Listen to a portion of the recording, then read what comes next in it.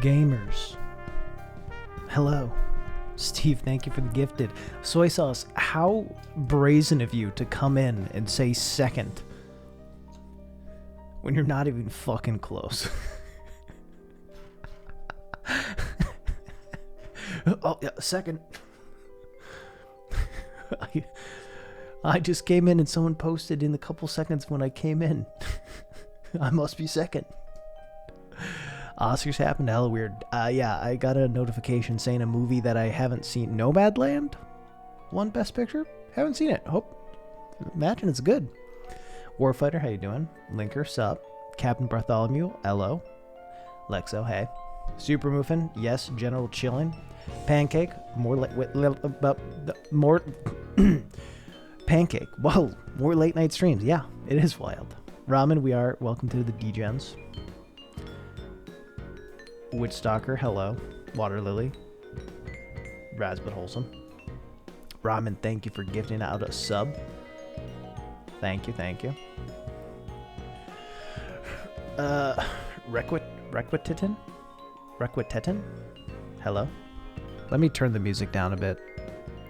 We're on those late night D-Gen hours, chat. Late night D-Gen hours. We have started, so I can get rid of the starting soon. Lily, thank you for the gifted. Thank you. I didn't stream today. Missed my normal Sunday 2 p.m. time. The Silksong webpage is up. Is this when you send me a link and it's a Rickroll? Oh no, it's just up. Does this mean anything though? What do you think this means? It means that I really need to get fucking working on this Hollow Knight video I have. Because honestly, if Silksong comes out before my Hollow Knight video, that would be kind of bad. I think that would be bad for my Hollow Knight video. And this video is going to be like over an hour long. Shit. Cool that it's up though. I mean, my guess is just that it'll be a couple months, right?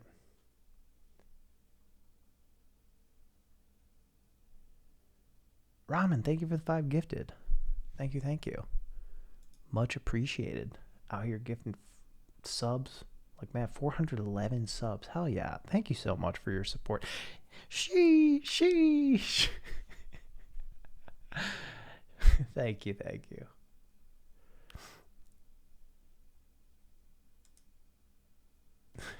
I'm trying to do a quiet sheesh. It doesn't work super well. But thank you. Hey, Moon Spirit. Rather new to Twitch, what can I do with the tier 1 sub? So you get emotes. You get a little bread badge next to you. And you don't get ads. Granted, I don't run a lot of ads, but I do automatically have ads on. So like if you click my stream, it'll probably play a pre-roll. But if you have a Twitch sub, you don't get ads ever.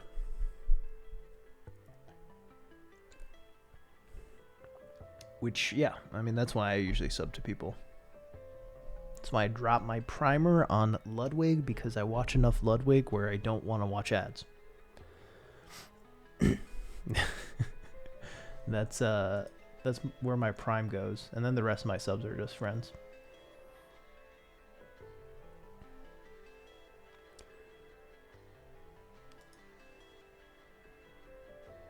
TikTok? It's kind of a baller cover.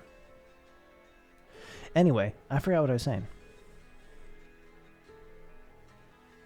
How was your day? It was okay. I was gonna stream at my normal time. And then I didn't. Because I had some work I wanted to get done in the morning, but got busy with some other stuff, so I had to attend to that. And then I was like, well, I gotta get some work done. So let's switch to this. So it was kind of like either stream or work on my video so I can get a cutout to the people who need to like review it. And I did that instead. Pretty much spent my day recording my sponsorship.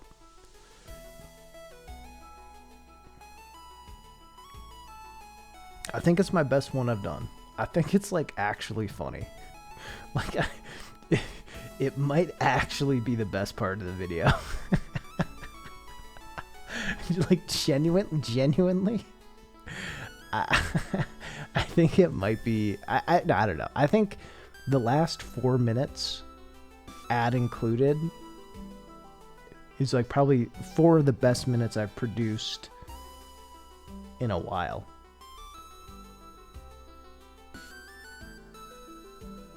Rick Bag equals good video. Catching my vibe. I mean, I think I sent you the last couple minutes, so you've seen it.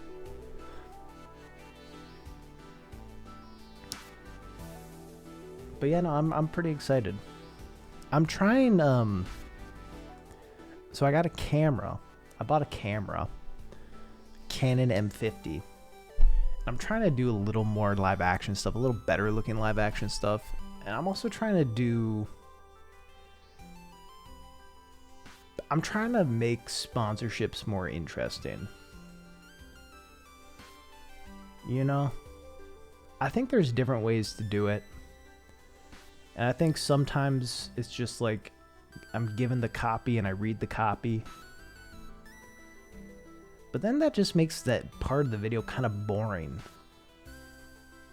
You know?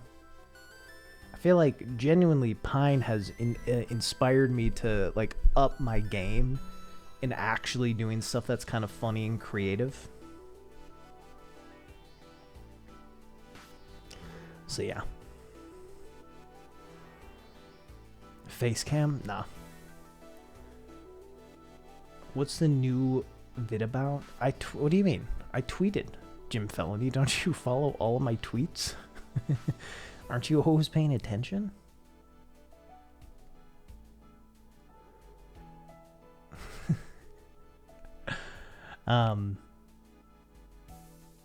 Choo choo. Vibe checks. It's about what I'm calling vibe checks in games. And not like the Zoomer vibe check, like just a general actual vibe check. So like it talks about save rooms, you know, stuff like the Resident Evil save rooms, stuff like the bonfires in Dark Souls, stuff like the benches in Hollow Knights. It talks about like lookout points in games. It talks about kind of like cutscenes that have like the very minor control of when you end them. Like the Life is Strange stuff, and yeah. I don't want to spoil the entire video. Yeah, Hellblade's good.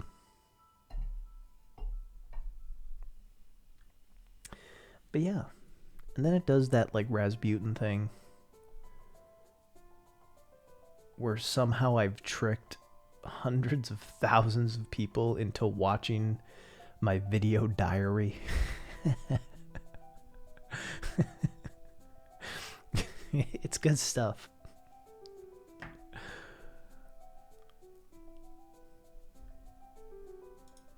Chat, would you like to see what caused my bag to rip?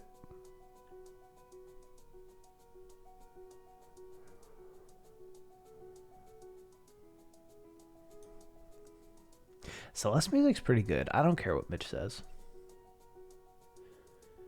I have some shots of Outer Wilds in the video, but I don't like expressly mention Outer Wilds. I don't expressly mention it. I do show it as a positive example, but I wanted to try to not talk about Outer Wilds.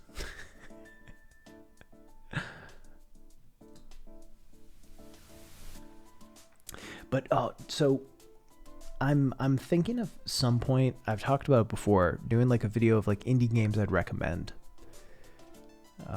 Just to steal more things from Noodle. Not that he invented it. Technically, it's really stealing from Mitch. Who's like, you know, whatever. It's not. Everyone's done. Not everyone, but plenty of people do indie videos like that. Any hoot. And I was like, I don't know when I'm gonna do it, but I was kind of like mapping out, okay, what would I talk about? What games would I talk about? I'm like, I want to do stuff that's like relatively low sales. So, you know, not going to talk about Hollow Knight, not going to talk about Shovel Knight. And I was kind of going through like the big heavy hitters. And I was like, not going to talk about Outer Wilds. And then I looked up Outer Wilds' sales. God damn. God damn. No one's fucking played Outer Wilds. It's so annoying. Gotta hit the sack. No worries. Alright, let's pause this. So chat, mild spoiler I guess on the brand I'm working on, but you know, this is not an advertisement, but I'm showing you a clip I filmed for it. Because I think it's funny. I'll even give you the extended version. Make sure I'm not in it. Alright.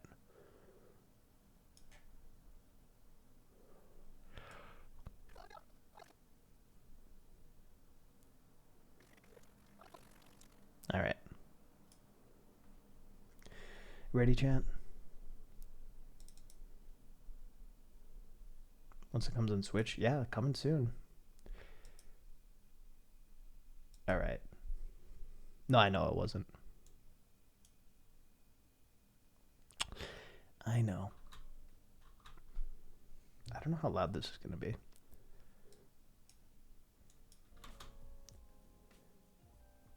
I don't think it's loud enough.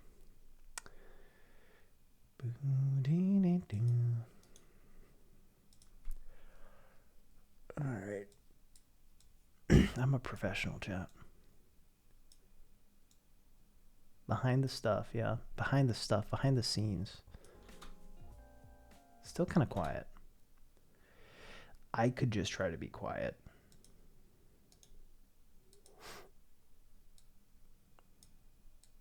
All right, let's see.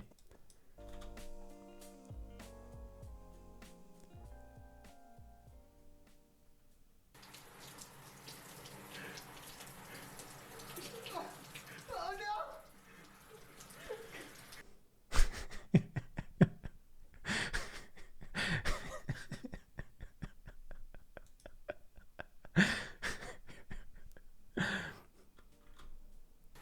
No, that was my hat. Oh no! Raz hat, not hair. But yeah, this is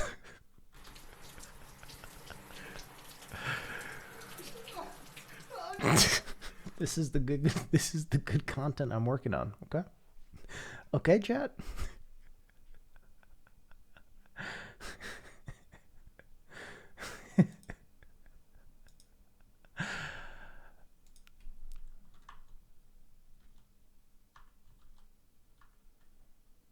Oops. All right. Oh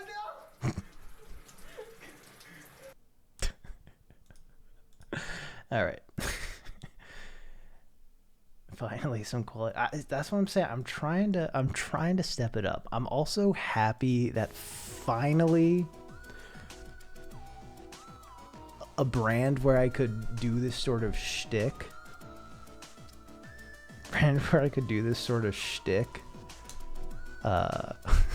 Sponsored me. Quitting the shower. It was terrifying. So I put my tripod in the shower, which is like this really shitty, cheap tripod I bought on Amazon. And I was like, I don't trust it in there. So I asked my wife to like hold it. So she was just holding it to make sure like it didn't get washed away and fall over. And as I was there, I accidentally show up in the shot a few times, so I'm not gonna play it on stream. But like while filming that, I just started like losing it. I started laughing and gave a speech of like, this is what my job's come to. Holding a paper bag puppet in the shower. Like you could have married a doctor. Instead,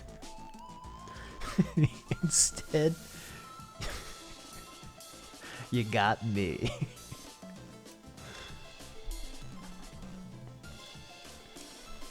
Maybe I'll release the audio at some point. Or like crop the video so I don't show up in it on accident. But yeah. So that's what I was doing this afternoon. Was editing and filming. I don't know. I'm pretty proud. Like I think it's gonna be pretty funny. I think it's funny. I'm proud of this video. I'm happy with it. There were times where I was a little worried about it, but I don't know. Now that it's just about done, I'm pretty psyched about it. I think it's gonna be fun. It also, like, I tried something a little new. It aims to be one of those emotional-ish Rasputin videos, where Raz says feelings stuff. But I think it does it in a way that isn't, like, I don't know. I don't know how to describe it. It does it in a way that's still, like, kind of funny. So I'm pretty happy with it. Bags all the way down. Yeah. People on Twitch end up in tubs and pools these days. Showers off. That's what I should do. Is buy a little fucking fake hot tub to put on my desk and just put a paper bag in it. And just have that be the cam. Hey, Cyril.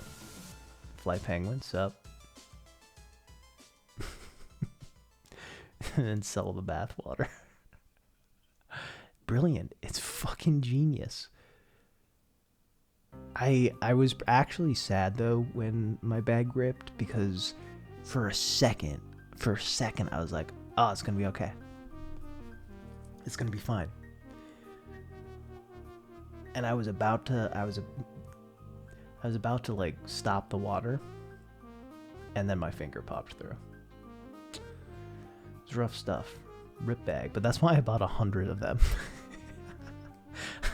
I bought 100 paper bags just because I knew that I'd be ruining a lot of them.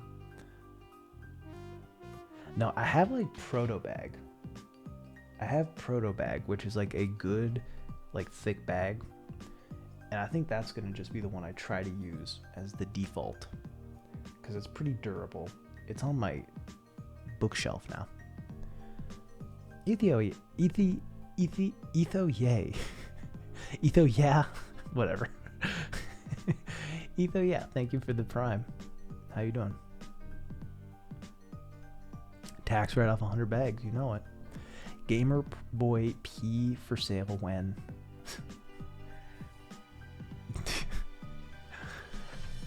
Bro, that's the $100 tier on the Patreon, okay? It's already there. Could write, yeah. I mean, I get to write off a lot of things as a work expense. It is one cool part about turning your hobby into your job. There are a lot of cool parts. There's a lot of bad parts too.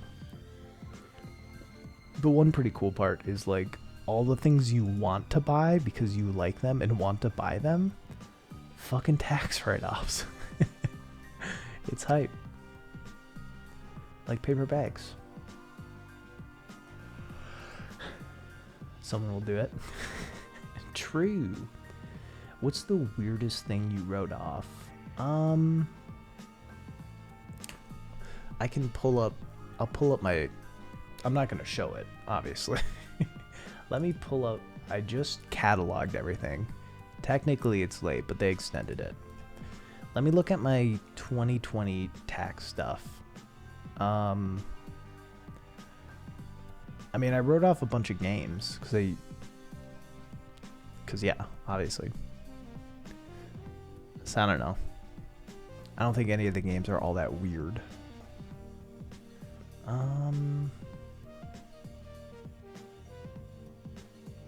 Honestly, I think the weirdest thing that I'll have to write off is the paper bags. That'll be the weirdest write-off I'll ever have. But the rest of the stuff is like pretty typical, like hardware things. I guess I got like acoustic foam, but that's not weird. Mounting tape.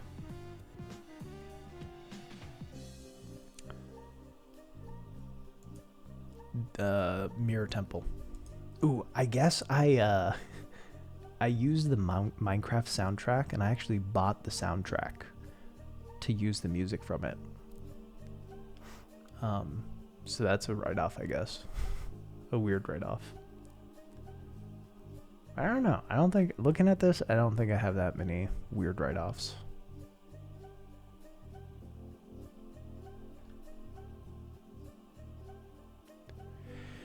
Mostly stuff that makes sense. Mm-hmm.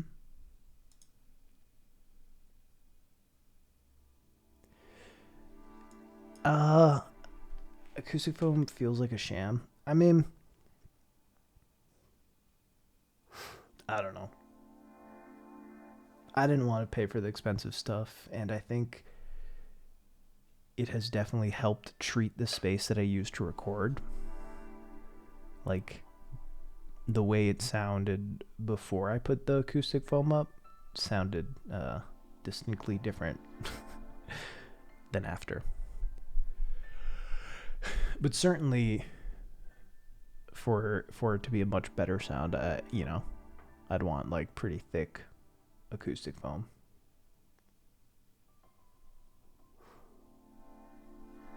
I don't necessarily wish I had gotten better foam, but I mean, it also depends like how you're using it. Like I have it lining the walls, like completely lining the walls and like the ceiling of my little booth, so it works pretty well.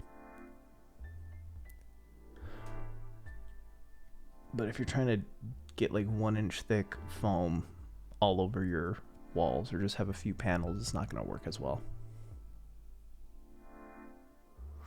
That is what it is. It is what it is, gamers.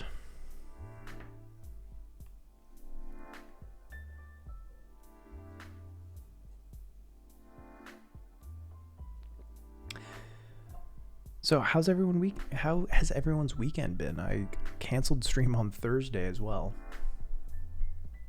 I've just been a stream canceller. I feel bad about it. I'm trying to stream more and stream better, but I'm streaming weirder. Busy. Yeah, I feel that. Thursday was a really beautiful day out, and the forecast all weekend was bad.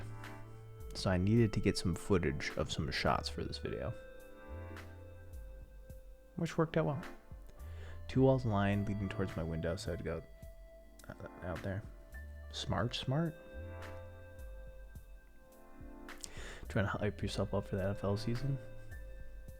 Draft soon. Or when is the draft? Is this next weekend? Yeah, draft soon. We getting a little weird, bad at talking to people. Yeah, me too. Got flowers today. Hey, nice. Solid weekend. You and the wife beat It Takes Two, then bought bikes. Hell yeah. Very nice. I gotta play It Takes Two.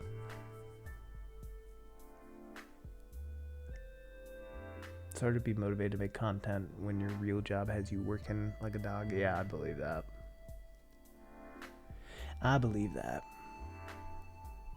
Finally felt like you could go do social things. Fair.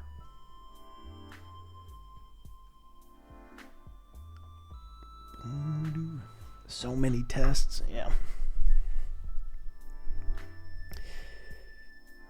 Yeah, Moon Spirit, it gets tough. I mean,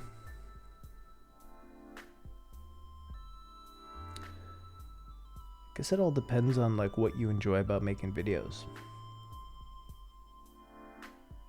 You know? And find ways to do the parts you enjoy. How was my weekend? It was okay. Pretty busy. Worked a bunch of it. Spent some time with a family. My wife had some family in from town because everyone has gotten their second shots. So yeah, we hung out with some of her family. And it was awkward, you know. It was nice, but I just, you know, it's your emotional durability. Right? Your emotional durability after months or a year really, of being in lockdown. It's just different. It's just different. Musical Mercy, thank you for the sub. Is it almost Celeste Monday? We started on Sunday. We started the stream on Sunday. God damn it. How you doing, Musical Mercy? Bears Rule, dude, thank you for the Prime. People are being very kind with subs today. I appreciate it. Oh, is that what that means? I was just thinking about, like, bears, like the animal. I didn't even think it was a sports thing. But I guess if it's a sports thing, take the Prime back. I don't fucking want it. God damn it. Fuck the Bears.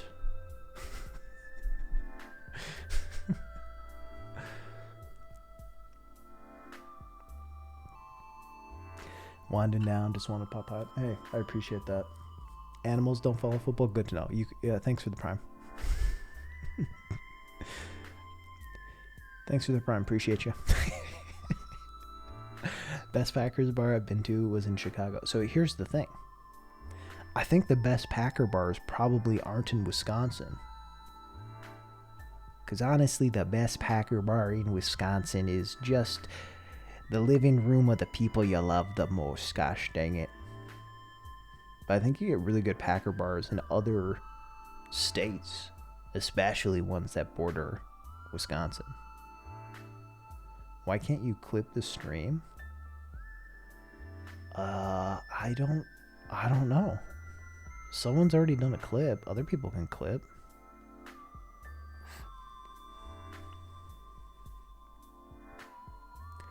I think you can. I think maybe you're just a boomer, Cyril.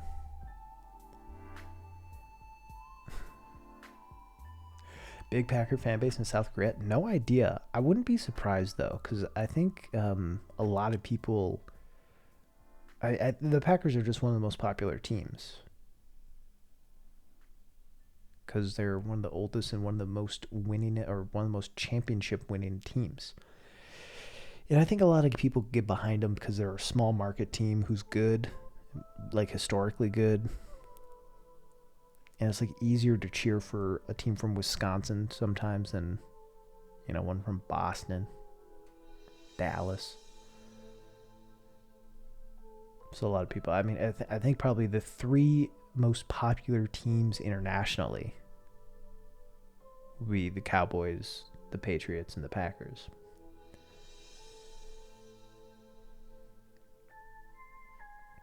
I mean, this is anecdotal. I know there's actually a pretty big fan base of Packer fans in New Orleans. And this is based off Lil Wayne.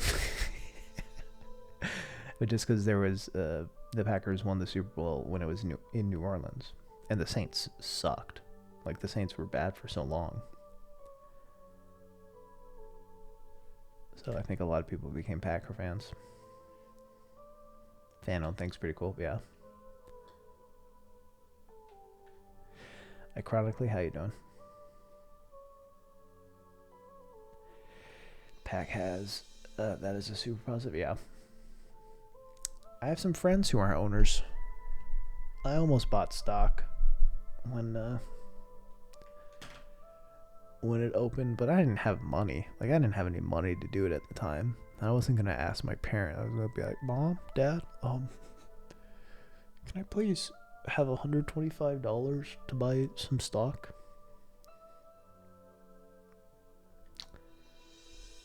They would have been like, fuck no. We don't want to be owners with you. God damn. Cowboys are America's team, and my hometown boys, unfortunately, they are America's team in name only, yeah. I think a lot of people, I mean, yeah. I think, I don't know. The issue is whenever a team gets too good, they stop being America's team, because then they're the overdogs. You know? They're the big boys. And then the Cowboys also just got bad. Yeah. The villains of the league, they're one of them. I mean, I think the Patriots were for sure. But it feels different without Brady there. Man. We got the lowest energy stream ever. I hope you're enjoying it, chat. The good old days. The good old days of stream. Back when Raz was popping on Subnautica. Colts fan, I agree with the Pats as the main villain. Evan, are you from Indy? Carries weight for his Dallasites. Jerry sees that weight in money bags. I hate Jerry Jones, yeah. Didn't he step aside? Arsenal and Avalanche fan, I enjoy the Kroenkes. I don't know. Do you follow baseball? Root for the Brew Crew? Nice. Oh, yeah. I'm a Brewers fan. In that, once a month, I'll check how many wins the Brewers have.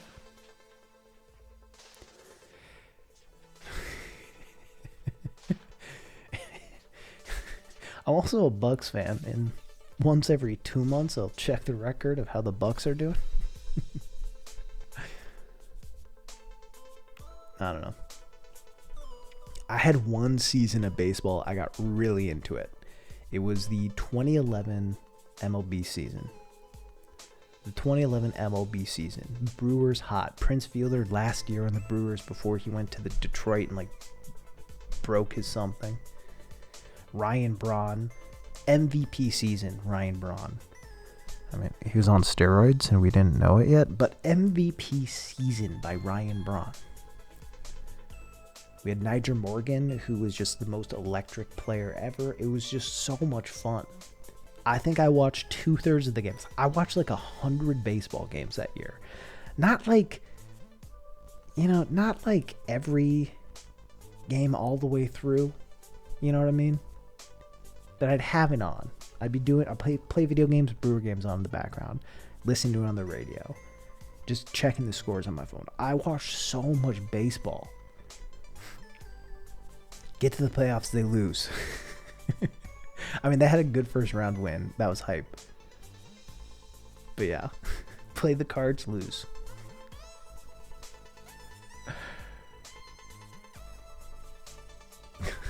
I was on a plane, I think. I was on a plane. It was a bad feeling. And after that year, I was like, I don't know if I can do this ever again. It's too much fucking baseball. And then Ryan Braun was under investigation for using steroids. I was like, well, this feels bad now. So I was like, okay, I'm gonna watch 2 baseball games a year. They're both going to be ones that I go to with friends or family. And then I'll watch the playoffs if the Brewers make it. But other than that, I just don't care. White Sox fan, because my cousin's ex-boyfriend gave me a bunch of White Sox merch. Fair. I know Jerry still owns the boys, but didn't he step down as GM? Didn't that happen? Or am I thinking of someone else who did that? David Freeze at the walk-off. Space Noodle. How you doing? That's how I watch Atlanta every year since 2005, and they've heard me every year since, so I get it. Everyone in the MLB was juicing at that point. True. So the 2005 White Sox. Just that fucking dominant. Skip school to... You think it's still the jam? Okay. Evan, I didn't see... You don't have to answer it, by the way. Oh, from Ohio. Okay. But family lives in Terre Haute. Okay.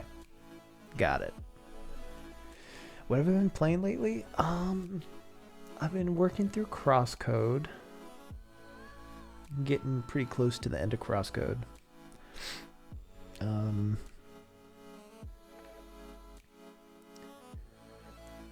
I don't know. Celeste, I guess. I've been a little low on... I mean, when I hit video production stage of my, like, month cycle, I usually neglect games a bit. So I've been a little slow on shit.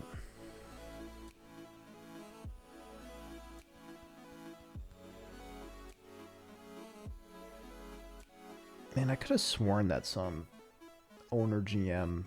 Oh, no, I'm just thinking of your boy, Cyril. Elway. Because didn't Elway say he's going to stop doing the president shit or whatever? He stepped up. No. Yeah. That's what I was thinking of. I don't know. I've been low on games. I mean, I started Resident Evil 3 this past week, and I'll finish that on stream, but we'll do Celeste tonight. Unless people would rather watch me play Resident Evil 3. But I imagine, you know, whatever. People are probably fine with whatever. But I think the vibe is probably more Celeste. I'm pretty hyped for Village. I've been seeing some stuff for it. I think it'll be fun. What's the funniest Wisconsin stereotype to you?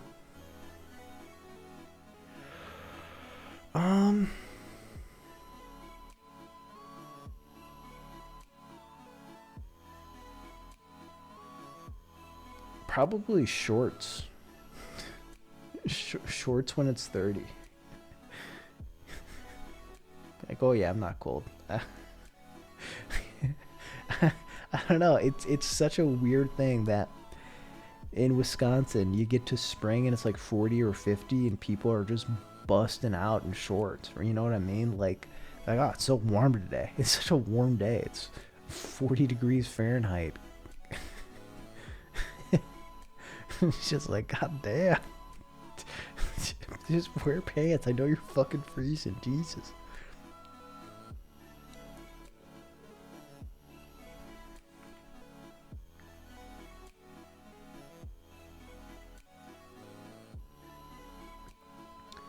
We're in chores for now. Windows open. It's in the 20s. God damn.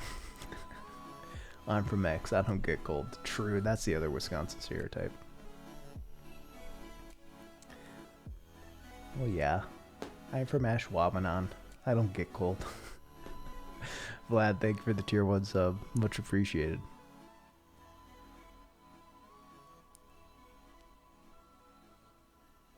Nice, it's nice warm moccasins. Let me... Oh, is the other one. That's more of a Midwest thing, but... Oh, yeah, I'm sorry. Oh, let me just move right past you there. Oh, almost ran into you. Oh my gosh. Oh, sorry. could endure 100-degree weather easily. I struggle with 100-degree weather. I struggle with cold weather too. I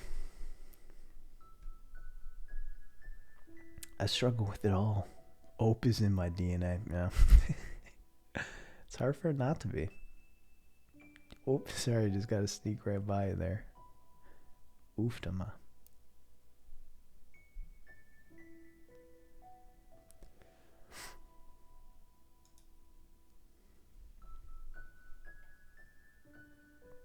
I am from Wisconsin, Olazy, yeah.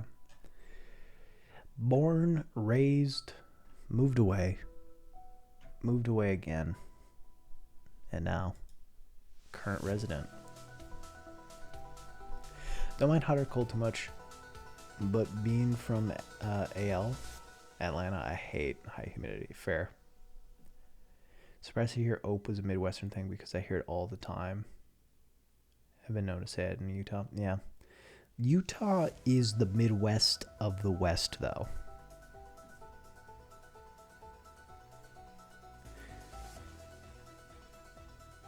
I'm nodding. Boom. Explosion. Utah's the Midwest of the West. Facts. Taylor and Chill State. Yeah, I like Wisconsin. Bon Iver is the governor? Yeah, I think so. Something like that. I will say Bon Iver has made the city of Eau Claire, which, like, Eau Claire was a good city. All right. Eau Claire was a big Wisconsin city with a solid college. But honestly, Bon Iver has made it like an actual destination. He's put a lot of money into that city, into that college campus. It's wild. Justin Vernon, good work. Here's the thing. I bet you that the city of Eau Claire embraces Bon Iver, embraces Justin Vernon far more than the city of Chicago embraces Chancellor Bennett.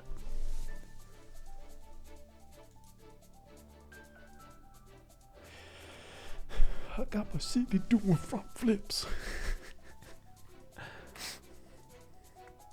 I went to the University of Minnesota.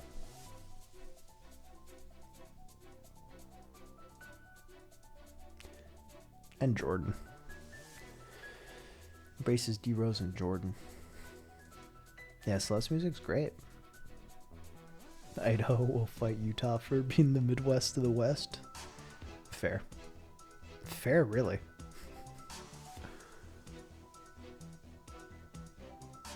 Well, I mean, I'm talking. I'm trying to do it. It's been intentional. But also, I do think probably when I talk quieter, my inflections are a little more Midwest. Did I help the you them invent the Honeycrisp apple? How old do you think I fucking am? How old do you think I am? Jesus. How old do I sound? This was like 1960 that this shit happened. What the fuck? I'm not old. I'm not old. Chad, I'm not that old. There's a lot of you in here who are older than me. Wait, actually, that might be cap. There's at least one of you in here that's older than me.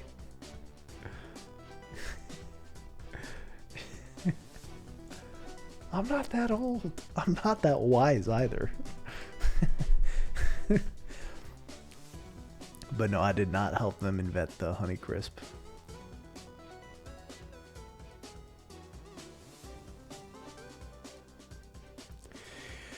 I did help them invent I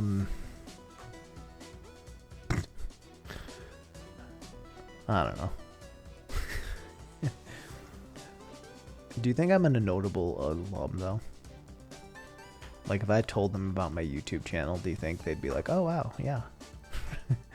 Rasputin, a notable alum.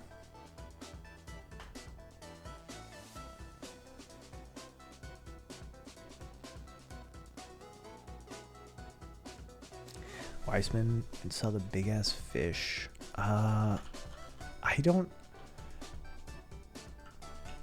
I don't. The art. Oh, okay. I don't know the fish. There's a fish there. I just know the spoon. It's the spoon. Is there a fish there too? Poggers. Yeah, it's the golden gophers.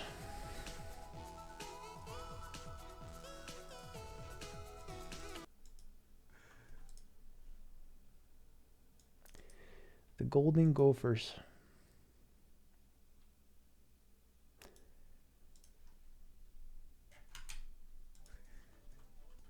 Jesus. How old do I sound? This was like 1960 that this shit happened. What the fuck? I'm not old. I'm not old. Chad, I'm not that old. I do sound old as I say that. My voice wavers a bit. God. Shit.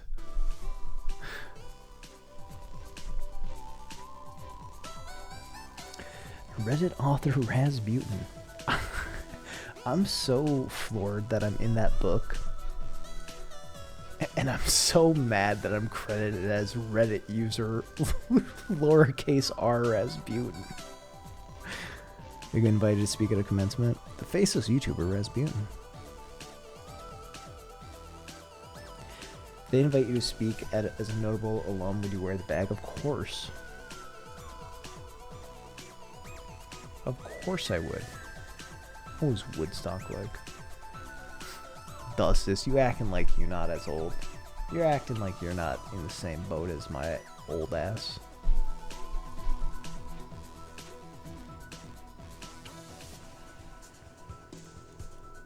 Ow.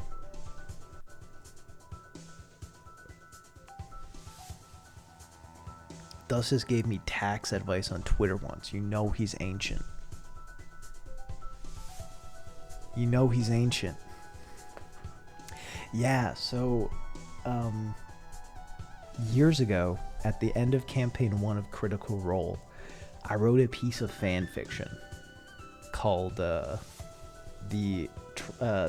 Dwindling Days of Tyrion Darrington, who was the second character Sam Riegel played, who was my favorite character in the whole thing. He's so funny. And my favorite kind of character. And it is a epilogue to the story. And yeah, it did pretty well in the Critical Role community. It did well on Reddit. Sam Riegel read it and mentioned it on the Talks Machina talk show. And this book came out called The World of Critical Role, which talks about the show, how it came to be, and all these different things. And there's a whole section on there about fan art. My parents bought me this book for Christmas. And I was like, oh, cool. I'm not super into Critical Role in the way I was a few years ago. So, I didn't have plans to read it, if I'm being honest. But I was like, I'm glad to have it. It's a nice bookshelf stalker, and I have respect for the Critical Role folks and what they did. So, nice little keepsake. And then on Twitter, someone's like, wait, are you the same Rasputin who wrote The Dwindling Days of Tyrion Darrington? Or no, he said, are you the Rasputin who wrote the super famous Critical Role fanfic? I was like, didn't think it was super famous. It did well on Reddit, but it seemed like an overstatement. And I was like, yeah, you're in a book. So yeah, in the World of Critical Role book, there's a section that talks about fan fiction and how fans wrote it, and it mentions one story. It only mentions one story, and it's mine. And it credits me as Reddit user Rasputin, lowercase r Rasputin, wrote this story called The Dwindling Days of Tyrion Darrington. Reddit user Rasputin. Reddit user Rasputin. It's just such a bummer. It's just such a bummer. YouTuber Rasputin. Obviously, they didn't know this. But that would have been nicer. YouTuber Rasputin. Now, I would have taken Twitch streamer Rasputin. I would have just taken Rasputin. Reddit user? Reddit user Rasputin? Oh. I'm a published author, yeah. I mean, the story's not in the book. But no, I wish they would have reached out to me, to be honest. I'm bummed, because I would have loved to have the story be published in there. And my dumbass probably would have let him do it for free. You know? I probably would have let him publish it for free, because I'm like that. Internet haver Rasputin. Famous new enthusiast Rasputin. IP holder Rasputin.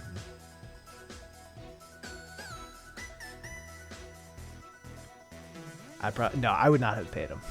That's probably where my line would have drawn. Barry, thank you for the raid. We're just pretending to play Celeste. As it goes. Sitting around pretending like we're gonna play a game. Time to hydrate, hell yeah. Axiom, how you doing?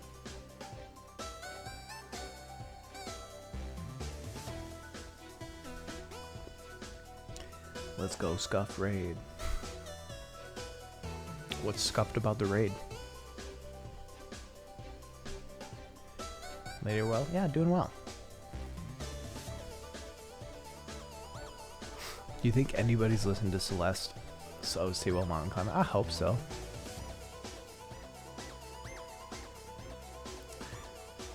I bet.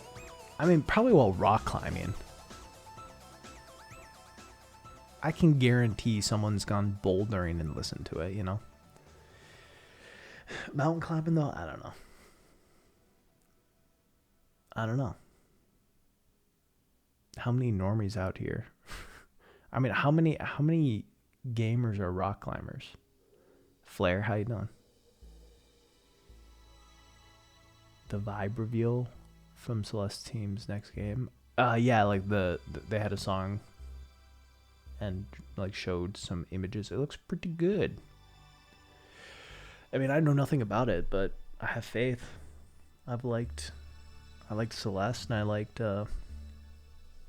that other game that they made. Bouldering is a lot of fun, yeah. Going hiking in the Rockies, hell yeah. Towerfall, thank you. Found that page in the book and is quite excited, yeah. It blew my mind when someone posted that and said it. And like ultimately I'm just happy to be in it. Obviously, yeah, I wish they would have reached out to me. Because I would have loved to have it be published. I would have just loved to have the story be in there if they had the space, I guess. Maybe they didn't, and that's fine. But that would have been hype as hell.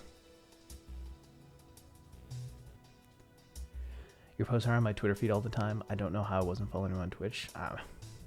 I don't know, Pickle Sticks. What the fuck? Yeah, I mean, you're obviously not entitled to follow me on Twitch. Maybe you like certain things I do. And maybe that's not streaming. That's all that matters. Zach Davey, how you doing?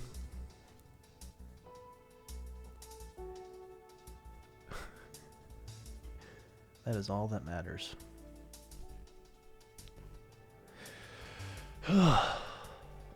Great. I'm doing well. Yeah, I'm doing well. I'm feeling pretty good about life right now.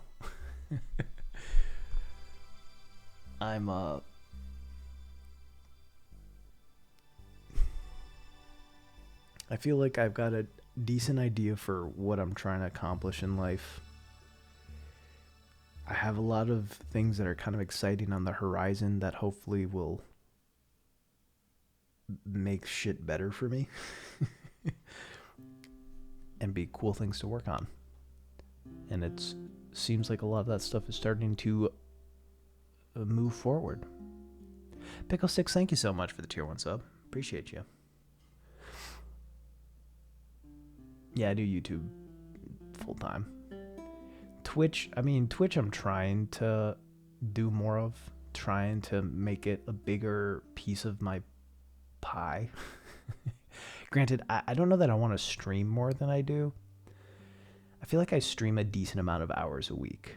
I probably could stand to stream more, but I think I would need to see, like, how do I put it? The amount I'm streaming right now is like the amount I'm willing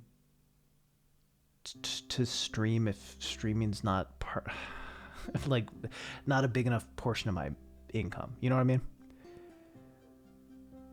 Like, I'm always gonna make YouTube videos because I like making YouTube videos. If I made more money from Twitch, I might stream more because that would indicate that a lot of people have an interest in my streams. You know what I mean? Whereas, like, if I made $0 from streaming, the amount I stream, which is 2 to 3 times a week, I'd be fine doing. Like, I'd just want to do that. Yeah, I gotta be quieter tonight, Axiom. I mean, I can turn my mic up a little bit, but I gotta be quieter tonight because my wife is sleeping. Don't want to wake her up. But, yeah. So I want.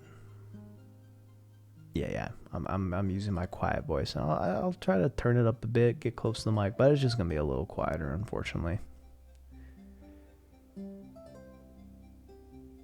You know, I think in general, it'd be cool maybe if I got my stream to be at a spot where I felt like viable streaming 4 times a week. Which I'm not, I don't know. I feel like I'm kind of far from that. I need to do some stuff to try to build my stream. Because I don't know, I'll be honest, I obviously have been live for an hour. And, you know, I think I got a great viewership in terms of, like, chill ass people that are coming in, chatting, having fun. Like, you know, it's been an hour and I didn't expect to have this much to talk about, you know? So I'm really happy within that regard. But as far as, like, doing it professionally, you know, I'm far off from what I need. I can't be sitting around, you know, 40 to 60 viewers. So I want to try to grow it a bit. So I'm trying to do some things to do that. Because I would like, because while I do like chill streams a lot, I like chill streams a lot, and I don't want to have a massive stream. I don't want to have 1,000+ viewers. At least at this point, I don't know how I would handle it. I don't know. Like, I think my stream content would change dramatically. And I don't know what it would change to. And I'd be less interested in it. So, I don't want that. But I do want it to grow. Because I would like to have to worry less. I would like to have to worry less about YouTube. You know what I mean?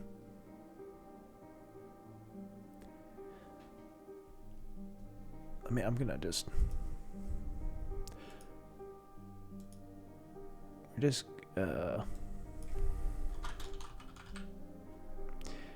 I like to have to worry less about YouTube. I think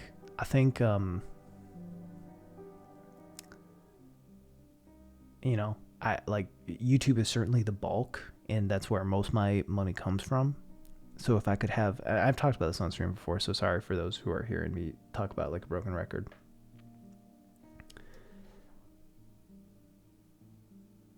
if Twitch could be a bigger part, that'd be cool, because then I would worry less about any individual thing.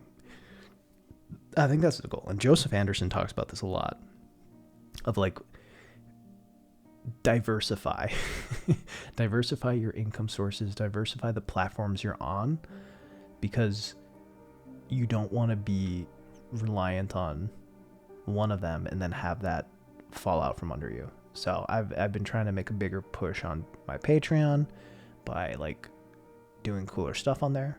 Been trying to do a bigger push on Twitch, and I'm in the process of launching like a highlight channel for Twitch where that'll have weekly videos. And then rebooting Once Upon a Roll. Time to go to Vimeo. And Augustus, to answer your question, have I thought about doing tabletop games? Yeah, I've thought about it. I think my plan right now is to just bring back Once Upon a Roll and see the success of Once Upon a Roll. If Once Upon a Roll does well and has a lot of interest and support, and like frankly Patreon support, because my goal is to hit a certain Patreon amount where I can break even, where I can make an episode. Like if it hits a certain goal, I can guarantee an episode a month, just because I'll put that money that I make back into the production for someone else to edit it, because I just don't have time to edit it anymore. So if it does well, then we'll see. I was thinking if it does really well, maybe I'd have an incentive on Patreon of like a monthly live stream of an episode. I think if Once Upon a Roll doesn't do well, then maybe I'll just experiment with some D&D content on stream, because, you know, why not? So to answer your question is, yeah. Yeah, I think I'll do some tabletop stuff on stream.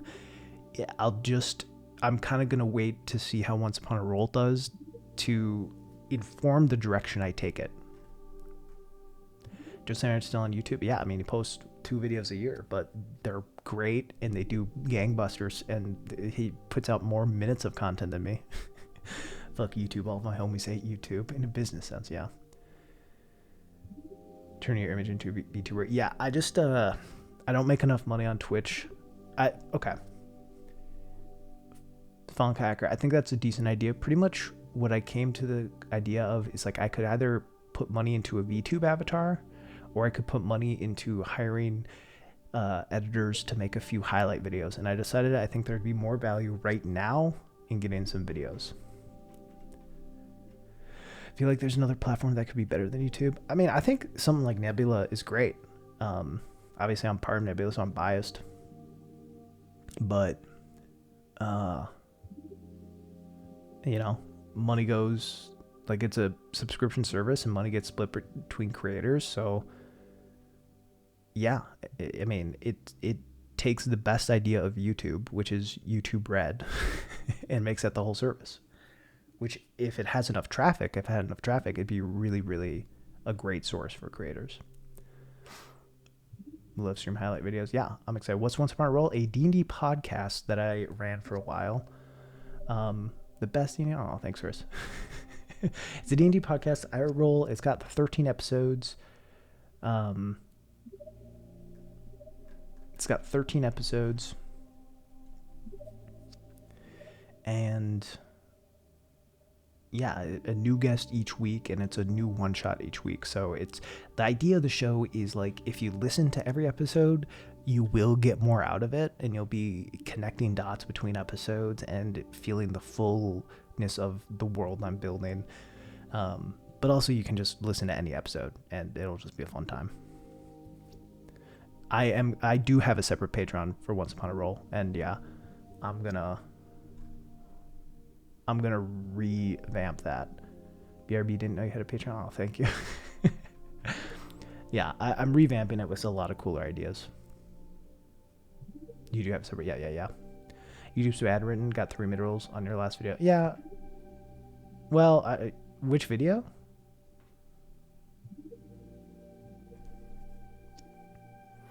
I mean, I add McRolls to my shit.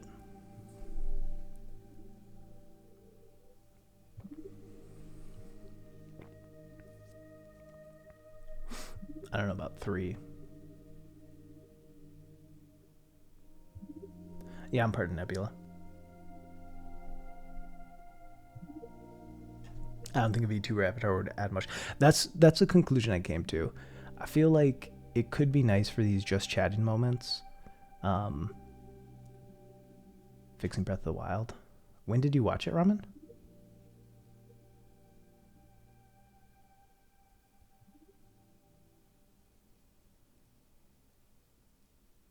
Yesterday, okay. See, I did add ads yesterday because I could after 30 days. I didn't add 3. I'll have to look in that because if there were 3, then I think that YouTube added some that I didn't tell it to. Interesting. Bite-sized D&D content's great. Yeah, I mean, so that's a big thing.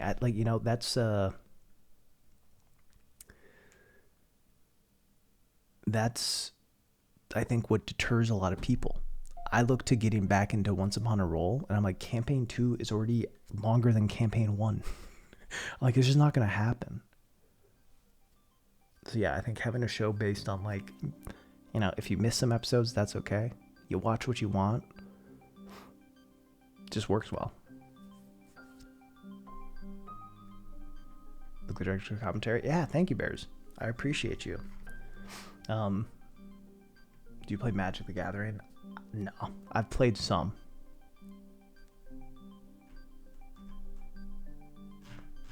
But not tons.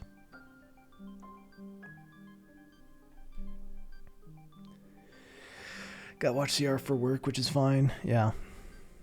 Yeah, they become a commitment. And that's why people love them so much, you know, and get so connected. Because, like, if you're going to watch 100 episodes of a show, you better be fucking connected. 100 episodes of a 4-hour show? God damn, you better be. Ooh, we got a burp. In the massive D&D YouTube channels have a really bad viewership on their campaign video. Yeah. But I don't know that you need big viewership, because I'll be honest, when I was running Once Upon a Roll, like before my channel popped off, the Once Upon a Roll Patreon had like $50 a month. I think the channel had like 300 subs. You know, which I think is really pretty good. And sometimes that's just how early Patreon goes, because some of your friends do it, and you know, a couple excited people do it. I feel like Once Upon a Roll Patreon could be pretty successful, because I think it's an interesting idea for a show that might have interest. I'm trying to make tiers also for it that are like hype. So yeah, it's also like a new kind of game that I don't think a ton of people do, which is fun. I don't know if you're allowed to answer this, but I've always been curious if someone with YouTube Premium watches, do you get paid the same? You get paid more. Typically, you get paid more. YouTube Premium is actually goated. YouTube Premium, if you want to support creators but don't have tons of money to like give to each of their individual Patreons, YouTube Premium is probably the best approach. Standalone and shorter is super nice. Also, since it's meant for audio, it's just adjusted from the, yeah. True. It's hard to listen to Critical Role as a podcast. It doesn't work as well. And yeah, I also wanted each episode, like I try to make sure episodes are in that 1.5 to 2.5 hour range. Really that 1.5 to 2 hour range. I don't want it over 2 hours. But Balan Wonder World videos. I haven't played it, but it looks like a terrible fucking game.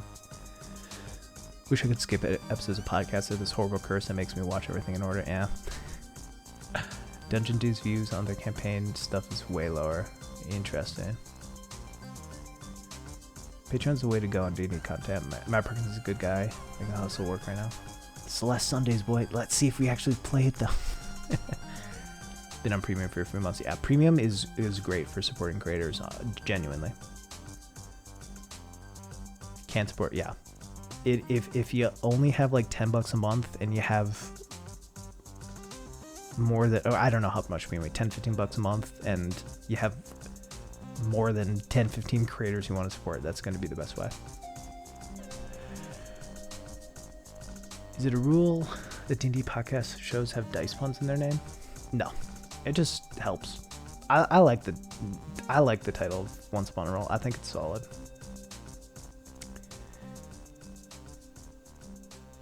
But yeah, I think you need it to be clearly about D&D in some way. Signed up for YouTube Premium a long time ago. Basically, I have something on all day. Yeah, worth it. Yeah, I feel you. I actually use it because I'm frustrated with seeing Google ads. Fair. Do you think that's true for Twitch Turbo? No idea. No idea with Twitch Turbo. But I do know from breakdowns I've seen on YouTube is like the amount of money you get from premium is high. Per view, it's higher than just a regular view.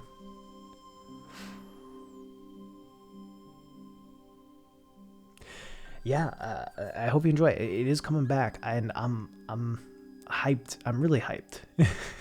So right now my plan is I have 5 guests lined up, and I'm gonna produce those 5 episodes, and then yeah, take stock of how much interest there is, how the Patreon does, and all that, and then kind of decide how to move forward with it. I want to move forward with it in some capacity. I think maybe if it doesn't work out, Once Upon a Roll could just become a stream segment, so it wouldn't be as polished. There'd be a lot more Ermine and Amin. Not that it wouldn't have value, like I'm sure it'd still be a lot of fun. But maybe I'd do that path. But just, yeah. I'm excited though. I'm bringing back my very first guest, my friend Brian, as Renas Deckendreer, who's like, Brian's just such a great player. The polish on it is nice. Yeah, and that's the show I want to make, right? I want to make a polished show that is easy to digest, and like kind of lives forever.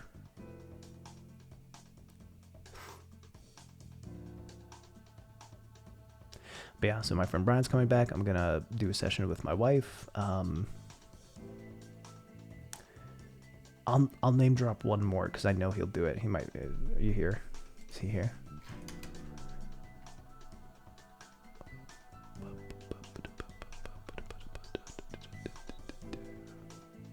All right, and then Iron Pineapple's doing an episode. And then I got another really exciting guest who I'll just tease for now. Because he's a busy dude and I don't know. But I'm hyped. I think I have a really great slate of people. And hopefully people will dig it. The cuts and editing. Yeah, for sure. I think most recordings, usually I cut about an hour. Usually I cut about an hour of the recording, and it's not because like I'm cutting out unnecessary stories, just cutting out the counting of numbers, cutting out any awkward pauses or any rules questions. So I think it flows really nice. Deleted your RDR2 save on accident. Figured I'd start a new game for streams and accidentally overwrote. Oh no. Damn. Watch my series in Alon's slave colonies on Mars. Is that what Alon's trying to do? Is that still happening, the mission to Mars? You could stream the recording, then edit it down to release as a podcast. Yeah, I think the quality would be a little worse. I mean, it's a possibility. I think okay. So I'll talk about this now because some of you might be interested. Let me pull up my notes, and then I'm going to use the restroom, and then I'll play Celeste. I don't know, chat. What do you want me to do?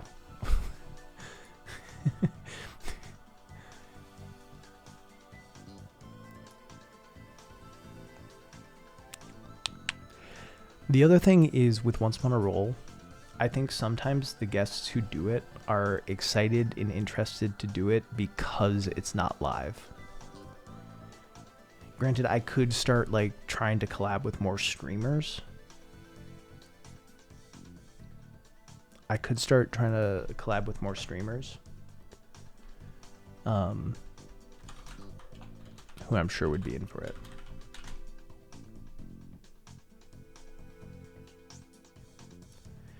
Alright, where the fuck is this? Business plans. What did I title this document? Business plans. Code me, code. Okay, let's be honest. Who I would likely collab with. Think people who don't have 1,000 viewers. All right. Okay, so I have 4 tier ideas for the Patreon for Once Upon a Roll. The first is a $2 tier, which is just get each episode. I put a day. I think I'm going to do each episode a week early. Just early as adopters. Alright. $5 tier will be after the roll, which will just be like a additional podcast with each episode of me kind of breaking down a few things that happen in it. Lightly produced, a quick thing. Like a 15-20 minute breakdown, maybe sometimes interview, talking to the guest. $10 is going to be called the Citizens of Allhearth, and Allhearth is going to be a town in Cortia, which is like my setting. And the idea is anyone in this tier will be a citizen of that city, and like each month I'm gonna have like, or each week I'm gonna have like some sort of happening in that city that like the people who are in that tier kind of vote on what happens. So it'll be like, a dragon has taken roost on the nearby mountain. The people of the town, you get to decide how it's handled. Should we hire adventurers or send in our town guard? And then people in that tier vote, and then it'll develop. So that I'm kind of excited for, because I think it's going to start out simple. I think it's going to start out really simple, and then as more people do it and we figure out like what's fun and what works, it'll get cooler and more complicated. And then I want to do one which is pretty much just ripping off 100% what Not Another D&D Podcast does, and at the end have like a tier for people who are like heroes of Cortia. So at the end of each episode I'll give like a shout out of the people who are in that tier, and they'll like make a character and I'll kind of be like, I'll say what that character in the world of Cortia has been doing over the past month. That's the plan, at least. So some fun stuff that should be manageable for me to run, or maybe hire someone to help run, depending on how it all does. Or maybe it'll crash and burn. Groupthink RPG, yeah. We've been messing around with some audience interaction. Kind of wild, yeah. I think it can probably... So that's what I'm interested in seeing. Like, I want to have a really simple base for it that I'm willing to change and expand as time goes on. Because, you never know how into it people will get. And sometimes you see people getting wildly into it. Like, I know... I forget the campaign. And...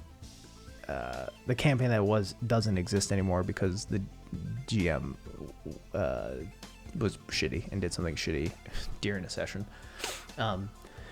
But there was this campaign, that had like all these different cities and people joined factions in them, and like the Discord just got really into it and like would be role playing and like self-moderating themselves as citizens of various districts. And I think cool things can happen. Cool things can happen when you create a frame for people to be creative. So I think it should be fun. Love YouTube vids, but once 100 roll ideas get me so hyped. Yeah. Celeste Sunday actually means that we talk and have Celeste. Yeah, I mean, I don't know. I don't know what the vibe is. I'll play Celeste if people are interested in it. I like Celeste and I want to keep playing it, but I don't know. I also like am chill doing just chatting. When's all the D&D stuff gonna be? That's a good question. I'm gonna start recording the episodes soon. And I don't fully know when I want to do the rollout. Pretty much what I wanted to do is I want to do a D&D episode of Gaming for a Non-Gamer. I have some other things I want to do first. Like I want to do an RPG episode of Gaming for a Non-Gamer, which I started filming. I had my wife play Undertale. I had my wife play the beginning of Undertale. And I'm going to have her play some other RPGs.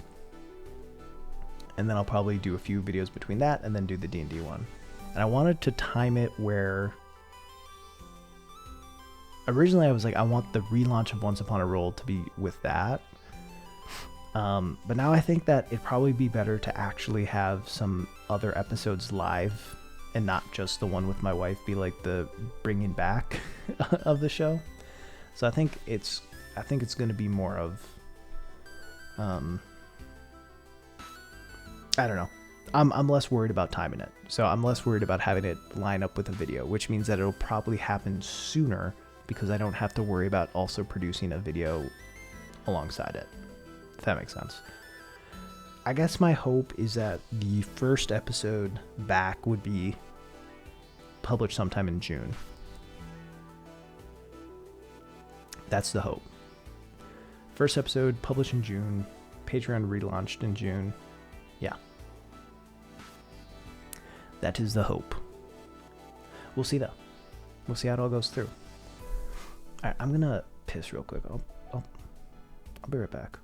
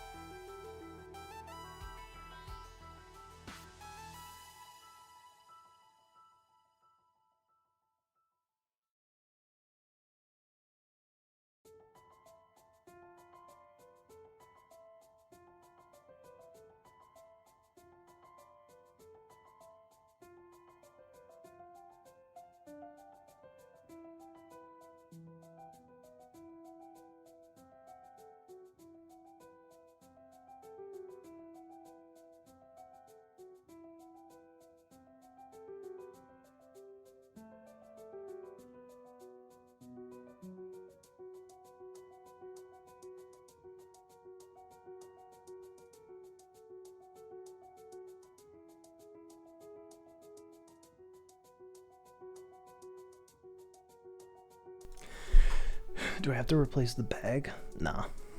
I just wash it.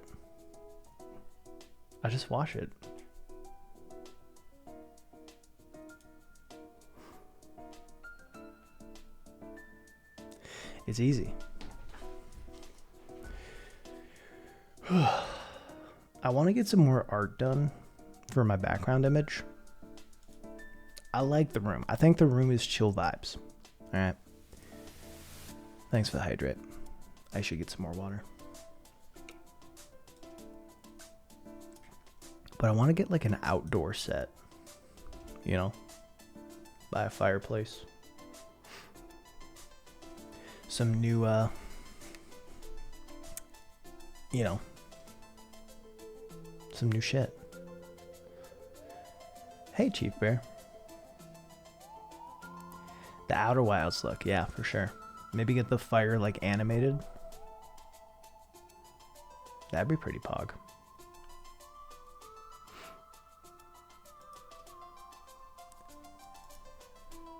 That would be pog.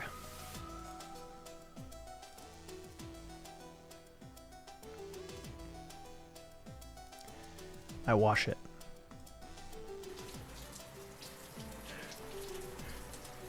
Oh no! I should make this a sub alert.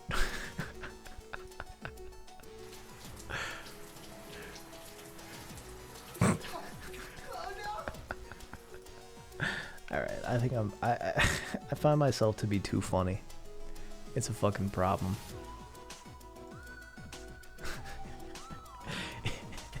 It's a problem.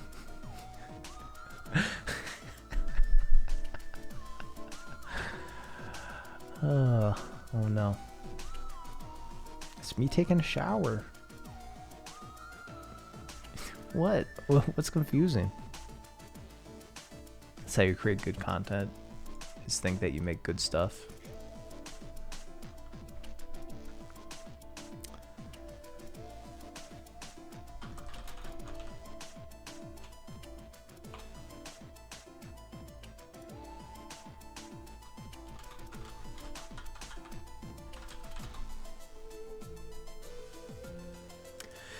Alright, chat. How much of a normie do you think you are?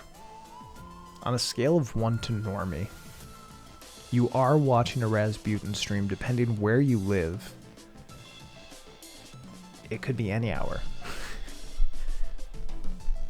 If you're Eastern, you're watching one almost at 2 a.m. So that's pretty degen if you ask me.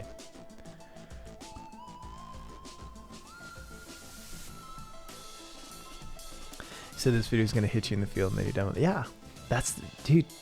That's the sad part. My bag ripped. You tell me that's not sad? You tell me that doesn't get your heart? I have shit I could be doing. True. Don't we always have shit we could be doing? Big brain make you think.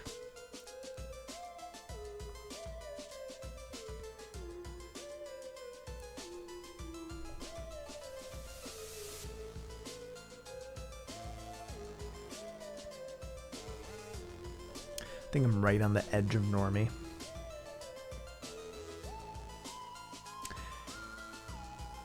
Okay.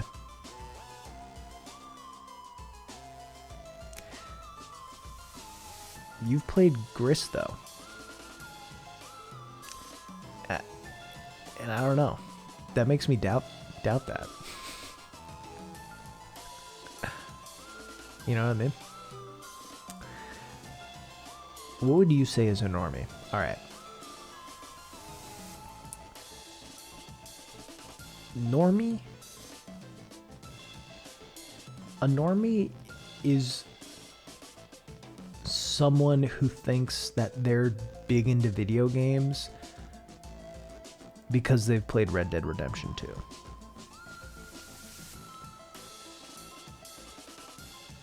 You know what I mean?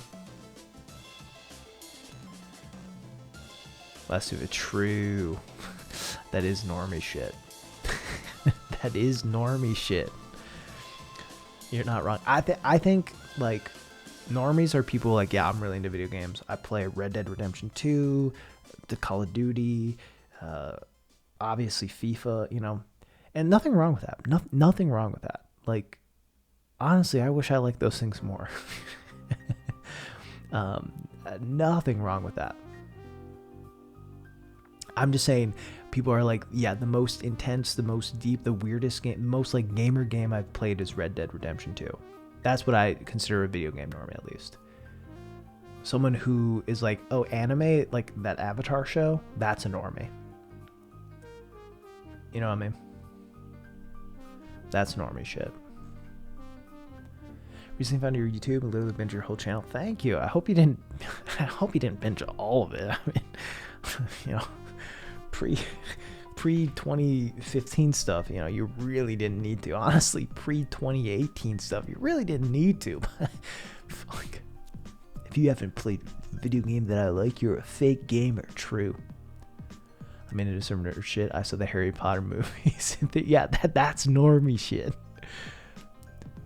So me none. Normie is knowing the indie. I think that's part of it. I think a non-normie knows like every game that's coming out. A non-normie like just has their fingers on the pulse. Normie is someone who says Last of Us 2 is garbage because I only played the first hour and got big mad. True.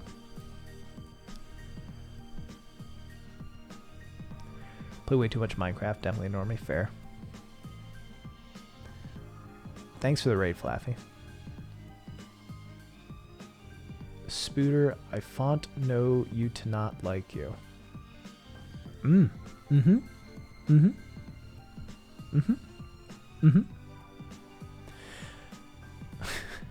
you consider Guild Wars 2 normie? No.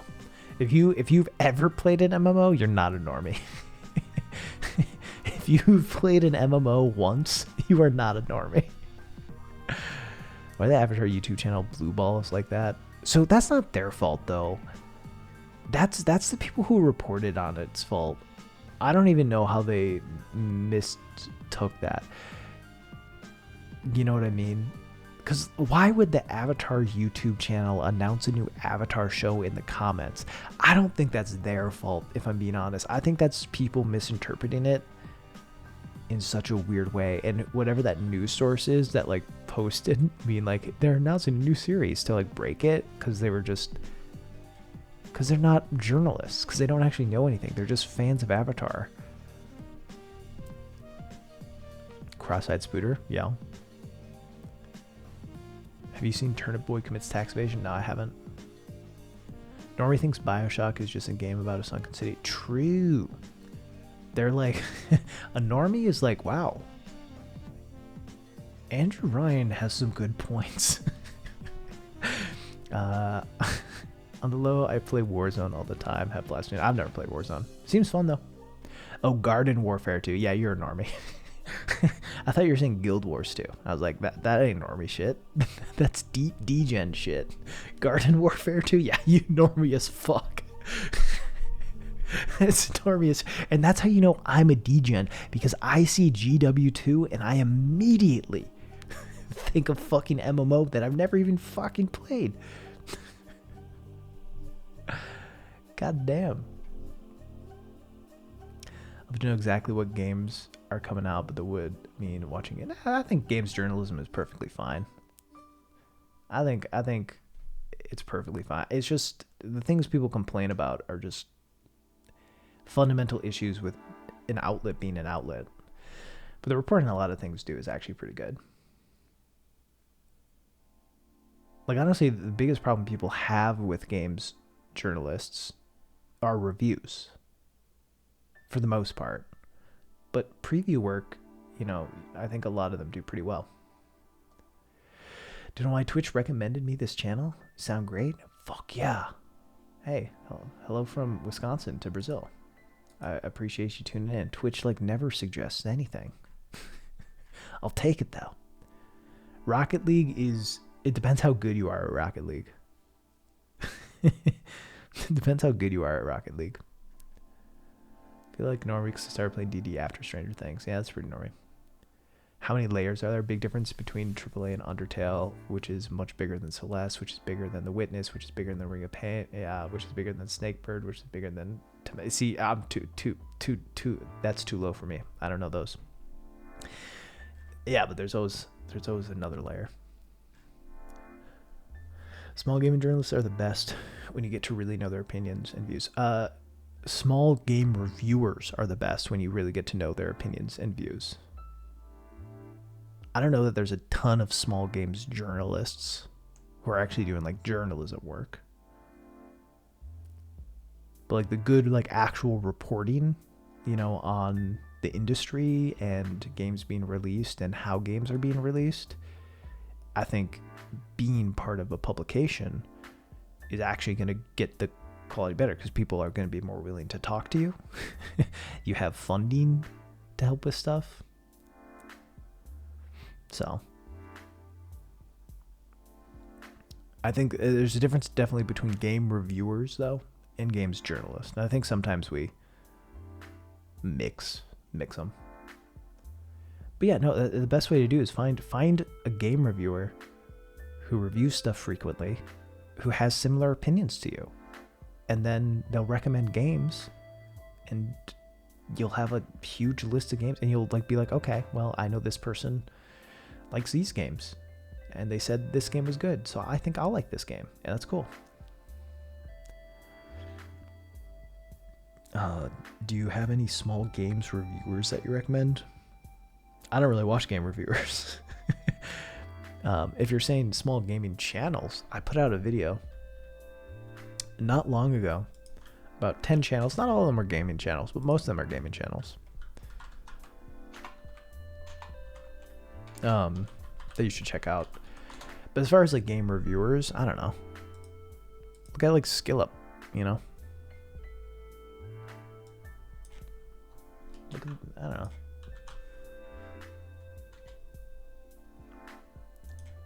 Skills does a lot of shit. But yeah, some good channels. Since college and even now, after college, I have less and less time for games, which results in being more and more normie. Fair. I feel that. I was getting normie for a while with games. And then I started the YouTube channel. So I felt like once I started making YouTube videos, I had to have my finger on the pulse all the time. Just because, I mean, I was on Twitter more and talking to people more. And I was like, I just felt like I needed to know stuff. And I needed to be up to date on it. And then I was hitting a point definitely of exhaustion because I was working a bunch and trying to do YouTube on the side as like a hobby. And, you know, I didn't have time. And then it became my job. And now, you know,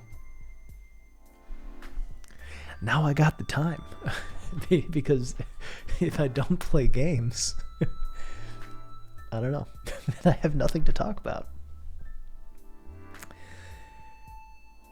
I found a channel called Artor, and the only long form video essays I found that are better are the Good Blood ones. Is Artor like really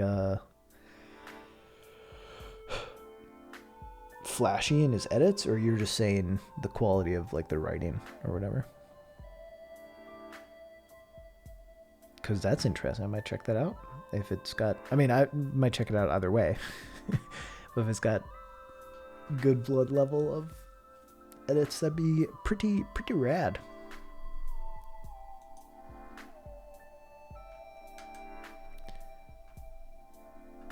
Be good shit.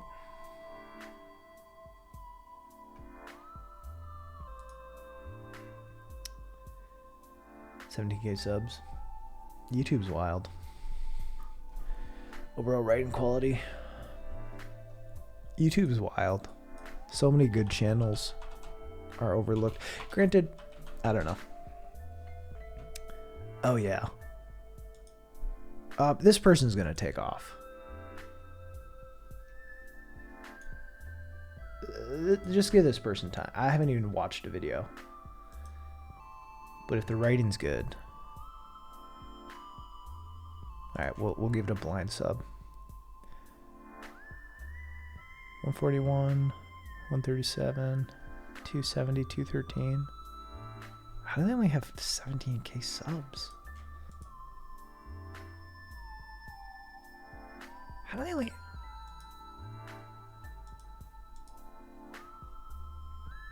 Okay, this is why.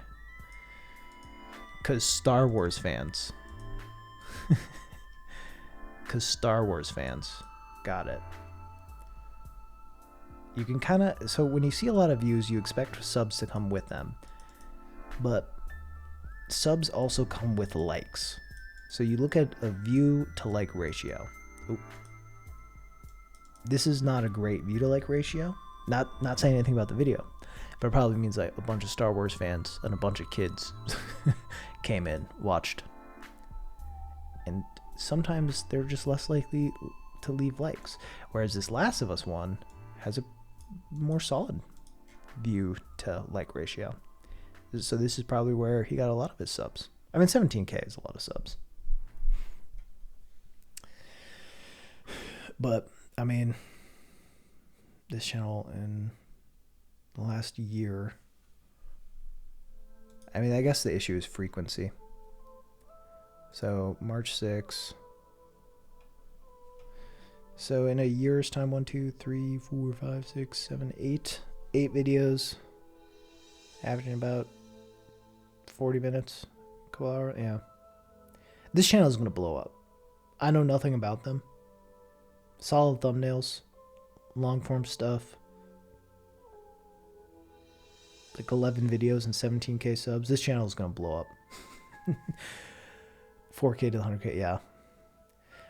But that's because no one gives a shit about Spider-Man. Game's too old, and the Miles Morales one, I don't think people care enough about. Probably could work on bait a bit, like, but I don't know that they'll need to. I think this channel, again, I know nothing about this channel. My guess is that they're gonna blow up if they can be consistent, which is hard because producing long form shit. But to only take 3 months to make an 1.5 hour long video, I don't know the quality, but assuming it's good. Anyway. Oh, have you not been seeing this? Okay, you were seeing it before. Were you? Did I have it up, or was I just an idiot this whole time? Have I not had this up the whole time? Am I dumb, chat?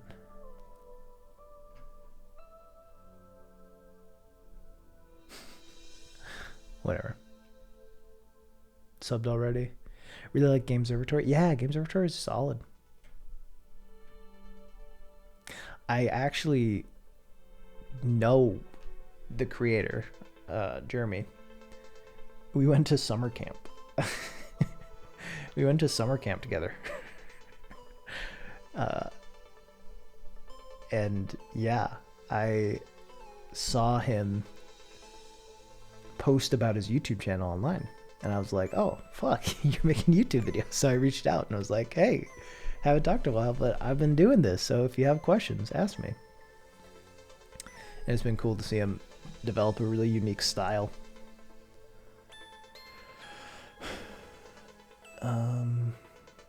That reminds me of a similar situation with other channels, which has Subpixel, pretty nice edited, but only gets 100 views. Yeah, it's tough. It was not up. I didn't have it up at all. God damn. God damn. Anyway. Yeah, this channel is gonna take off. Like solid thumbnails. Has the Last of Us video that did way better than mine.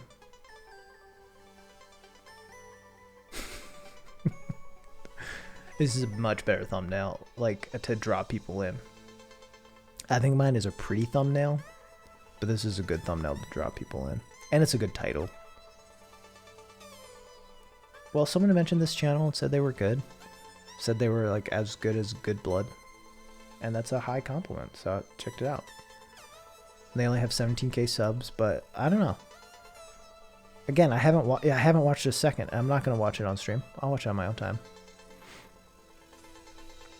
But I think you just can get the vibe. You can just tell with certain channels. Like if this person can every like 2 months put out an hour plus video, or every month put out like a 40-minute video, they'll blow up in no time. And like keep having good topics and interesting things to say, which is all hard to do. I don't know.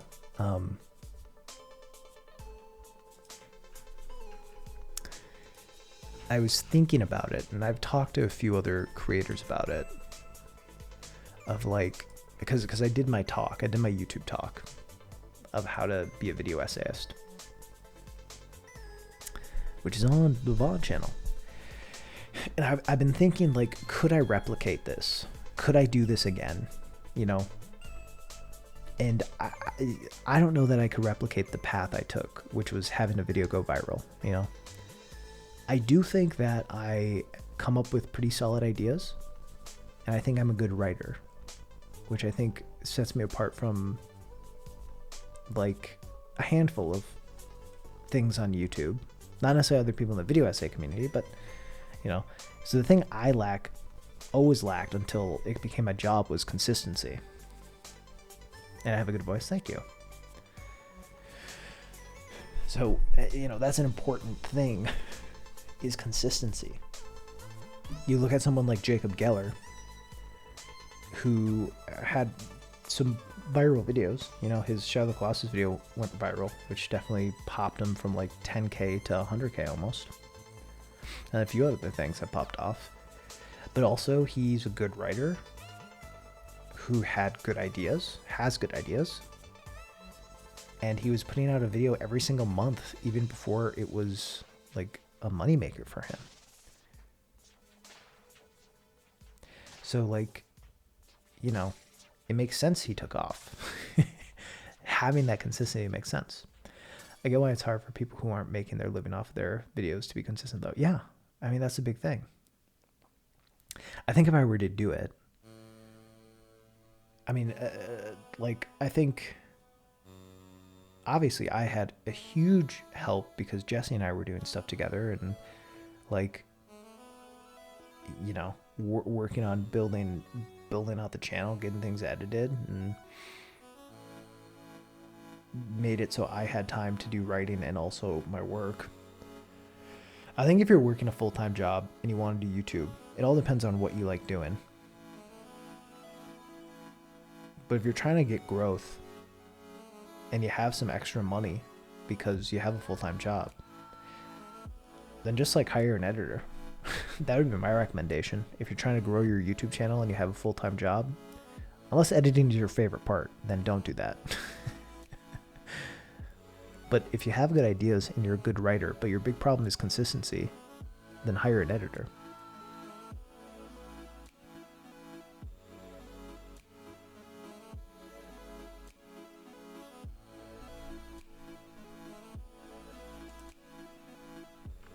And it could just be an editor to do like an assembly cut, right? You hire an editor to do an assembly, and then you can still go in and do some effects that you have fun doing, or change a few things that you want to do. Just because sometimes the assembly, which isn't always super hard, but it can just take a while, like recording shots or, you know, sifting through your 10 hours of footage, you know, it just sometimes takes a while. So if you can eliminate that, it can help. Then it makes it a cash sink. Yeah. Well, you have to, I think what you have to do is see how much you want it to be your life, like how important it is to you, and maybe set aside a certain amount of money that you'd be willing to pay. Yeah, that's essentially what I'm trying to do with the highlight channel, is like I've set aside a certain amount of money I'm willing to just spend on hiring editors to do highlights. And then once I'm done, once I'm out of money, I'll see if the stream has grown. I'll see if that highlight channel has grown. And if it hasn't, then I'll just, you know, probably stop doing those highlights. The bag is the face. Thank you, Fashion Egg. Yeah, no face reveal. I have no plans to ever do a face reveal. I'm far too ugly. Just far too hideous.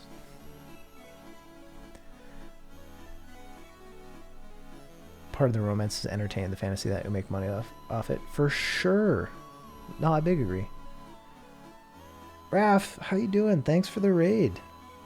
How's your stream? I'm pretending to play games. I'm pretending like I'm going to play a game.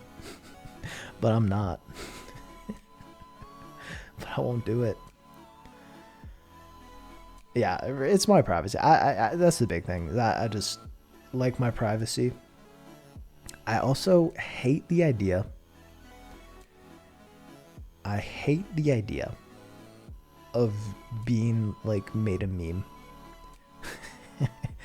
I hate the idea of people like posting pictures of me in joking ways.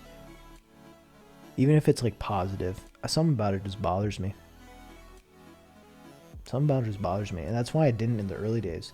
And I didn't even like, not even to my friends in the space for a while, because a lot of them would like, you know, post a picture and then it'd become a meme within the group and people would post it all the time. And some people like that, and that's fine. I just hate that.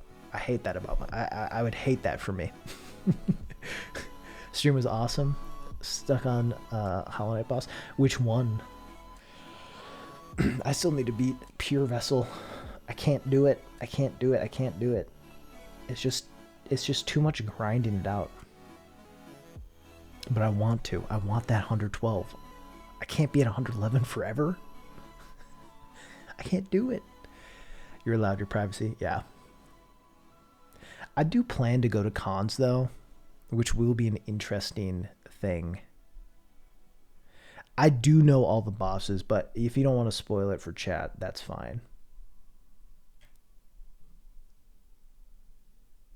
I have watched other people do it, but I do respect the no spoils for chat.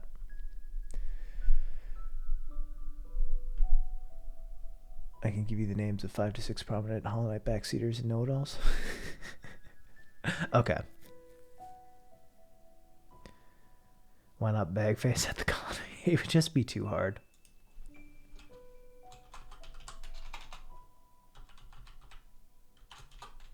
Fuck. Shit. There we go. It would just be too hard to wear a bag the whole time. I also like, if I go to a con, I want to just relate to someone, you know? I just want to... I'm using all my willpower not to dox me. Like, to look into who I am. Or do you know who I am? Because that's not great.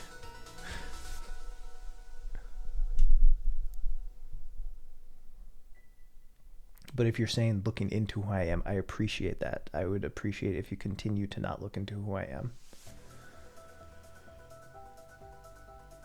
Because it doesn't matter who I am. I'll be honest, it doesn't matter who I am.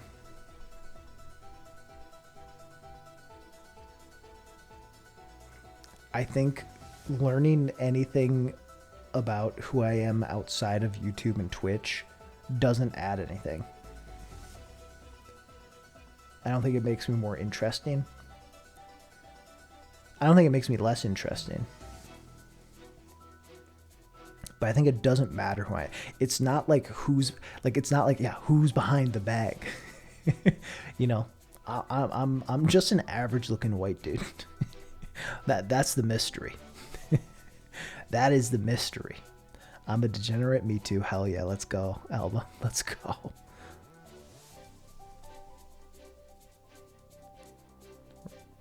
Is there another L in there?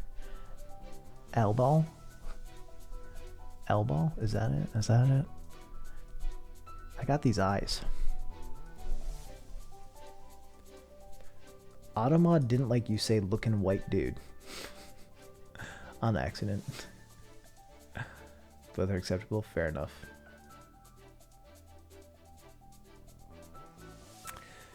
But yeah. Again, I'm gonna purge that message just because I don't want anyone to post links or things like that. No offense to you. But don't fucking do it again. God damn it.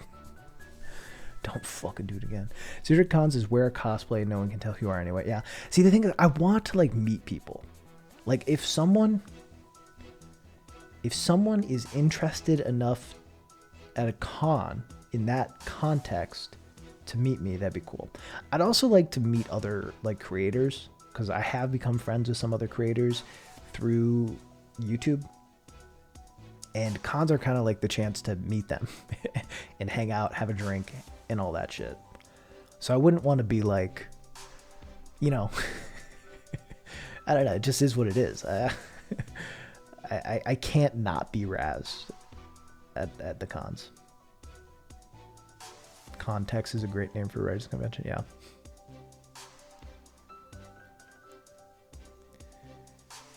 Sure, but there's no point on stalking someone. Like, it's just like, I understand why people are interested in any sort of person, but you just got to give the space.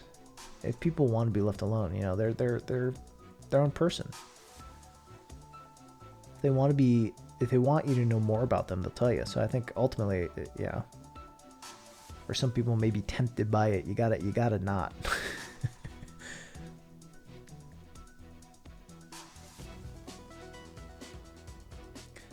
Yeah, certainly. I want to go to Gen Con. Not impressed. I'm not impressed by me.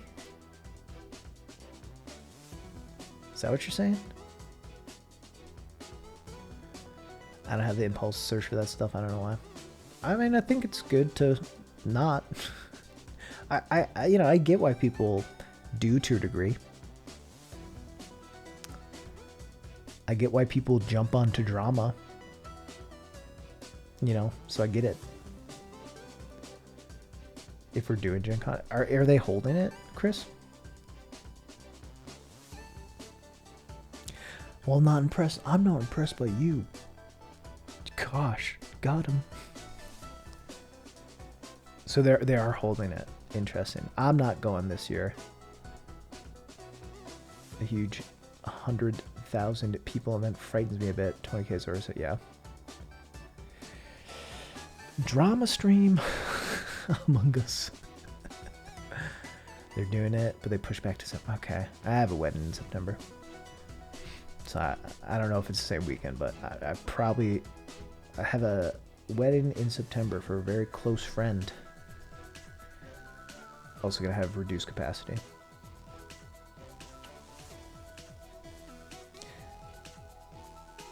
Yeah. I think my plan is a 2022 Gen Con. Really wasn't impressed with this one. I don't really want to go this year. I just feel like it's not quite there yet for my liking. I'm vaccinated, so I'm willing to do certain things, but yeah, Massive Con seems tough. Massive Con seems tough. It's grinding out Pantheon 5 is what Raph is doing. That seems awful. I'm never going to do Pantheon 5. No chance. No chance. I'll try it. I'll try it on stream because it'd be fun, but I'm never going to complete it. There's just absolutely no chance. I'm not a good enough gamer. Gen Con is D&D Con, pretty much. Tabletop. Yeah, I mean, so it started off as D&D. It was in Geneva, Lake Geneva, Wisconsin, created by Gary Gygax, who lived in Lake Geneva, Wisconsin, which is where D&D was invented, Wisconsin. And now it's in Indianapolis. And now it's for more board games and tabletop games than just D&D. Strangely addictive. Weirdly addictive, rather. I changed your weird to strange. I don't know why. Has lore. We love the lore. Speaking of huge lover of cons and cosplay, not going to any cons for a while. Yeah. I've gone to one con. I went to SGC in like 2015. And it was alright. I feel like I embarrassed myself a little bit. I embarrassed myself a couple times.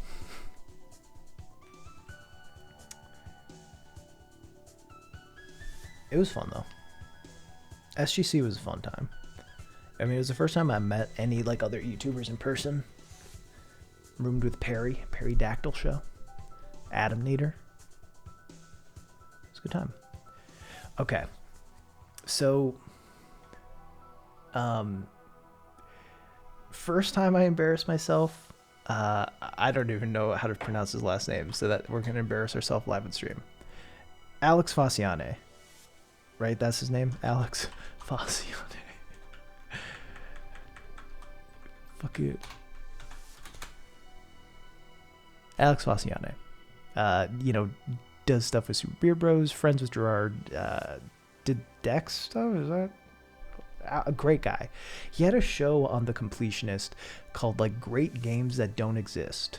I think that was the series name. I think that was the name of the show. It was called like Great Games That Don't Exist, and pretty much it was just him pitching game design game ideas. Like he'd usually take like a seed of an existing game and then like pitch a game design idea. And I really liked it. And I saw him and I was talking to him and I was like, hey, I really like your show, Excellent Games That Don't Exist. I really like your show. And then just like the name of it blanked, which granted, Excellent Games That Don't Exist might not be the best name, but like, I was like, I really like the name. And like, just for 15 seconds, I was like, that show you do, yeah, about games that like aren't actually real games, but and he's like, Excellent Games That Don't Exist. I was like, yeah, I'm sorry. Like it just seemed like the most disingenuous thing. Like I come up to him like, yeah, I love your show about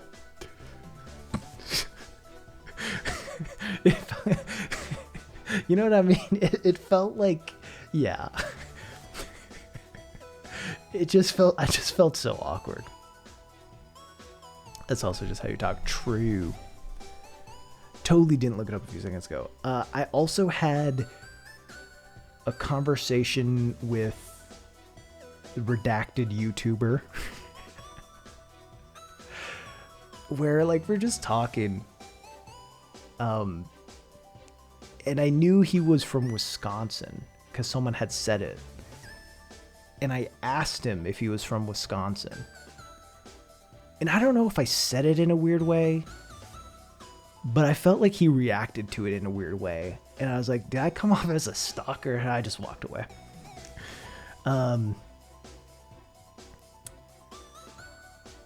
Yeah, those were the big ones.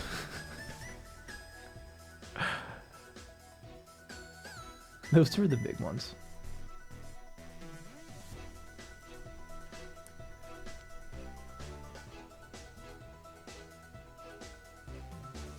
Also, I don't know. I don't want to talk too much about it. Some interactions with a different YouTuber who is just a bad person.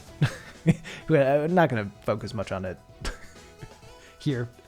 I shouldn't have said anything, to be honest. I won't say anything more. But, just you meet a few people who are not great people.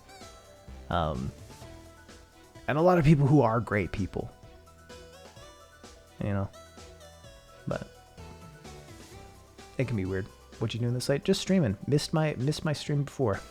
Give us drama. No. Drama about, yeah, no. Not gonna do it. Honestly, some people, you're just tired of hearing their name come up. You know what I mean?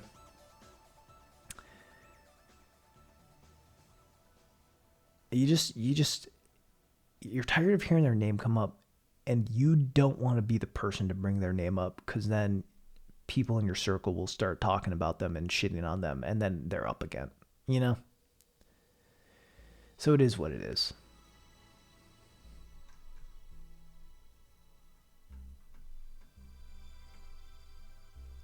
I'm sorry to Drama and Bounce, but yeah. I think people at cons just expect that awkward. Yeah, somebody pulled a dick move and said a slur, just got the Waz at con instead of getting pissed, got just rolled. Yeah. I mean, it's an interesting thing of like how do you react to things? Yeah. It did smell a fair bit. Missed your birthday, February. I'm a Pisces. Yeah. I mean, that's the other thing is I shouldn't have brought anything up. I'm sorry, chat. Please resent me. But you're honestly better. What is your birthday stream? What address are you streaming from? What's your full name? Social security? There was the other awkward thing that happened was like, I don't know. I like don't struggle with crowds all that much, but something about being at the con, just I started to a bit. And there was one guy who like was filming everything. I didn't know him, but like he was just filming everything. And you know, I don't want to give like I don't know the person. I don't know anything about him. But like was just filming people, not like really talking to them. And I don't know everything behind that. But I just like, there was a 5-minute period of, I was just talking with a group of people and this guy was just like walking almost in circles around the group, just filming from like 10 feet away. And that just like, I don't know. It just made me so like queasy. Like I like went to the room and took a nap for 2 hours because it just like stressed me out.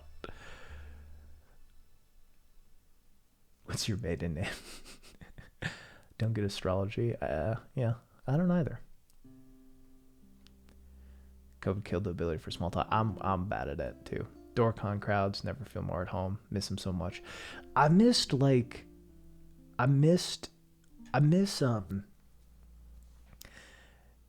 being outside of being in the line for a panel or something and just sitting down and chatting shit. Everyone has their 3DS out, playing whatever is popular.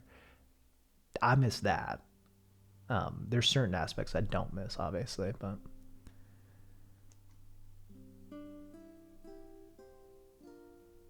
the astrology same as Myers-Briggs personality test. True. You think you know what that was about?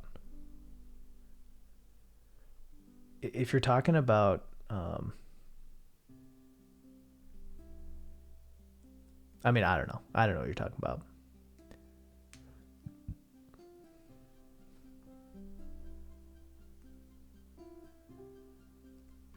The good old days. Hey Larry girl, I don't know if I missed you come in. Astrology's fun. True. Sometimes just having things to talk about.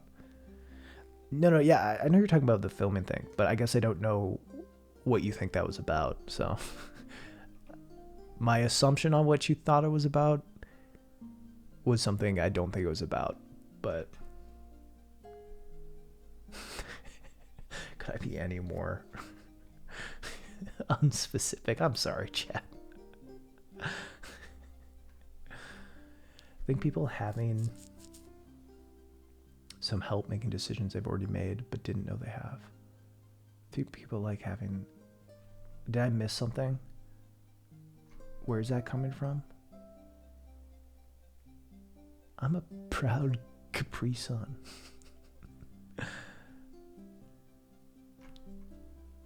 Howdy, Lane Girl. Shows what Among Us character you prefer to play as. True. Astrology and tarot cards are interesting starting places for thinking about procedurally generated narratives. Yeah, that's fair. A bunch of my friends have been getting into astrology. Want to understand it better to talk to them about it, yeah. Hey, Cynic.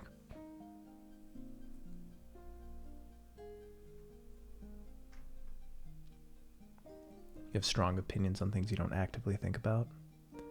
I don't actively think about anything. My mind's a blank slate all the time. Just a blank slate every day. Regret starting this? You should. DM has been pulling tarot cards when he preps a session. It's made it a lot more active. Interesting. Ultimate centrist.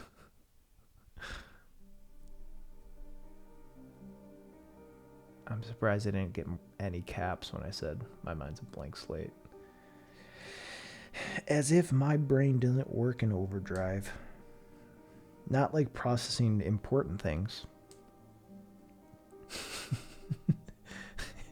not processing anything valuable.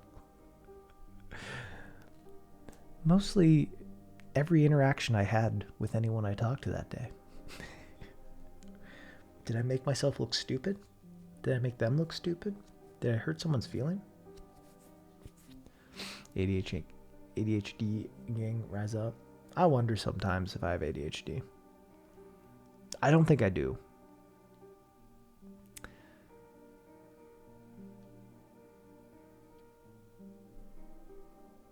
But I think when I was young, I got tested for a few things and came up dyslexic.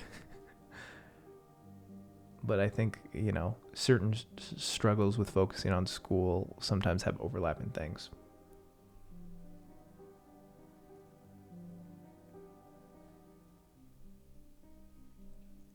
It would explain a fair bit if I did have ADHD.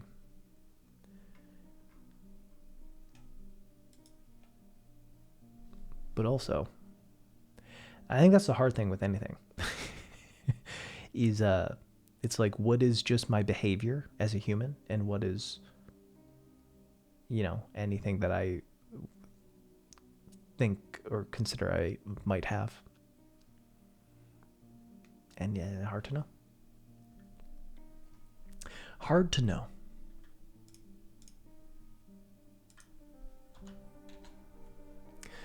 Rev, I want to say your streams have been killing it. I guess I talked about Ref's stream a bit after the raid. But if you're not following Raffarino, you should. She's streaming a lot, streaming good games, and it's just been killing it. It's so hard to grow a stream.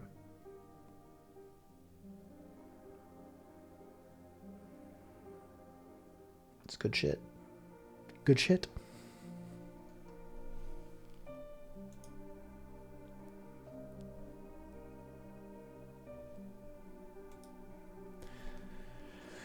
Which astrological sign means that 100% fill and play 100% of heroes? I'm a Phil. Get diagnosed with ADD at the most expensive mental hospital in the world. They studied you there. Interesting.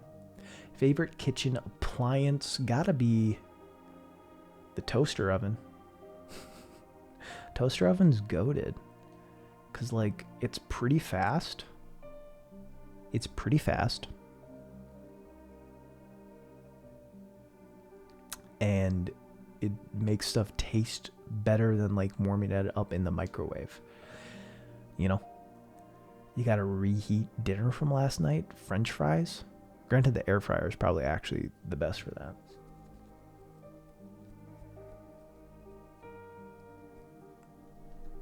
But, it is what it is. Not an appliance, but offset spatula is my favorite kitchen tool. Fair. A heat gun. I'm a Libra. I have no clue what that means. I think, so personality types make sense to me. Because it's sorting it by people's personality, right? I get that, it's hard to put yourself in it's impossible to put yourself in a hard and fast group. But that makes sense to me. What doesn't make sense to me with it is how with astrology, how can you say if anyone born in February is going to have this personality? It's tough. It's fun. I think it's fun. But that's always where I get lost. Because that would assume, that what personality derives from the stars. Most we have 3 dominant signs. Interesting. Okay, sun, moon, or ascendant. And those tie in with their birth signs as well. Reheated his coffee with a heat gun. How's the mug? At least to where you're born, the month, the exact minute. Interesting. Interesting. Which kitchen appliance do you think you can take in a fight? uh, for sure, could beat the crap out of a toaster. Bit more complex, yeah. Definitely fair. People love to roast it, but no one can take away. Yeah, I mean, and that is one thing I don't like is, yeah, I don't take a lot of stock in astrology. I don't think I ever will. But if someone gives me like, some sort of astrology reading or, anything, I'm I'm just gonna have fun with it. You know what I mean? Like, like who's it benefiting to be like, none of that's actually scientifically real or proven. Like, it's just like it's like watching WWE and being like, that's fake. It's like, who gives a fuck though? Yeah, I think it's also like what perception is reality, right? To a degree, perception is reality. So if you're taking stock in astrology and it's bringing you peace and bettering you as a person, who cares?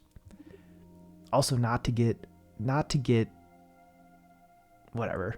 I don't think this is controversial. I think if you're religious and you bash astrology, it's just like, again, if you're religious, that's not a problem. But like all these things are based on just a lot of guesswork and faith and mostly as guides to try to be happy. Right? Like, I imagine people who get into astrology are trying to just have a path and find a balance. Which is why people get into religion. I mean, some people get into religion for other reasons.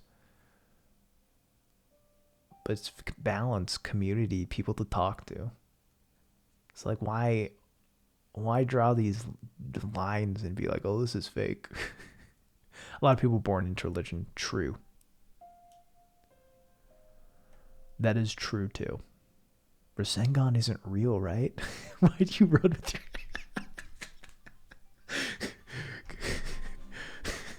Doesn't actually make you faster. You're not more aerodynamic just because you're bent over and running with your hands behind your back.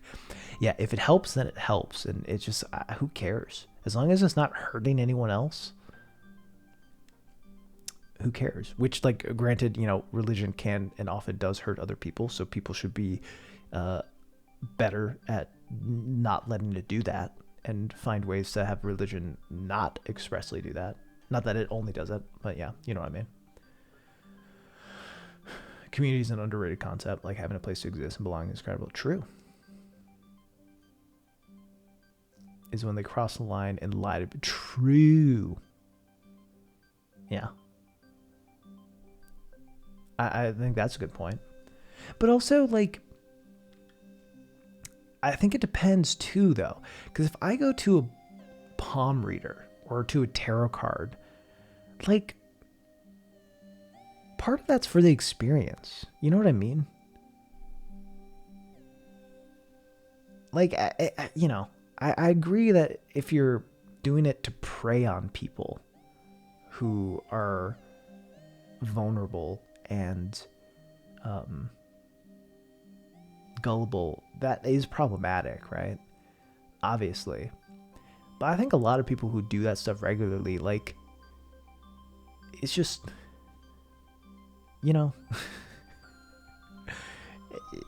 it's for the vibe, it's for the experience. But I hear you. I definitely agree. Anyone who's doing stuff to, like, manipulate, that's yeah, snake oil shit. Anyone who criticizes other religions other than their own are kind of fanatics. Yeah, it can be tough. I mean, it's such a religion's so weird, and especially because Axie made the point of religion for a lot of people comes at birth. right? You're born into a family who's practicing religion. More than likely, that's not more than likely actually, but that means there's a better chance that you'll be that religion when you get older. That, or what maybe your spouse does. You know? We're here 1:30 a.m. talking about religion. Let's fucking go, chat. But there's always this thing is like people thinking their religion is the right way, the one true way. And you get that with every religion, you know? At least certain sects of every religion. And it's like weird. How can people have so much faith that the exact way that they're practicing a religion is the way that's right? So for me, I don't know. Not to talk too much about my religious beliefs, but I've kind of hit a point where I think I'm more spiritual than anything. And I believe ultimately it's about a path of becoming a good person and a better person and a better person in the world. Unfortunately, a lot of times people use religion to do the opposite. But I think religion can be used for great good, you know? It's not fully there yet. It is not fully there yet.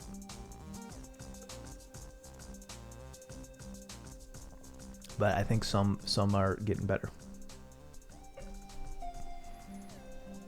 And modernizing and all that. Anyway, my point is, you know, I hit a while ago where I'm like, well, what are the chances that any religion, that the religion I was born in or that any religion I pick will be right, you know?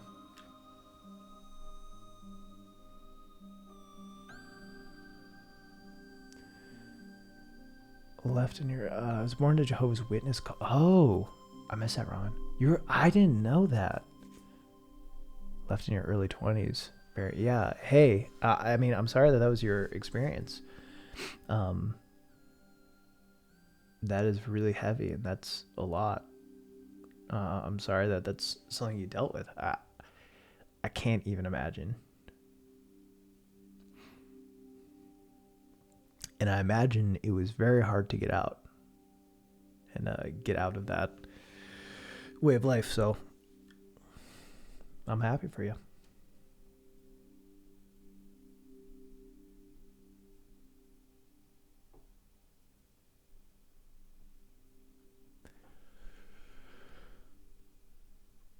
Religion, the things done under the guise of religion are wild.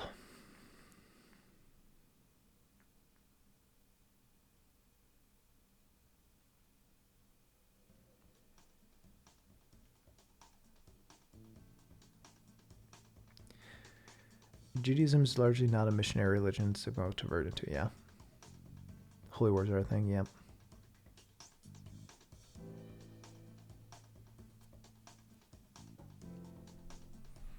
Any funny college stories? Maybe some. Here's a bad take. If you're an atheist, pick a random religion and join. If you're right about there not being a god, nothing changes. But if you're wrong, then maybe you accidentally picked the correct one. Yeah.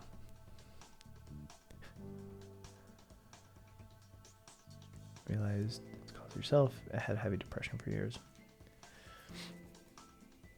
Hey, Raman, thanks for sharing all that. I don't know if that's something you said before, and I just don't remember, but I appreciate you sharing that. That is very a lot that you had to deal with. I'm sorry you had to deal with it. Raph, have a good night's sleep. Thanks for the raid. Hope you keep killing it on stream. The channel's doing great, and stream's a fun place to hang.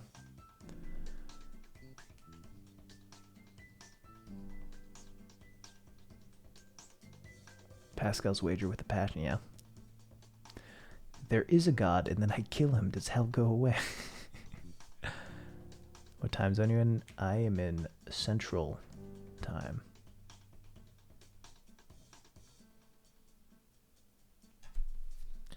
GJ has been pretty historically pacifist comparatively because everyone's always oppressing them. Also, people have to study the religion more in depth, so it's hard to use Judaism for personal politics. Interesting. Hey, Roy, we're just talking about religion. We're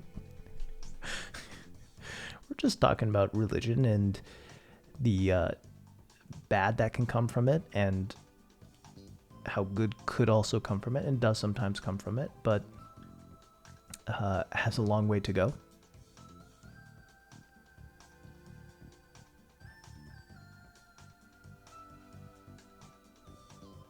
Religion tier list stream? No shot. No shot would I ever make a religion tier list stream. I'll be honest, I feel like the only religion that I'd feel comfortable ranking is Catholicism, because that is what I grew up as. I'd give Catholicism a solid F. I'm comfortable doing that. Happy to share my experience, because if someone learns from my mistakes and situations and lives better like because of it, then that's good. Yeah, I appreciate that. You know, it's a hard thing. It's a hard thing to share for sure. But yeah, if you can help one person and you can get word out there about dangers of certain things and all that, life's a better place. Don't do religion, kids. Growing up Catholic, yeah. I think growing up Catholic, you either become really Catholic or you're no longer Catholic. Granted, I guess there's a lot of people. I think in modern day though, I don't think people in our generation, I don't think Catholics of our generation are going to be creasters. I think most are just like, all right, I'm out.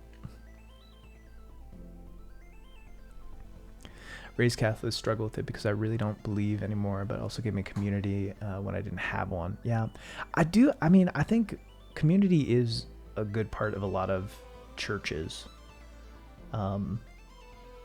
And seeing more and more progressive churches being formed and coming out that actually like have solid ideals is good, you know.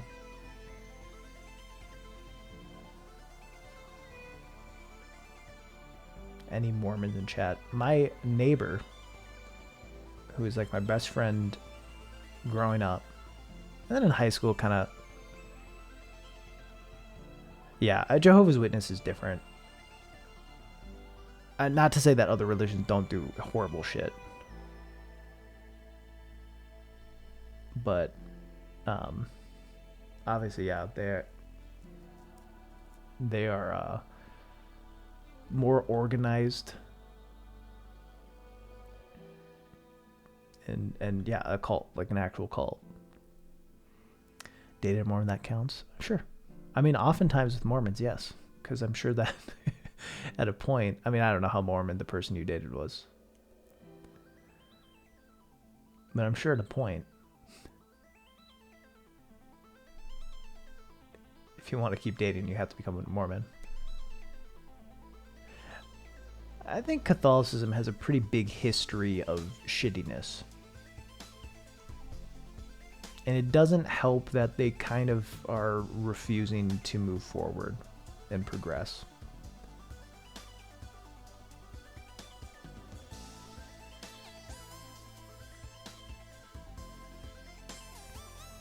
Surprised me how different their practices and individual behavior. Yeah.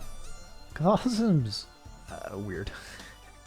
Did try to convert me, ended being a bit of a final nail in the coffin, actually. Yeah. So anyway. My neighbor, I won't say his name. I almost did. Jesus. We'll call him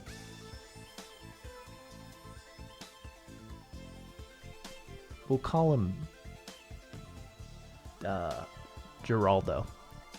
That's his name, though. We'll call him Geraldo. He went to college out in Utah and grew up Catholic and like was very anti like becoming a Mormon. But what's the best way to convert a young straight male into the Mormon religion? I'll give you all one guess. Get a cute girl to do it. So yeah, started dating a girl, dating a Mormon girl. Said, or like almost dating a Mormon girl. And she said, I'll date you officially. Like, I'll only become your girlfriend if you become Mormon. Because I don't want to be with someone, date someone, spend any time building a romantic relationship with someone who's not Mormon. Resist that for a while, but eventually he's like, okay, I like this girl a lot. And these Mormon ideas aren't that, whatever. Everyone here. Because like 50% of the people in Utah, so many people in Utah are Mormon. Converts to becoming a Mormon. Can you guess what happens the next day? I'll give you one guess, Chad. Okay, I'll give you one guess. She breaks up with him. Jesus Christ. I know. What the fuck? God damn, no. She broke up with him the next day. The rapture happened and didn't get sent up. But he stayed Mormon is the thing, because he converted. He did all this time converted, and he, jumped in, became a Mormon, and is still Mormon. And now he's married to some other girl that seems happy, whatever. But it's just a wild thing. It's wild. Like the way they try to convert people is. I mean, it's effective, but it's very manipulative and shitty and whatever. I'm sure they try to get away with it by saying, maybe she just decided she didn't want to date him, and that's fine. But that's not the only story like that I've heard. So we know that it was only that one. Yeah. When that one was written. Yeah. Just a dude who convinced a lot of people in the mountains to get close to a religion tier list. Well, I'm willing to talk. I'm willing to talk about Catholicism and a bit about Mormonism that I know about. But yeah.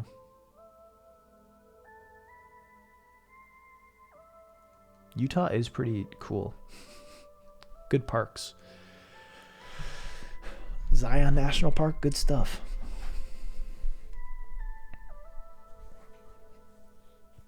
I heard a rumor.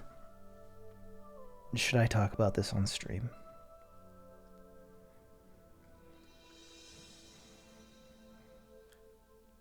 All right. Anyone who is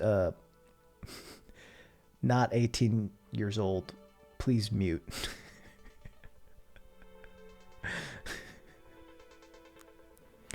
All right. Thank you. I can't vouch. I don't know if this is true. And I will be, this will be about, amorous relationships, rumored amorous relationships between Mormons, of a sexual nature. So if you're not interested in hearing about that, that's fine. I can tell you when to unmute, and chat will tell you. I've heard a rumor about a thing that Mormons do before they get married called marinating.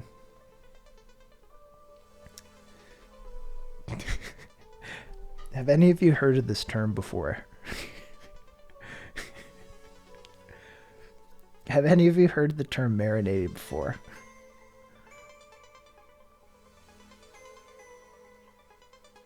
Sounds sus. For food, essentially, the idea is it doesn't count if there's no movement beyond initial insertion. So it's just kind of like, yeah.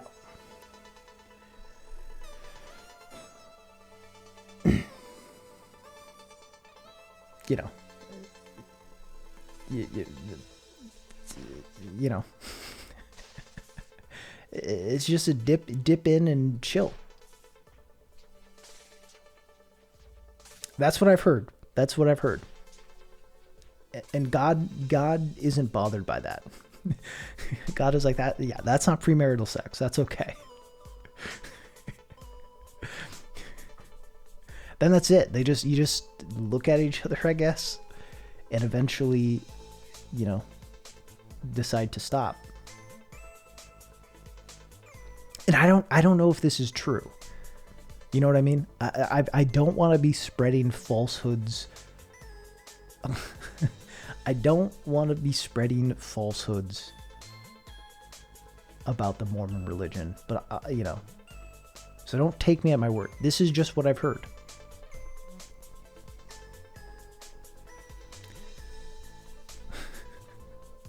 Pretty sure this is true. Yeah. I mean, soaking, I think I've heard that used as a term, but I've heard very specifically marinating in regards to the Mormon community. Anyway, let's move on. Check and unmute. It seems just weird enough to be true. Yeah.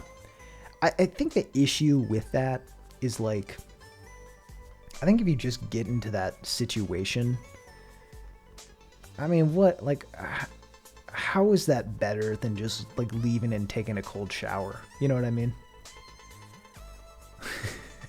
Like in practice, how is that better than just, you know, like it's, which also makes me think that that's why it might not be real.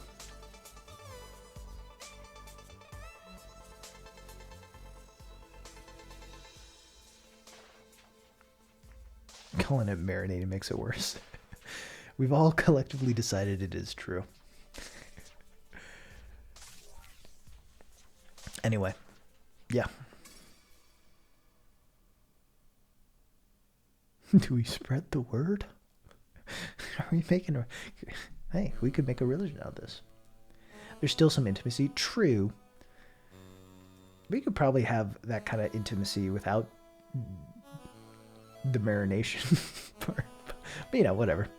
You know, to each their own.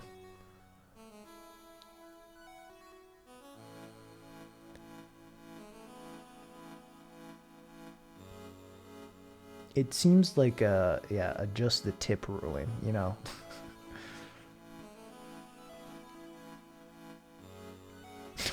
All right. I lied. I don't think anyone muted is why I said that. I don't think anyone muted. Anyway.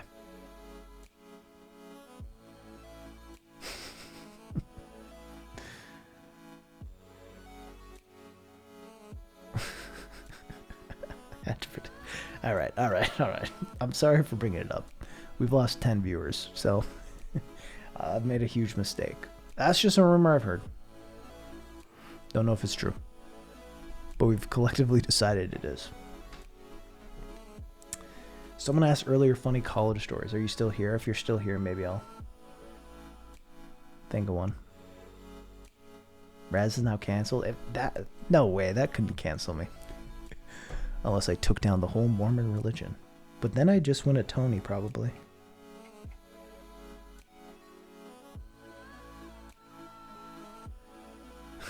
Ten viewers decided to go try this marination thing that they learned from Reddit user Rasputin.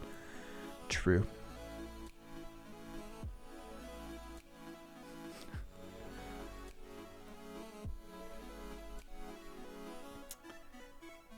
Yeah.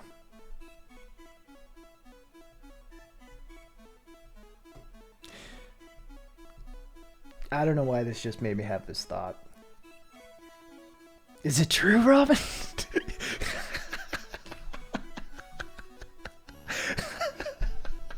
They call it soaking. Okay.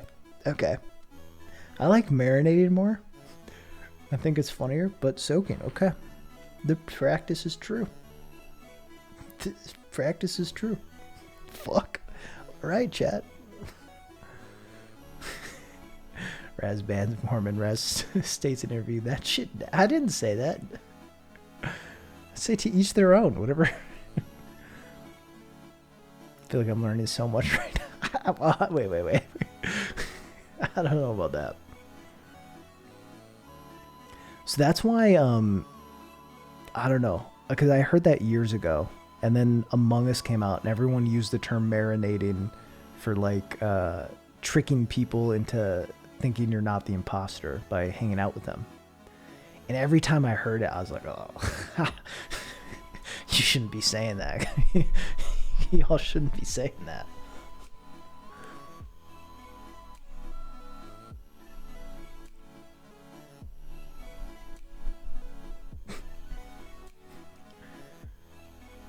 It's like a car wreck that I can't look away from.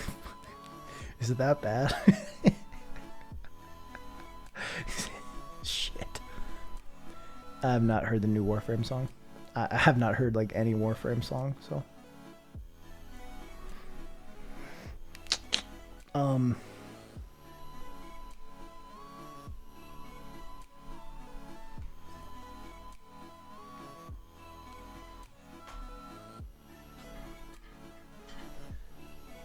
The thing about college stories is like they're kind of only funny if you know the people.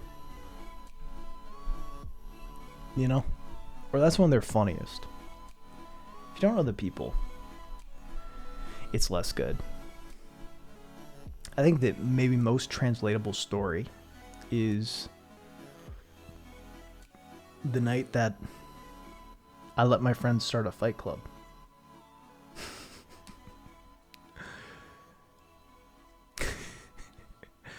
So, you may know, I've mentioned it before, I decided not to drink until I was 21. I just didn't want to drink. Like, in high school, everyone thought I partied a lot and smoked a lot, and I never did at all. And it's just because I had long hair and I like certain music, and I didn't like when people said that about me for whatever reason. It just bothered me. So I made like a vow to myself. I was like, I'll never smoke weed, and I'll wait till I'm 21 to drink. And now I kind of realize like some of that was dumb pride stuff. I think some of it was probably also just sentiments I have about stuff based on propaganda. How's the week go? I still haven't smoked actually, but I don't have a vow never to. I don't really care, you know what I mean? I haven't, but I don't have a strong stance against not doing it. And that was kind of more of a recent thing where I was like, does this actually bother me? I was like, no, it doesn't. I used to attach a value to the idea that I hadn't. And then I kind of thought about it, and I was like, why? Why do I have value in this? Why does this bother me? I convinced it would mess you. Yeah. Don't refuse, you don't feel the need to. Yeah. I imagine it'll be something I do at some point, but yeah. I kind of realized, like, I think weed should be legal everywhere. I don't have a problem with any of the people who I'm friends with who smoke. So I was like, why am I attaching value to this thing that I don't care about? And that's when I was like, okay, I'm gonna pull back on that one. But anyway, for the story, I didn't drink until I was 21. It's just I wanted to prove to the people that, like, to people who would never know and people who didn't care that I didn't need to drink and I could wait until I'm 21. Love it's, hey, thank you, Dean. So I waited until then. The thing about not drinking until you're 21 in college is if you have a group of friends who you hang out with a lot, you're gonna be DD a bunch, and you're gonna be taking care of a bunch of fucking idiots all the time. It's just what you deal with.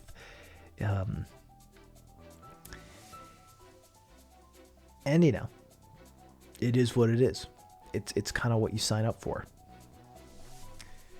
And yeah, one night, it was one of my roommates had just gotten back from a semester abroad in Spain, and we were excited to see him. And yeah, we decided to go out. He and another one of my roommates, the two of them were drinking Jameson. And it was a bad idea. Go the fuck to bed, never, Dev. They were drinking Jameson. And they got very, very drunk. We went to a party, and like, they were just being annoying the whole night. They hadn't seen each other in a while. I hadn't seen my friend in a while, and they kind of were just like butting heads.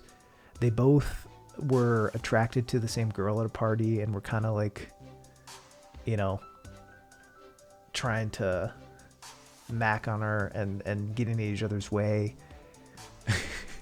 So they were butting heads and kind of getting annoyed with each other all night. And I was trying to like, and they're friends, they're still friends, you know. But I think in that moment, drunk, not used to being around each other, we're getting a little annoyed on stepping on each other's toes. You know, I'm keeping the peace, keeping them apart, helping them out, and like, both of them end up striking out with the girl. You know, and we're waiting outside for another friend to come so we can drive back. And they just start sack tapping each other.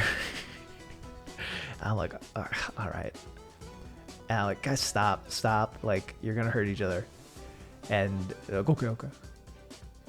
We get in the car, drive back to our place. I was sober. Get out. And they keep kind of like pushing each other around. You know, they have high alpha. I don't know.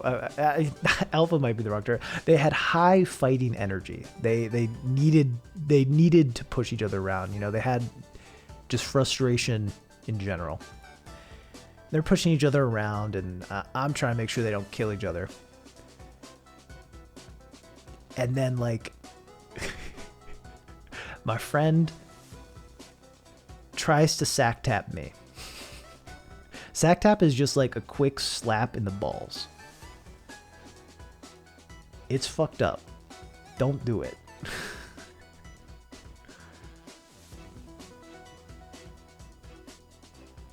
And when my friend sack tapped me, and at that point I just was pissed as fuck. Because I've been spending the whole night trying to make sure that they don't fight, that they don't get mad at each other. And at that point, I was just like, fuck it. I stopped. I like was kind of between them to make sure they didn't actually fight. I got sack tap. I'm just step back. I don't give a fuck. Beat the shit out of each other.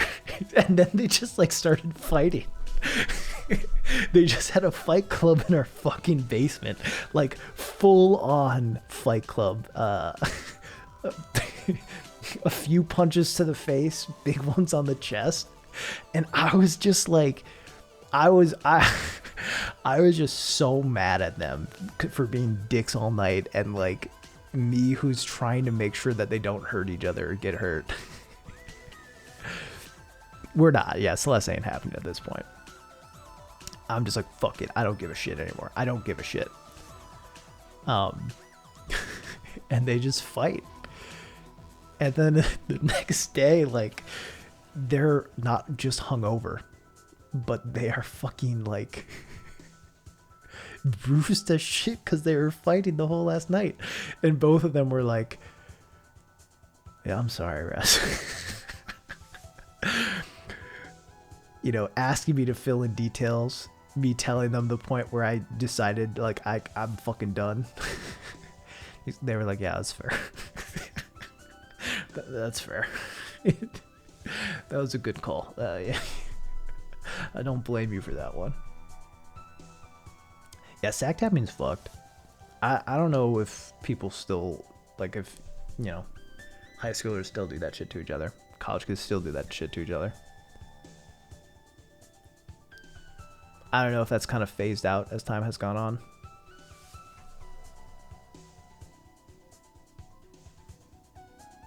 I imagine they do too. Yeah, I imagine it's not something that's disappeared. I'm glad that I haven't been sack tapped in 10 years or so.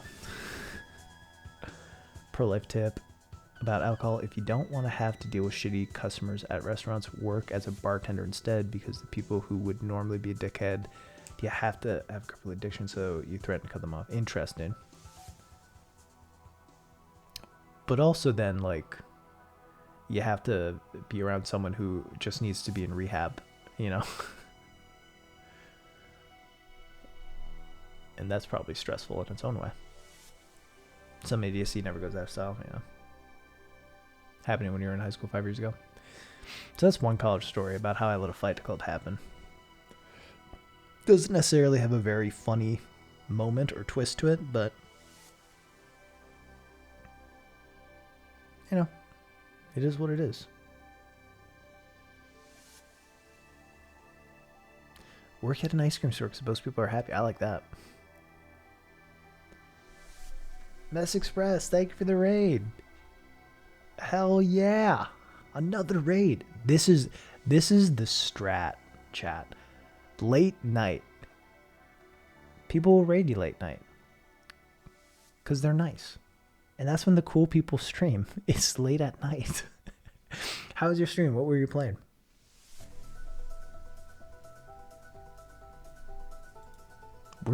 I'm pretending like I'm about to play Celeste, but really we're just talking for 3 hours, you know? Doing some more Hollow Knight. Well, what part of it are you at? Celeste hype, yeah. Good game. I've been doing this thing called Celeste Sunday where I play Celeste every Sunday. But did I play last Sunday? I think I played last Sunday for like an hour. And then I was gonna play today, but then we just started talking, you know? Me and chat. Super close friends. Found the White Palace. Ooh, White Palace is very good. I think the White Palace actually, White Palace and Path of Pain, kind of my favorite part of the game.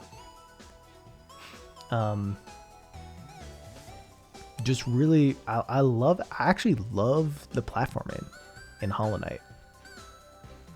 And that's part of why I'm so excited for Silksong, is I feel like it'll have a even bigger focus on it. Get some cool shit going. Doing Path of Pain next, yeah. Good luck. Are you good at pogoing? Better get good at pogoing. We'll see.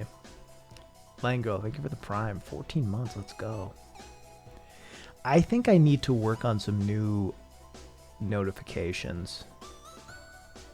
I like my Avatar and Korra ones, but I feel like maybe I need something. I don't know. Maybe not new ones, but I think I need some that do like stuff for different sub lengths. You know, that'd be cool. Also, maybe some for like you know, gifted subs. Like if you give 5 subs, you get a different alert than 1, you know? I don't know. We'll figure it out. I'll try to become a better streamer one day. Chat, I'll become a good streamer one day. I'll be more than just one picture with a chat box. I added a chat box, you know?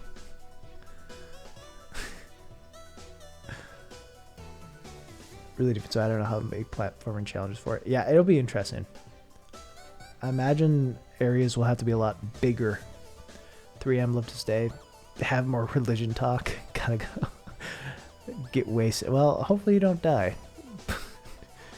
But, you know, maybe sleep. Maybe sleep. I did hear about the new game made by the Celeste people. I think you can only become a big streamer with tons of plugins that put pop-ups all over the screen. I mean, I think that can help in some ways. So I don't know. It's not exactly a Celeste game, but it's made by the people who made Celeste. Like the team of it. And it seems like a very different aesthetic. Different IP. I don't know what the gameplay is going to be, but it looks very pretty. And they released a new song. or an opening song for it that's very good. So I'm excited. Yeah, that's the thing. I don't even know if it's going to be like a traditional platformer. I imagine Strawberries will be in it in some capacity. The team seems like the type that likes to give little Easter eggs of stuff they've worked on and stuff that other people have worked on.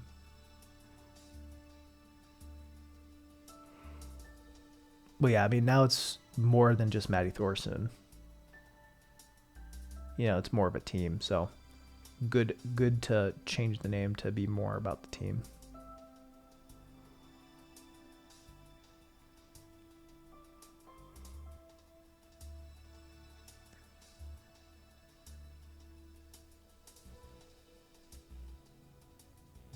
Earthblade. Is that the name of the game? Or is that something else? I don't know.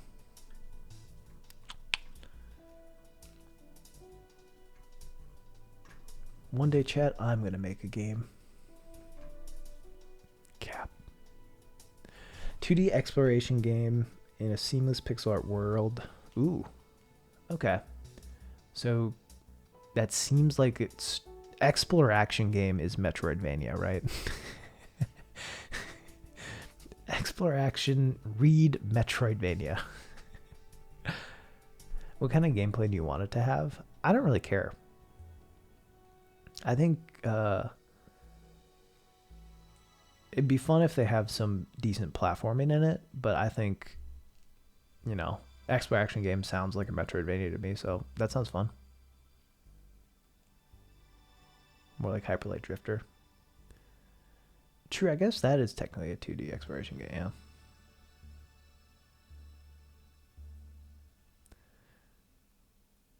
Hey, Mev, how you doing?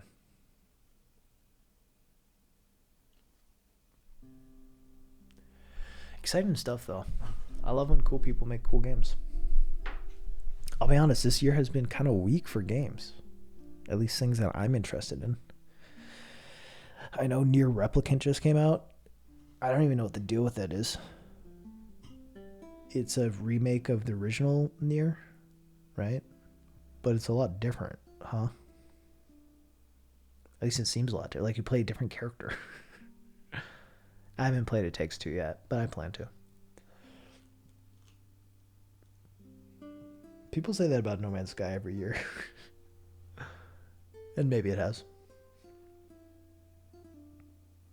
I feel like Resident Evil Village is the first game that I'm actually pretty hyped for. That'll be coming out this year. If Nier had money, interesting. Dad instead of a brother, yeah. I own Nier. Valheim. Valheim's fun. But that's not exactly a game I got excited for. It's a game I enjoyed playing. Yeah, I played Doom. Yeah, Monster Hunter Rise looks okay. I might actually get it, but it's not really my style of game. I don't know. Life's just... Sometimes it's hard to get excited for stuff. Maybe that's it. Maybe it's less of... There's less good stuff coming out, and there's more depression by me to have you had. Don't like Rise as much as World. See, I didn't really like World, and by the sound of it, Rise's approach probably would be more exciting to me than World's approach, because it's a little smaller in scope, and seemingly seems more beginner friendly. Depression stocks are up, yeah. I think that's sometimes, you know, I'm not trying to diagnose myself. But obviously it's a weird time in the world. Lots of stress. And sometimes I'm just like, yeah, is this just like the anxiety blocking ability to enjoy things? Who knows? These are 2 a.m. thoughts. This is 2 a.m. Raz. This is the Raz you all signed up for by being here.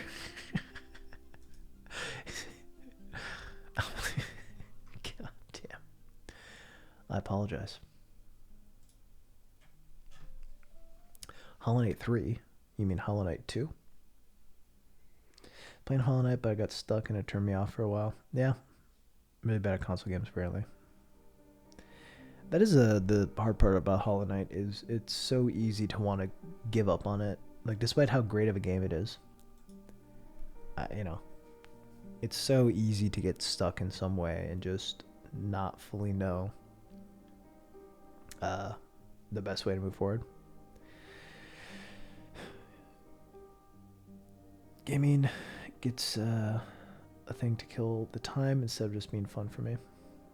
See, an issue for me, Rhythm Doctor. What is Rhythm Doctor? Rhythm Doctor. Oh, this looks cute. Oh, this looks cute as hell. A game it just reminded me of because it seems like a rhythm game is what is it? Everhood. Everhood looks kind of hype.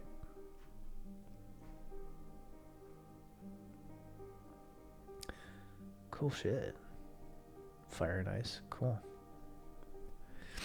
I've been playing Crosscode. Crosscode's amazing.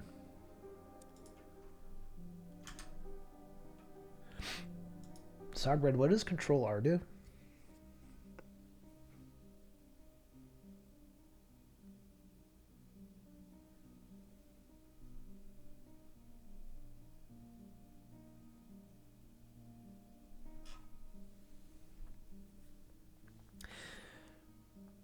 It zooms out. Oh, there's more to this picture? See, I thought I commissioned this picture just to be this specific area, but you're saying if I hit Control R, it zooms out and I get to see more of this room? That sounds fucking awesome.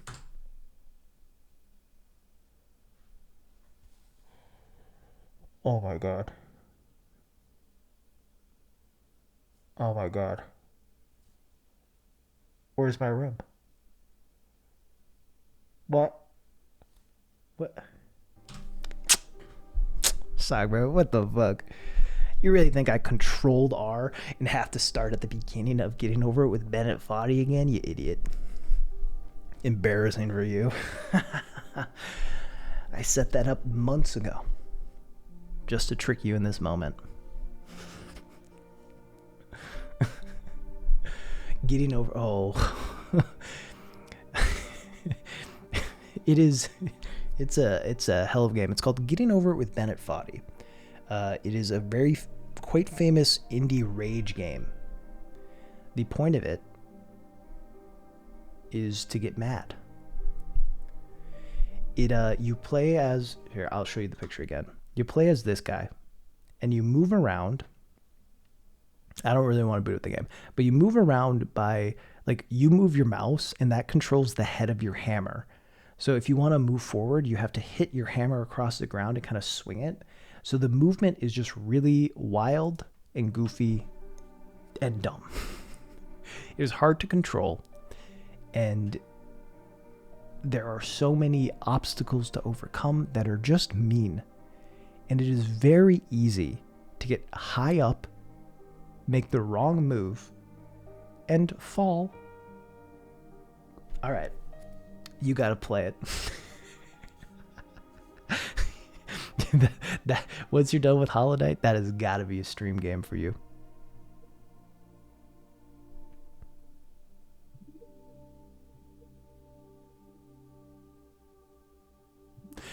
It's a hype one. I will say, if someone tells you to press Control R, don't do it.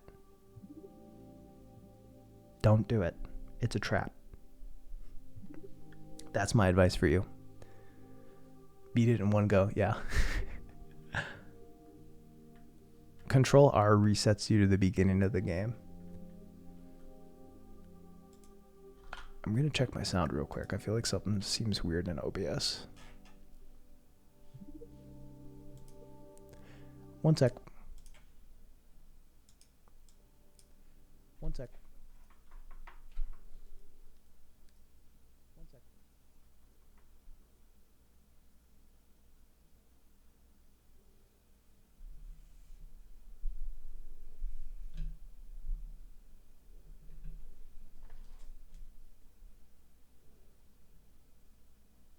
Maybe it's fine. Maybe it's fine. Maybe it's fine. All right.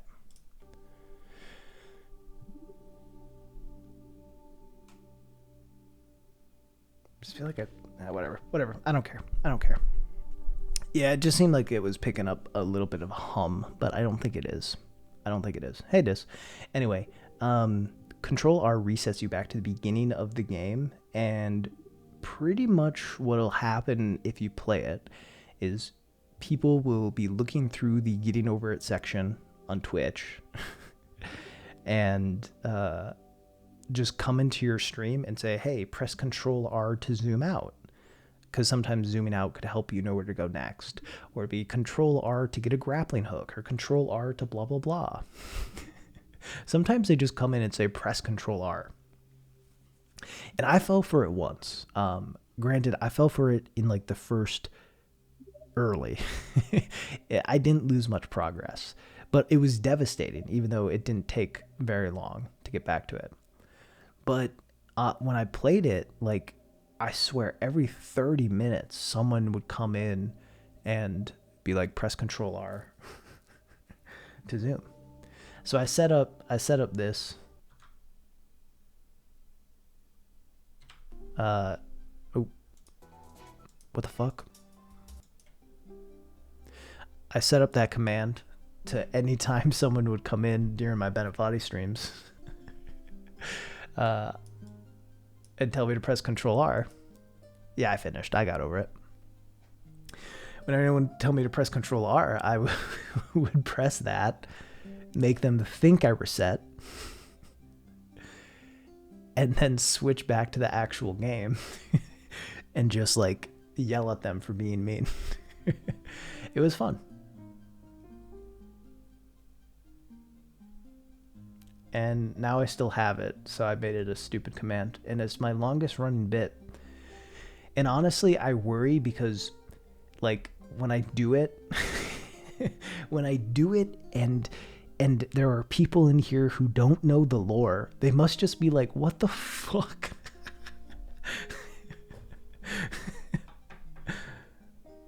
What the fuck is going on?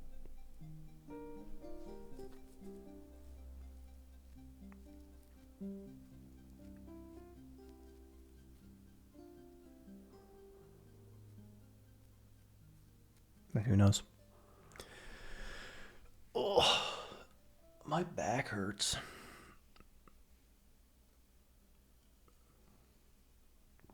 Can bring back the trolling soon? No, thank you. So that is one thing. I've added things to be part of the identity of my stream that, frankly, I mean, whatever. Not that I'm a super popular streamer now. 100 viewers, that's awesome. A lot of people. Not super massive. But I have bits like the bread thing. I have an emote of a bread basket with hearts, which came about in like my first 3 streams when I was streaming to 10 people. And it's an emote. Rip Breadbot. I wish I had saved those streams. The final one was so fucking funny. But yeah. It is a good emote. That's why I keep it around. It looks cute and it's wholesome. Do you think it's okay to eat bread by itself? Yeah, for sure. I mean, that is an interesting question. I would eat a piece of toast by itself. I would eat a piece of toast. Easy. Without butter or jam or anything. But just like sliced bread, No, probably not. Not like a French baguette, 100% easy. Non-bread, easy. But if we're just talking about sliced bread, like typical wheat bread or white bread, I'd toast it. Yeah, it really depends on the bread. Eats bread with other breads. They're the best. Marquetas? I don't know what that is. I don't think I've... Ooh, yeah, it looks tasty.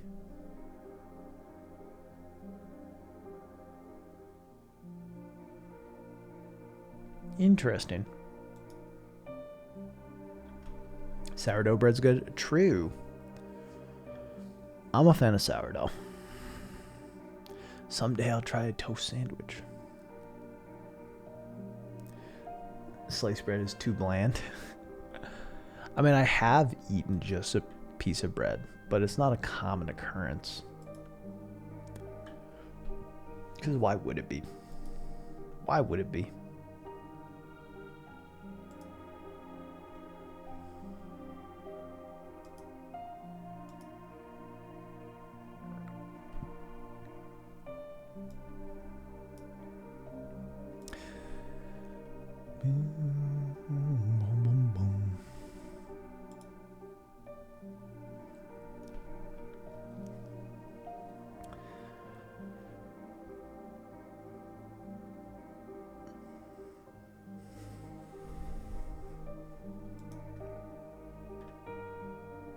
What is up, dog, though? What is up, dog? You should have said, add in a little dragon. That's what you really should have said.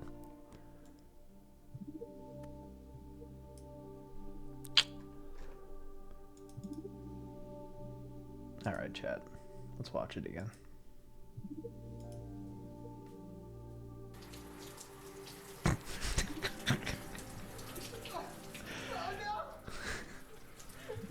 All right.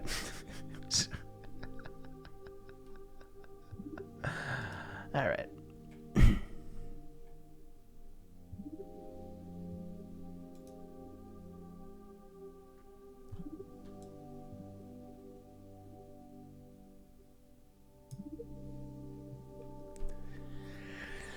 What if I play Warframe in the future? I've heard good things about Warframe. But no. It won't happen.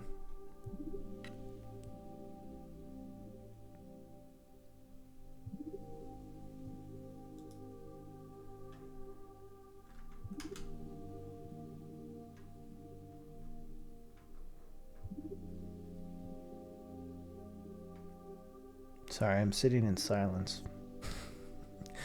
I forgot for a second that I'm supposed to be entertaining you all. Shit. Fuck. What a responsibility. But then again, I think, I'm providing the service. I think what a handful of people here are probably trying to do is sleep. Some of you chatting, but I think a lot of people probably are just trying to sleep. Listen to some chill music, me talking relatively chilly. So I'll provide that service for you. Have you ever played Minesweeper? Yeah. I mean, it's probably been like 20 years. I don't know. Back in the day, play on my mom and pa's PC. I never was good at it. I think I'd enjoy it now. I think there's lots of stuff like Minesweeper that I enjoy now, like crosswords. Not that crosswords are really like Minesweeper. I don't know why I put them together in the same category, but I do. I do. Trying to get a world record. Nice. 160 seconds. That could be good. I don't know what an average time is, but keep grinding. Have I played Monopoly? Yeah. Shit game. Monopoly sucks. Monopoly is so garbage. Would you just stand for $10,000? Yeah. Easy. E3 predictions. Probably Silksong will be announced at E3. When is E3? Have you played Hades? Yep. Loved it.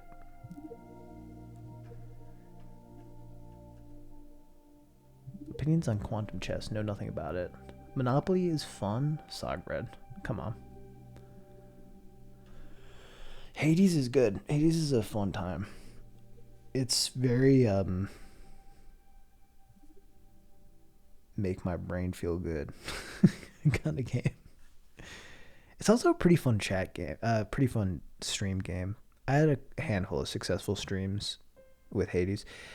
Because, like, I mean, people are hyped about it. The writing's good. The gameplay's fun. It's also, like, there are kind of all these built-in breaks where it's easy to turn to chat and be like, hey, what's up?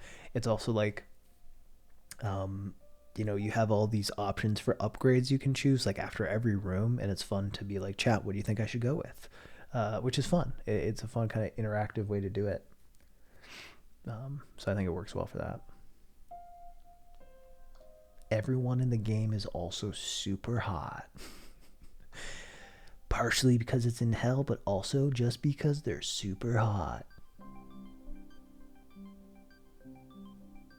Any unknown game tubers to have a look at? Yeah. I'll hit you. I mean, have you seen my video? Did you see my video? We'll start there.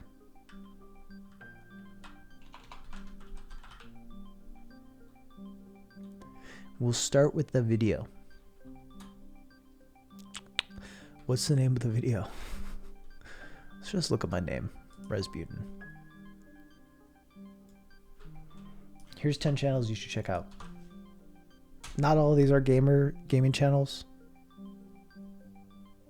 8 out of the 10 are gaming channels. But yeah, all good. All good channels. Overanalyzing Avatar's killing it. Just absolutely killing the game. Almost 8,000 subs. Killing it on Patreon. Almost making more money on Patreon than I am. Because he's offering a really great service that like no one else is doing by talking about each.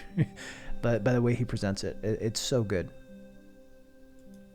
I'm really happy that he's been able to capitalize on his success. Gotten some rad shoutouts from other folks. Worked with the boy Hello Future Me. Oh, is that you? Is this Hat Boy Overanalyzed an Avatar? Wait. Oh no, you're sorry. I just lost my mind. It's 3 a.m. You're saying 2 a.m. You're saying you can't thank me enough for introducing you. Sorry. I got you. I'm tripping. It is too late. It is too late for me to have any sort of memory or comprehension.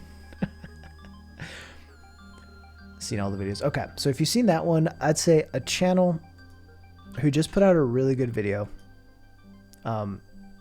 It's interesting because he's a channel I knew him before he put out a channel. More recently, I've been enjoying his shit. It's funny because it's like the stuff he talks about, some of it I agree with a lot. Some of it I disagree with. But I think just the conversation it brings up and the way he talks about it is just so well executed. I love it. So let me get the name. Games Observatory. The name is hard to type in. Games Observatory, though.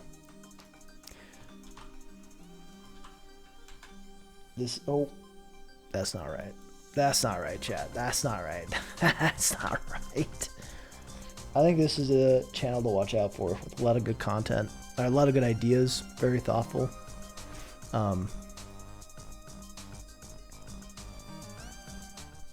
Good person. I think what I like about the style too is it's just like it's a presentation format that like no one else is doing. Which is really cool to see because, you know, look, I think I make cool stuff. I think I make solid stuff on YouTube. But like, you know, functionally it's the same as what everyone else does. You know what I mean? Functionally it is very similar to the execution other people have. That's not a bad thing, but it's nice to see someone like kind of branching out, establishing their own style. Boy Conifer, favorite character, Dung Defender. My favorite character is clearly Zote. Quantum computers for gaming. I don't know anything about quantum computers, so I don't know.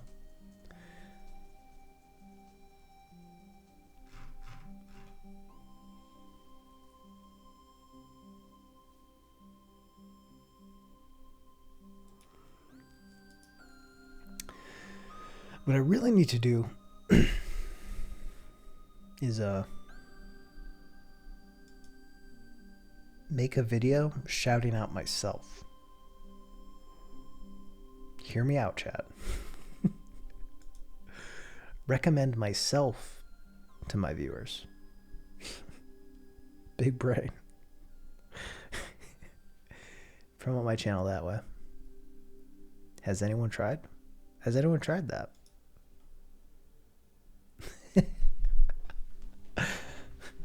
You're welcome for the idea.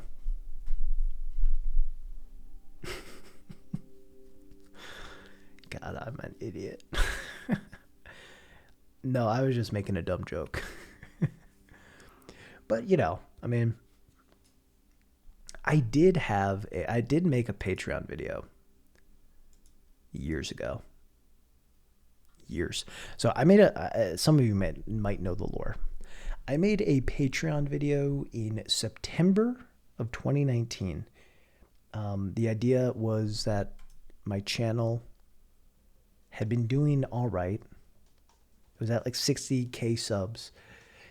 And it was at a point though where I had been like Jesse, who was doing editing for me at the time, and I were like trying to turn it into a job, but hitting the point where we needed to look for jobs that like were making money.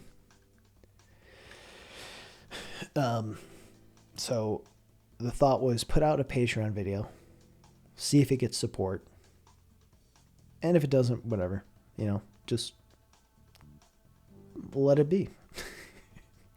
So put out the Patreon video, lose $1.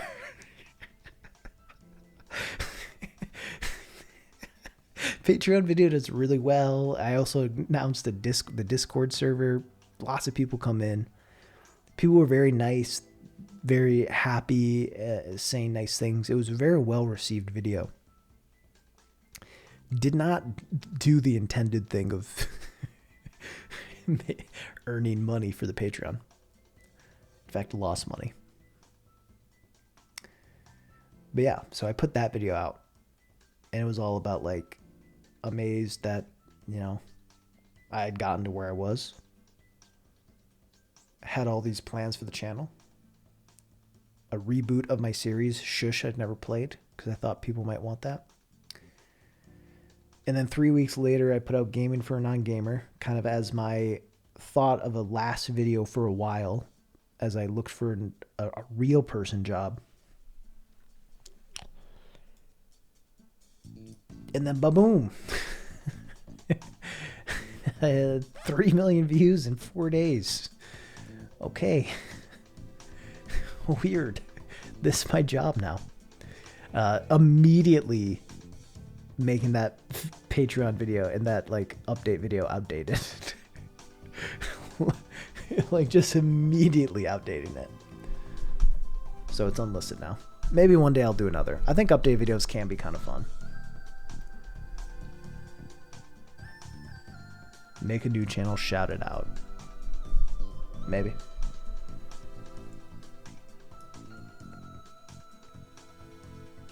I mean, that's what Twitch is.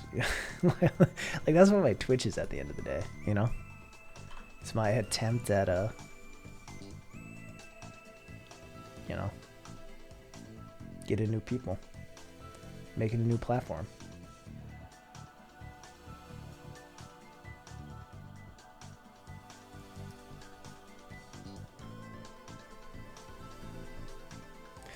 Subscribe to Jacksepticeye because his subscribe to this channel video is great.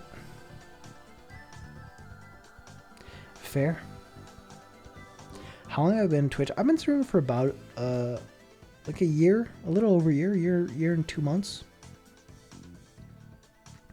I'm pretty happy with the growth. I mean, it took about a year to get partner.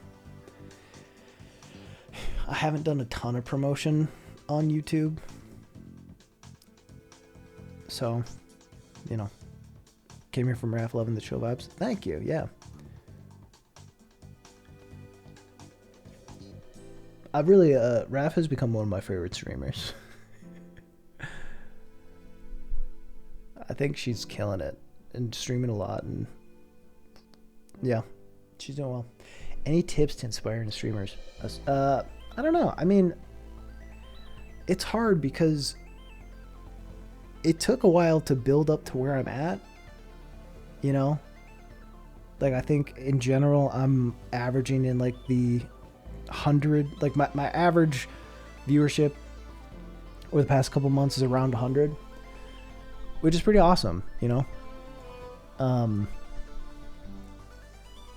But like, I have such an advantage. I have a whole YouTube channel to use as like a place to be like, hey, I'm streaming, or check out the stream. I just have a built-in audience to kind of slowly try to trickle over here. So it's hard. I don't want to give advice that's kind of, you know, faulty, because I think I have an advantage. But I think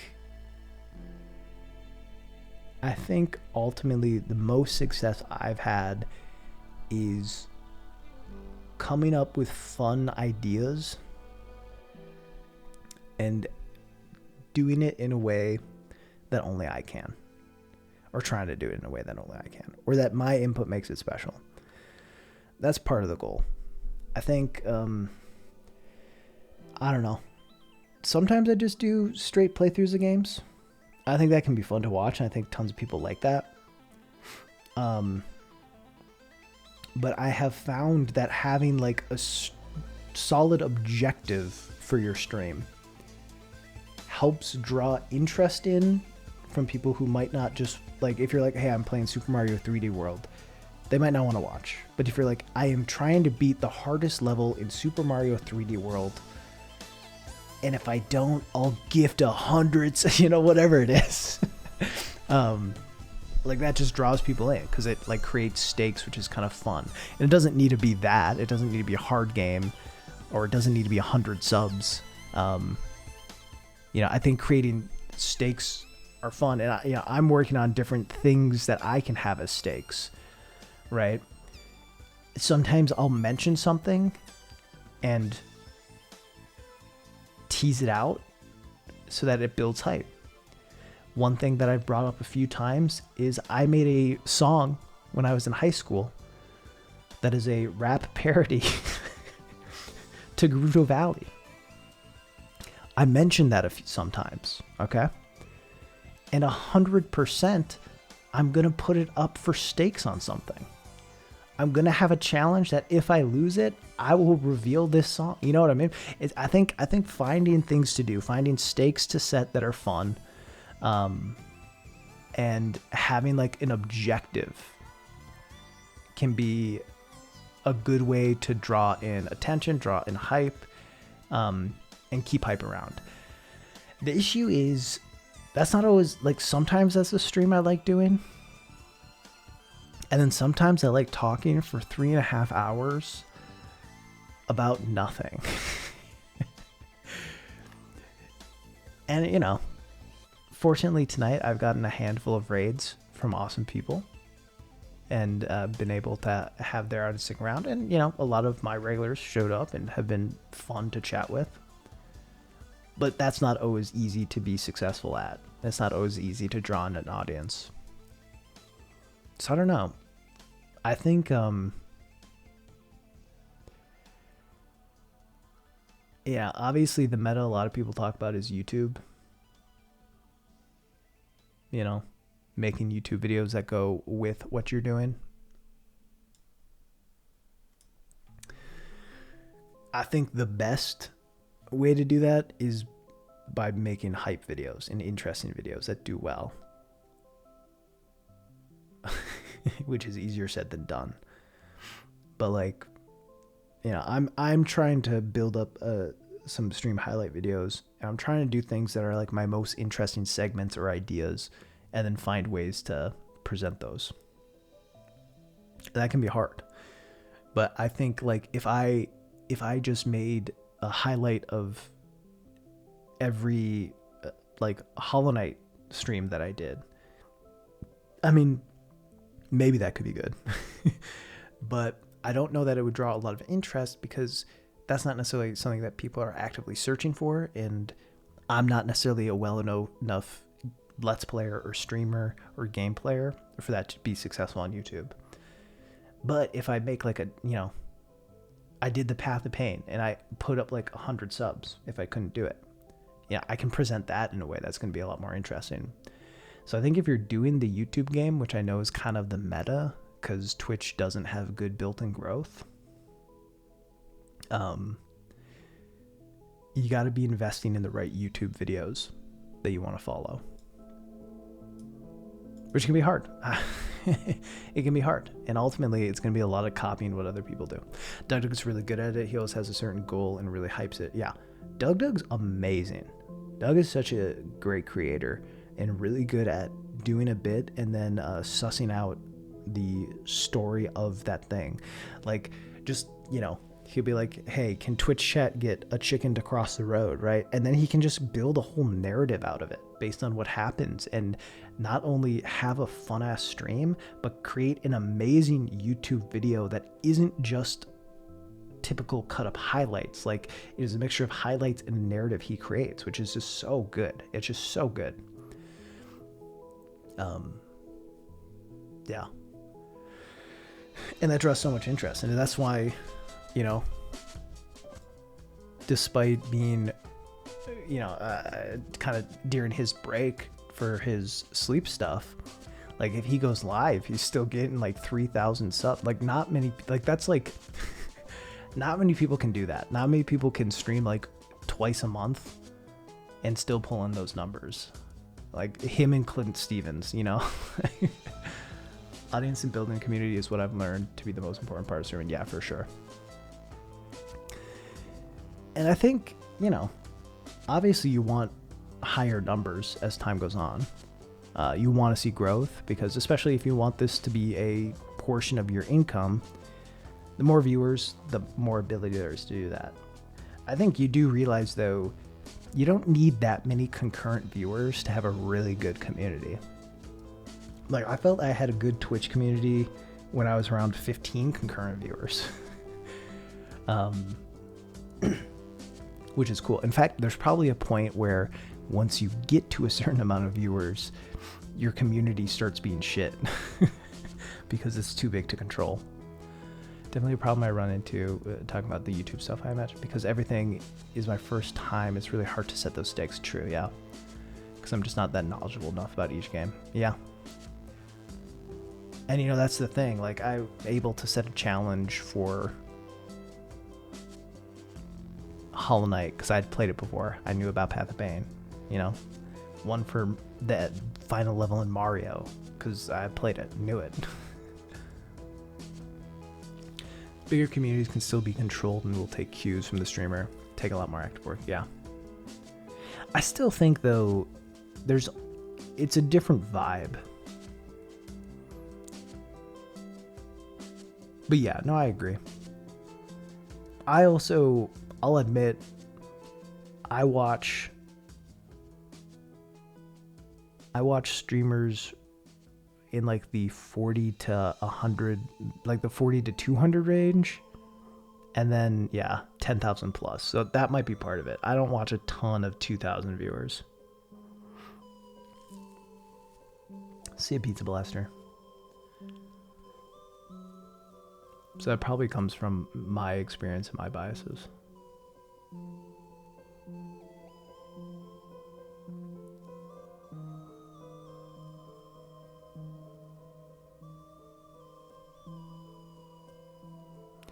XUC's chat is overwhelming. Yeah, I mean, he gets like 90,000 viewers, 100,000 viewers.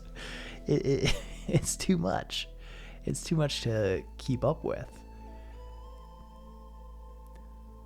To me, I ain't no streamer, but I always thought the best way to grow was to focus on one game, get involved in the streams of other people playing the same game. And he says, I think that's one way to do it. I think there's a bunch of different ways. But no, I mean, I think that's a solid meta, is play one game a lot, get really good at it, stream it, get to know people in the community, make like guide videos, you know? Because guide videos will do well on YouTube, and then be like, hey, if you want to see more content on this, check me out on Twitch TV. That's one way to do it for sure. FTL and Spelunky. Fair. Crazy how fast Ludwig grew. Yeah. Ludwig is just also very talented, you know. I think some streamers you watch and you're like kind of confused as to how they did it. Not that they're terrible, but just like they don't necessarily have a lot of gumption or know-how or awareness. I think Ludwig seems pretty talented, seems pretty maybe one of the biggest things is how self-aware he seems to be. Like Ninja, yeah. Yeah, you know, me with gameplay. Fair. But I think when you look at Ludwig and you look at how he approached it and went about it, he knew exactly what he was doing. And I think was kind of like 1 foot ahead of the meta, and was willing to take losses for a long while. I think he's also, you know, got good comedic timing. And I don't know. Yeah. I think the bits he can run also, not a lot of streamers do, which I think all that sets him apart. You know, I've seen him talk about it. I've seen other people talk about it too. Is like, he does collabs with people and he stands out in a lot of them as like a funny, charming person. Because he makes jokes that elevate others. I think his style is really good for bringing in new people. Because when he collabs with other creators who aren't like his close friends, who he'll, you know, make jokes with, like, he's funny, plays off them well, and his style is like a boost up instead of punch down. Where like, you know, like someone like Mizkif, when he does collabs, at least older Mizkif would do shit to like make the person he's collabing with look dumb. You know what I mean? Like mute and then say something mean about them. And people's own chats will find that shit funny if that's the temperament of the chat, but fans of the other person will be like, fuck you. Like, that's really shitty, because it is shitty. Like, it's rude. Yeah. I think, yeah. It's mean. It's a mean fucking thing to do. And I'm not, I don't know if I don't think he's still doing that, but he, you know, has done it for sure. It just spreads negativity, yeah. So I don't know. I think that is one thing that is admirable about how, or really interesting about how Ludwig has approached it, is like being positive, still being funny, also being willing to like be the butt of jokes instead of making someone else the butt of jokes. It's interesting. The Twitch meta is all interesting. I have not done many collab stuff with streamers. But the one time I did, I met like 5 people who I like watch their streams all the time. That's what's cool about it. I got invited to play Among Us with some streamers. And I think like Barry Crape was in there and we become friends. Surix was in there and we become friends. Matt Apocalypse I think was in there and we become mutuals. Like, it's just cool. It's just cool. Lots of cool people on Twitch. I wish there were easier, I wish I had more creative ways to collab with people than Among Us. Do you think you'll get more attention if you show your face? No.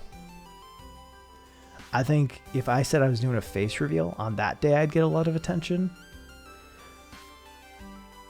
We haven't collabed together though. But I did find your stream because I was haunting the Hollow Knight section.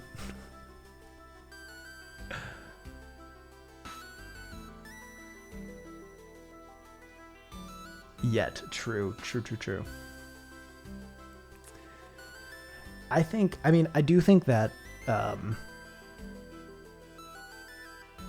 cam streamers on average do better than no cam streamers. Like, it is harder to make it as a no cam streamer. I don't know the extent of all that. You know, sorry, I need water, but I'm refusing to get up and go get it. I don't know the extent of that because obviously there are some massive streamers who don't, you know, do cam. Dweem.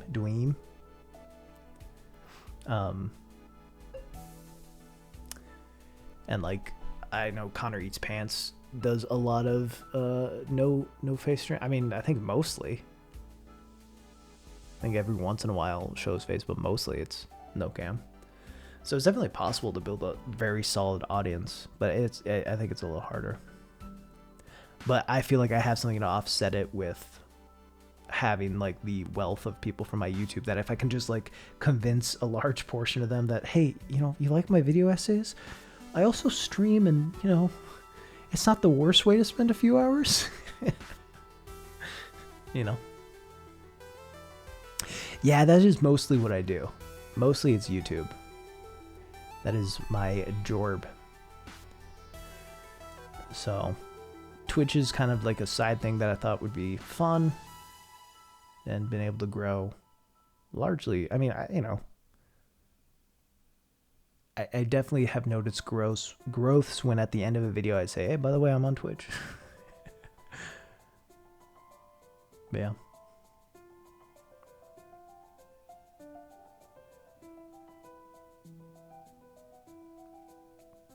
Mildly beneficial. Yeah, I don't think it makes or breaks it. Like, I think it might be a little easier, but I don't know. I think for it to be good, I mean, it helps run bits. You know what I mean? It helps run bits. Because I do notice that when I've, I make faces all the time that none of you will ever see. And if I did have that captured on cam, it'd be funny and it could make a funny YouTube video. But I just don't want to do it.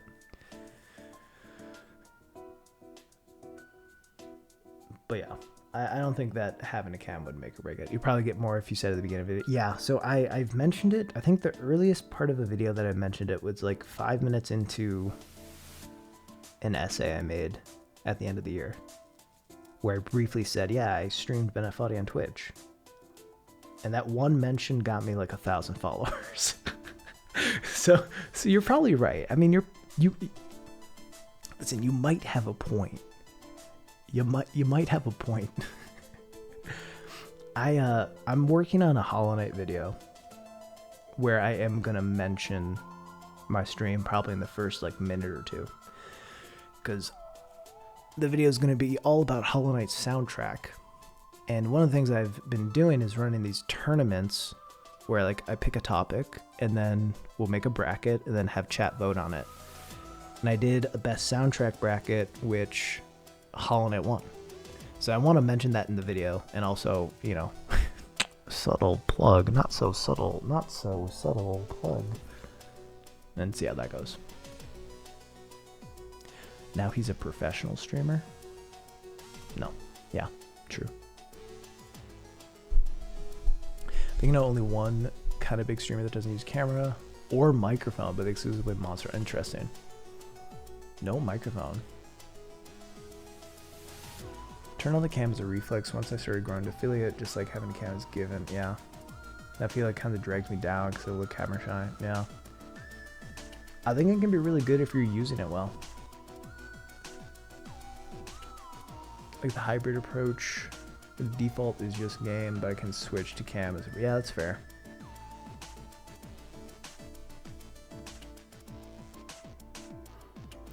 When people talk about Raz on Twitch, I always say, just FYI, he's one of the big yeah.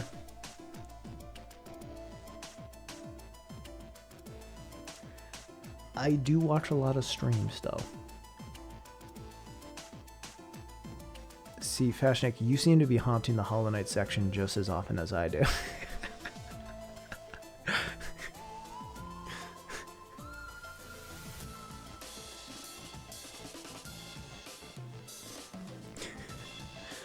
I'm not the only ghost in the Hollow Knight section.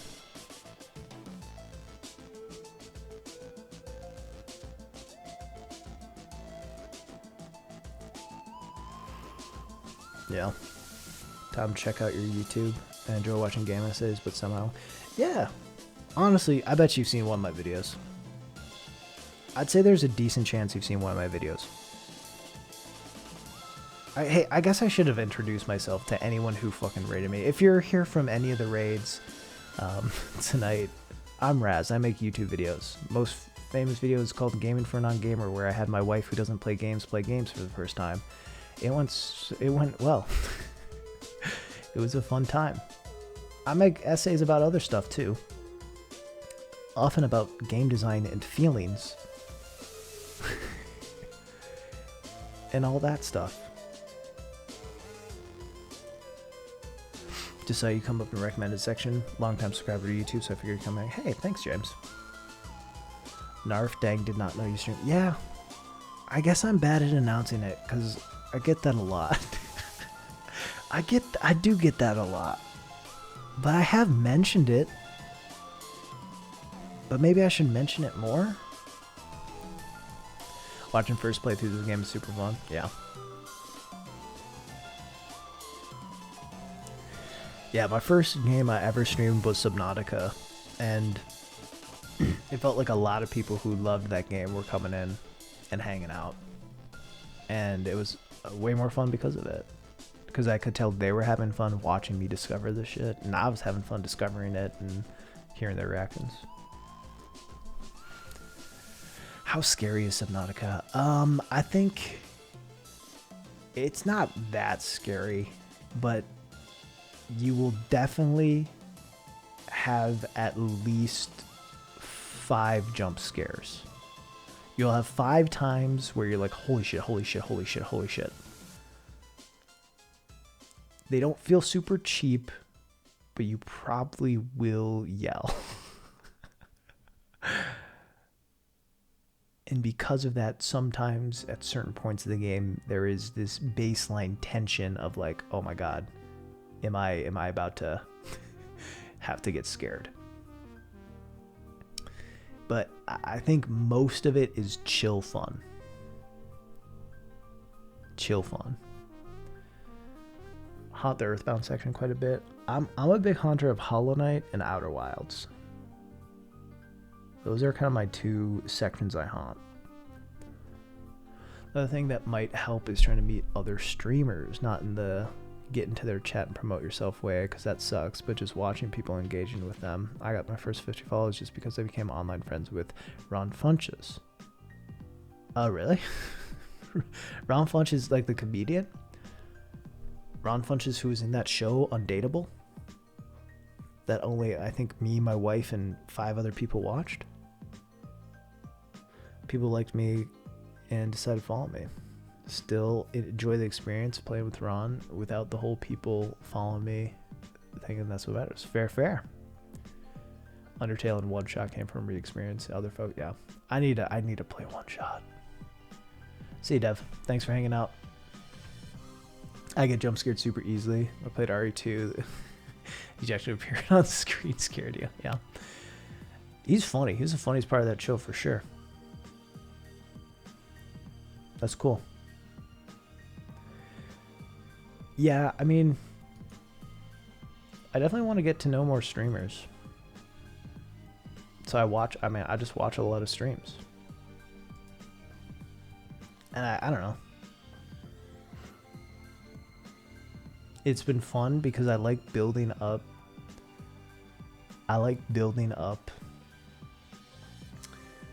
Streamers who I enjoy watching because I stumbled upon their stream, who then like I can rate and share folks and communities together. I don't know. It's been fun.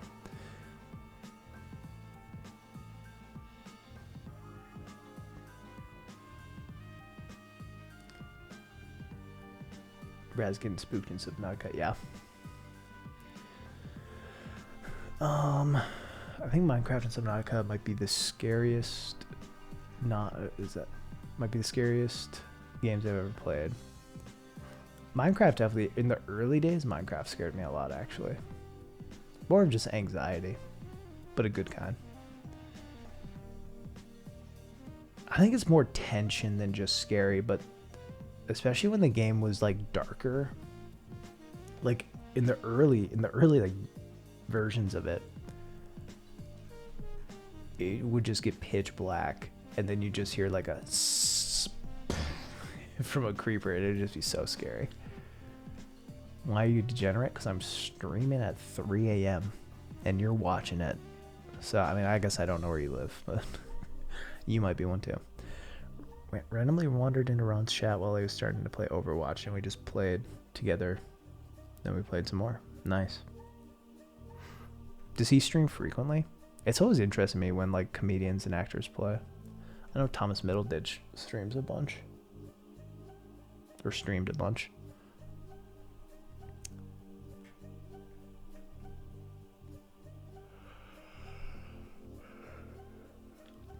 It's also interesting to see a lot of football players stream.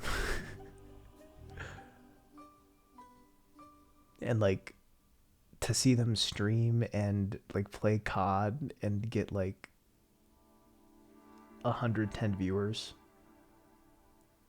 Not that there's anything wrong with 110 viewers. That's where I'm at. But it's just interesting when you see a guy that you know is making $5.5 million a year playing wide receiver for X team.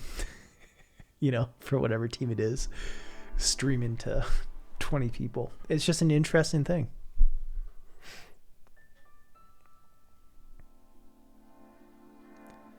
Casually Explained used to stream a bunch but no longer does. Casually Explained, I don't know that I'm familiar.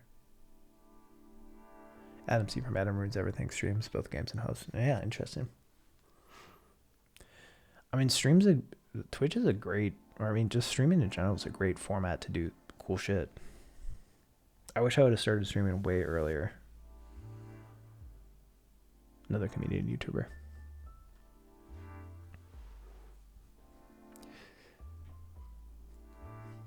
Seeing Snoop Dogg play sports game was interesting to say the least. Yeah. Weird to imagine him on this platform.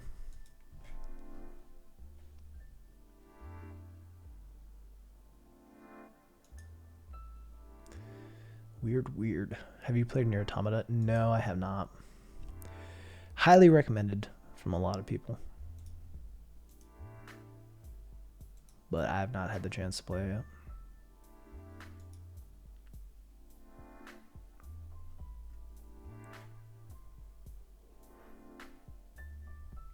I'm vibing. Celeste soundtrack's good. T-Pain streams a bunch.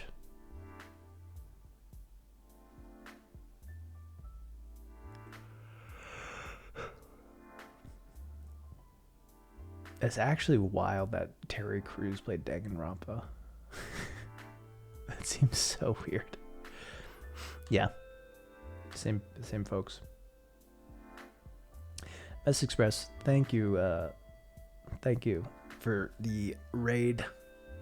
And thanks for hanging out. It was fun talking. If you ever host another podcast or something, let me know. I can be a guest. I can tell you all about how to slowly gain a Twitch audience. I can tell you how to be bashful about your Twitch on your YouTube channel. Where I can teach you all about that. How, like, I don't really want to say it because, I don't want too many people to come, but I don't want to bother people. I can tell you all about Midwestern niceness and the internet.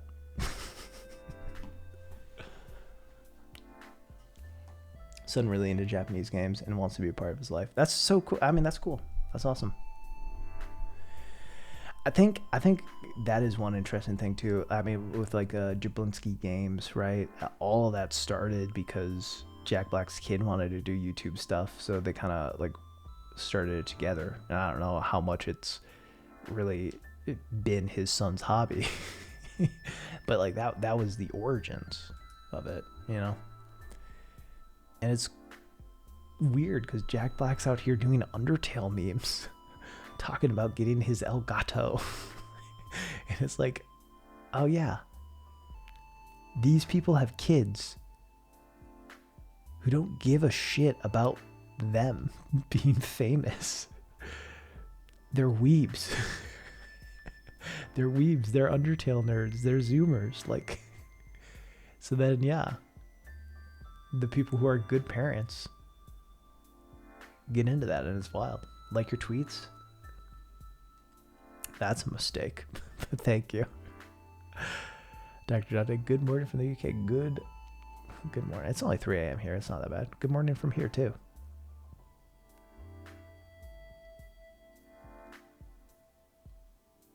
Shake my head. Did you see the guy from Insane Cloud Posse talking shit about a fursuit with his doctor? No. I got a YouTube sub out of it about Hamilton.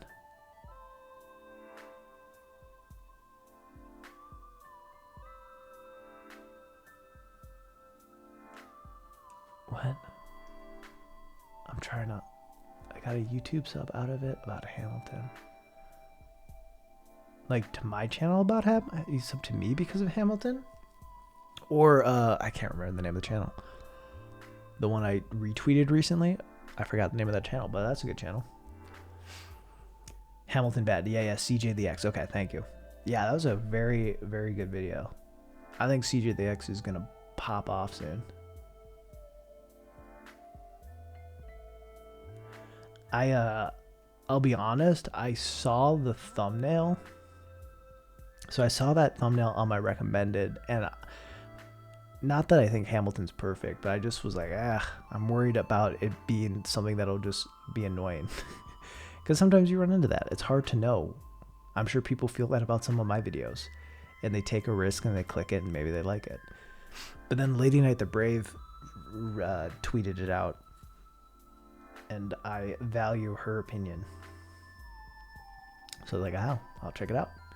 And I like that it's super balanced in a good way, and not in a, centrist way at all, obviously, but like recognizing the issues of art that's problematic and art that's like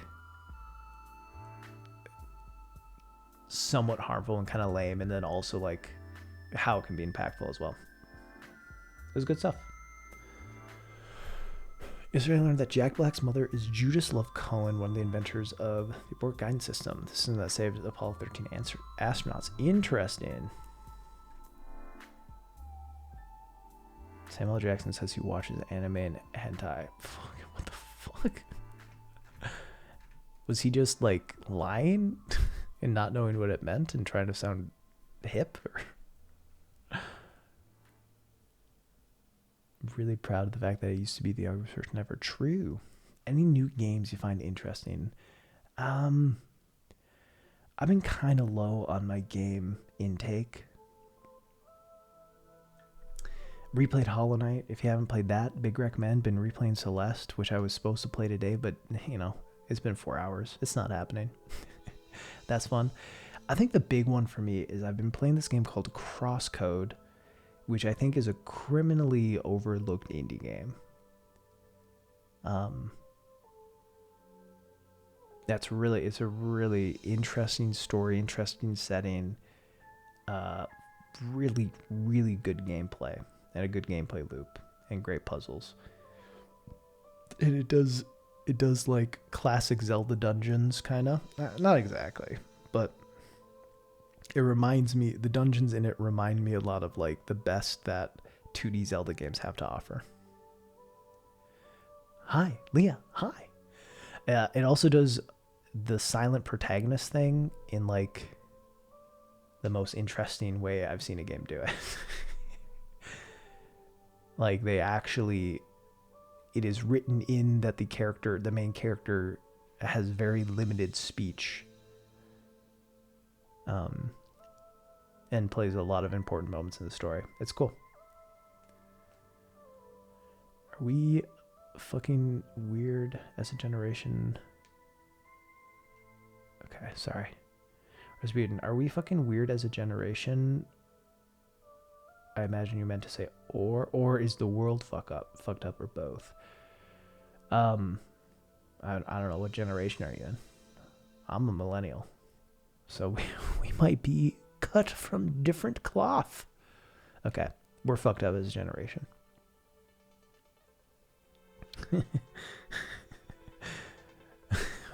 We're fucked up.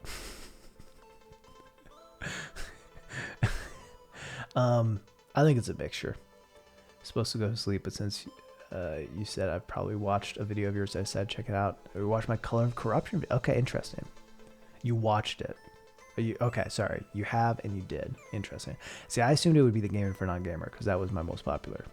But I'm glad you watched that. I think that, I mean, I don't think that the millennials are blameless or can be blameless at this point, because a lot of us have been, I mean, what, a millennial technically ends 1996. I know that it can go beyond that. But like what, the oldest millennials are 40 and the youngest are 25? Right? I've seen stuff like 81 to 96. Pete Buttigieg is a millennial. He's like 40. So like we are old enough where we can't just be faultless in things. With that said, I think we've been dealt a Pete Buttigieg? Come on, you gotta know Pete. Mayor Pete? Ran for president?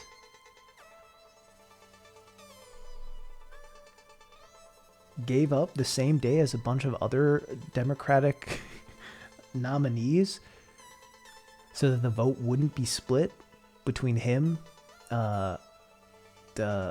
Kamala, and Joe, so that Bernie couldn't win? That Pete Buttigieg. Oh, that's fair.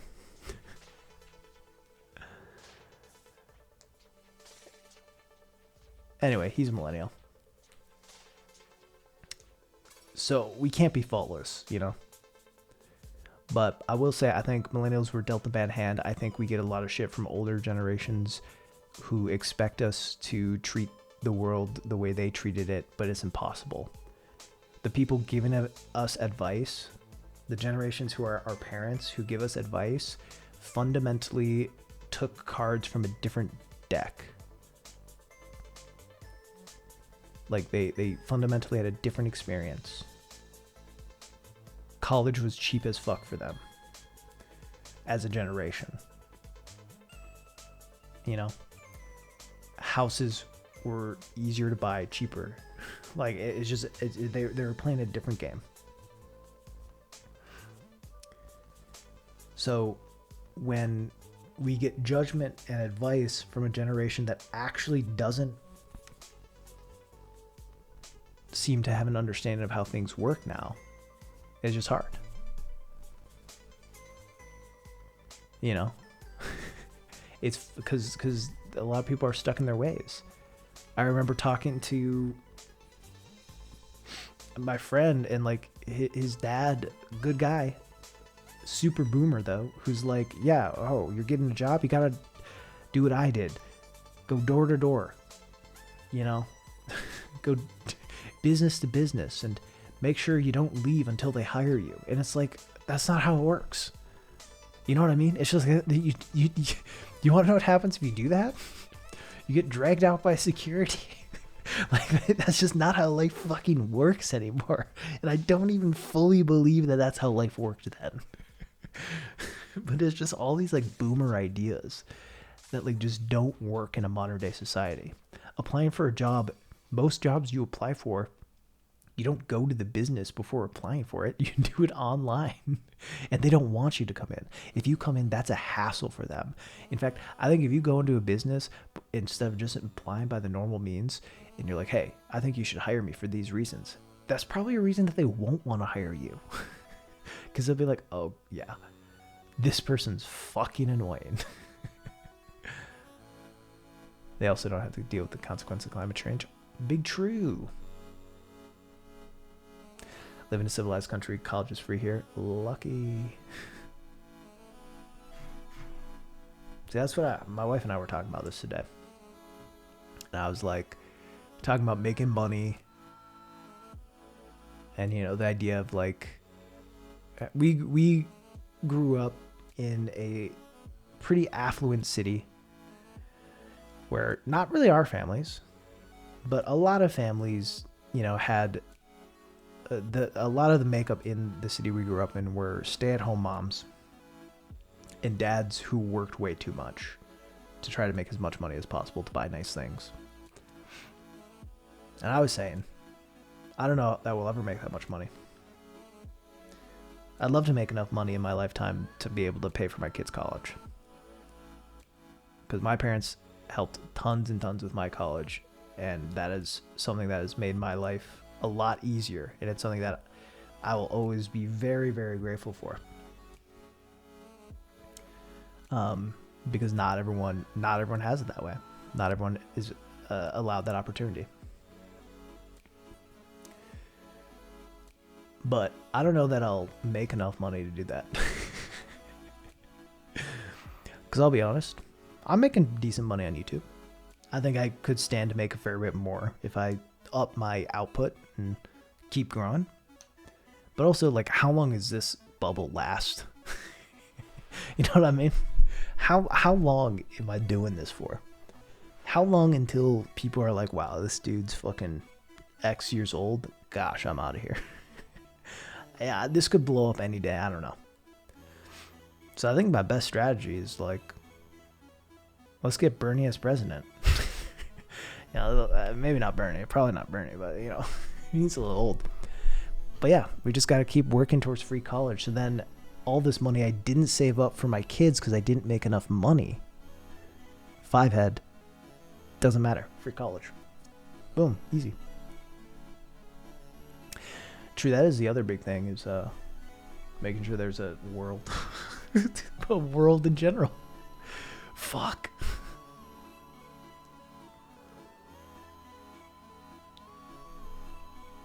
You can also move. True.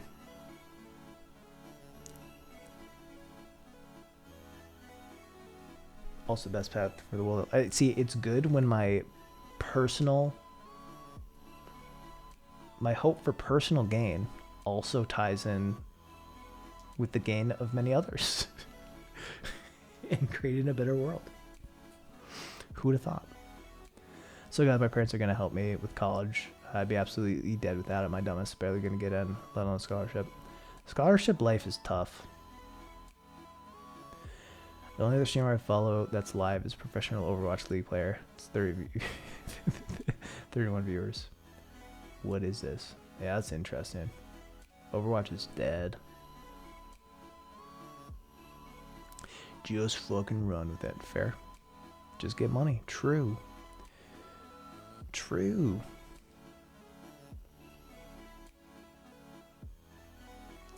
Yeah, it's sad to see Jeff Kaplan leaving. Overwatch is not very dead. I think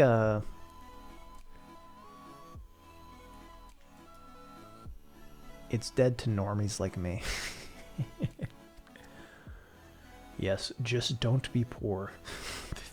The easiest solution to any issues with poverty. Oh yes, have you thought about just being rich? Wow. Maybe if we spent less time thinking about the ways in which we're divided, we could spend more time thinking about the ways we're united. God makes you think.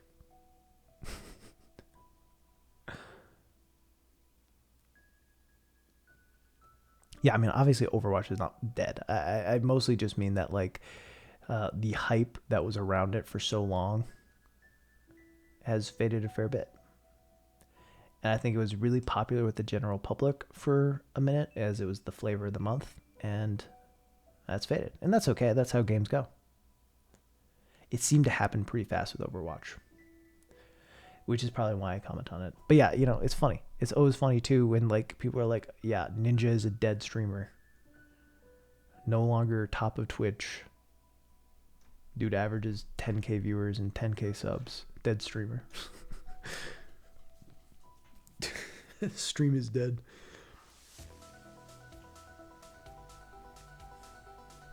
But also I get it. If a video of mine struggles to hit 100k views, I'm like, my channel's dead.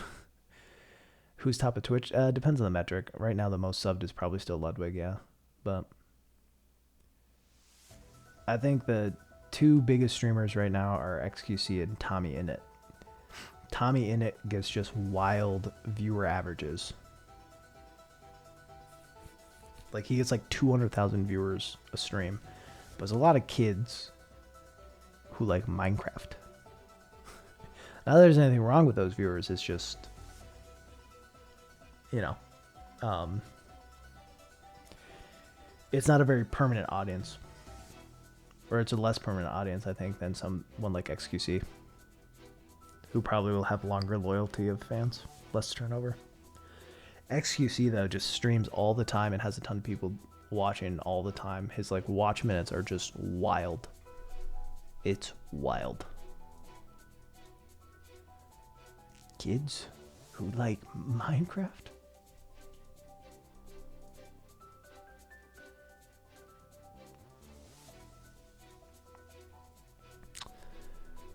I can't even imagine being Tommy in it.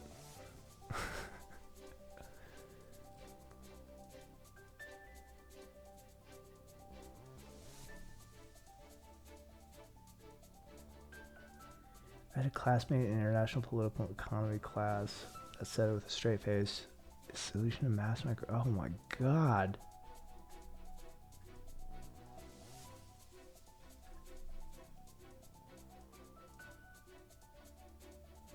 Jesus Christ. That's fucked.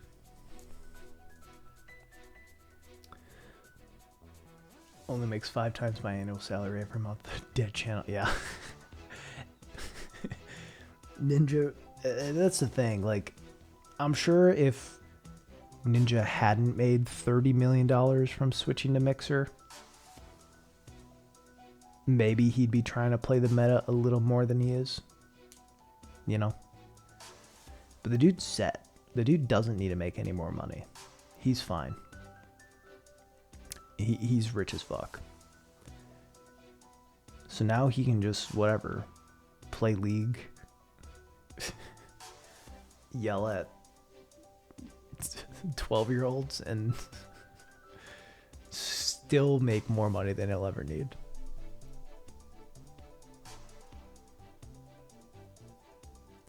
I don't understand how XQC functions when he isn't on stream. There's no man has a function left. Yeah, I don't know. I think he's setting up for a subathon. I don't know much about Technoblade. Technoblade's a Minecraft YouTuber. I think I've seen him collab with Ludwig once or twice.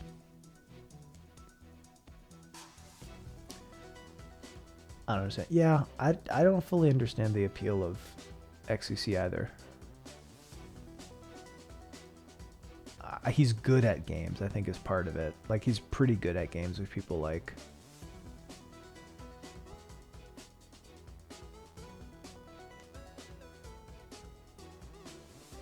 No, yeah, I don't know anything about him, so I don't really want to speculate on him. But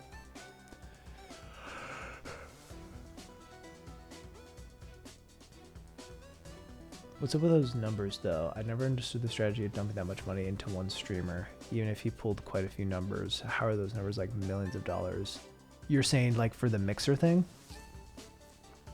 This is a Celeste chill soundtrack.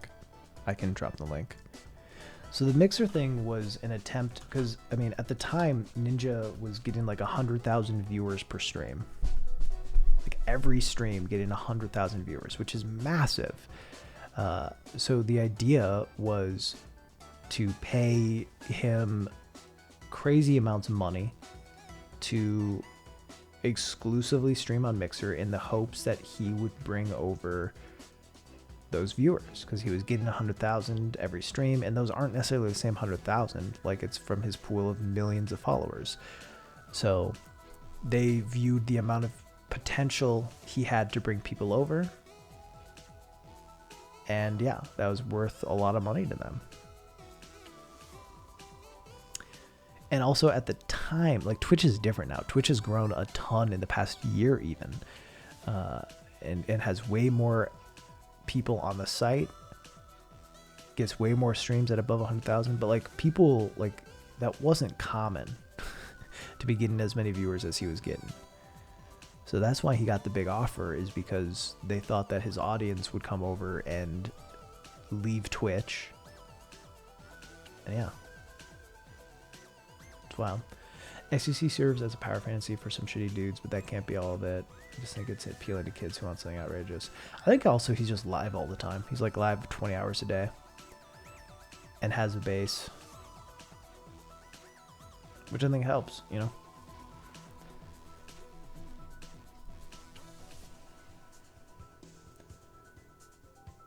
Ninja was massive before gift subs were a thing.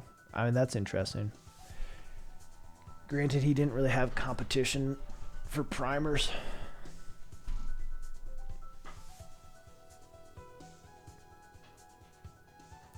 Can't believe Microsoft thought Ninja's 10-year-old audience, 10-year-old viewers would. I mean, so that's the problem, right? Is like they didn't consider how loyal the viewers were. You know? I mean, that's one thing that's interesting, is like, I think people just like watching streams on Twitch. Granted, other platforms have grown a fair bit. I know YouTube streaming has grown a fair bit. And I think some people are doing pretty successful over there, like Valkyrie. She does really well. But yeah, I don't know. Yeah, I'm alright. It's 3:30. I'll be honest with you, I go to bed at like 4:30 most nights.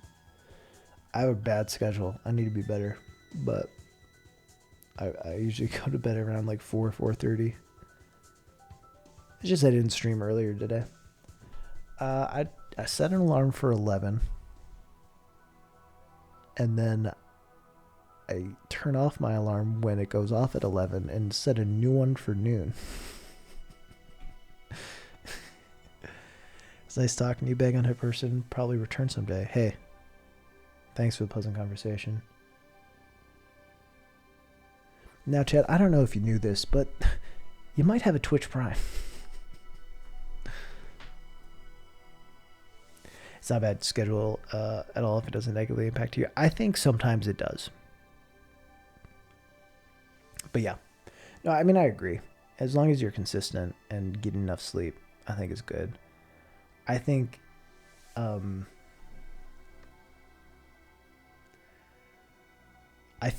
starting to realize that I work better in the mornings.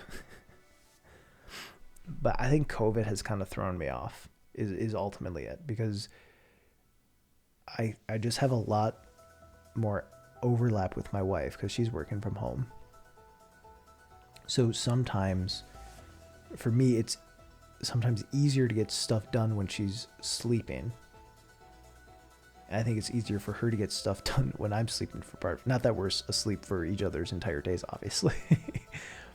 But yeah.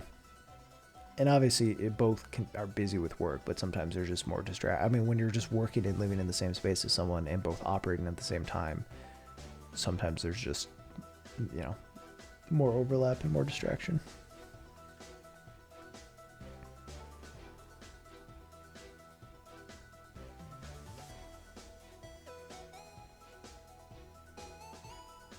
Zero just flops all over the place, sleeps 6 hours one night, 12 the next. I try to sleep a consistent amount. I try to always sleep the same amount because I know if I do too much, or obviously too little, I'm just fucked.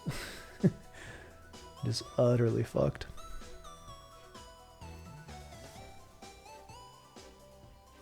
$2 a.m., 9 a.m. Yeah, that's not bad. I think ideally I'd like to roll it back to like 1 a.m. 1 a.m. wake up at like 9. That would be a good fit for me, I think.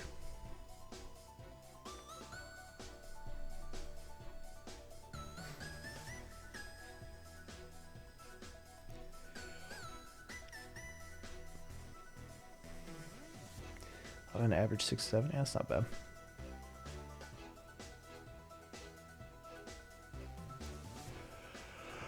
Ooh, yawn. Yawn.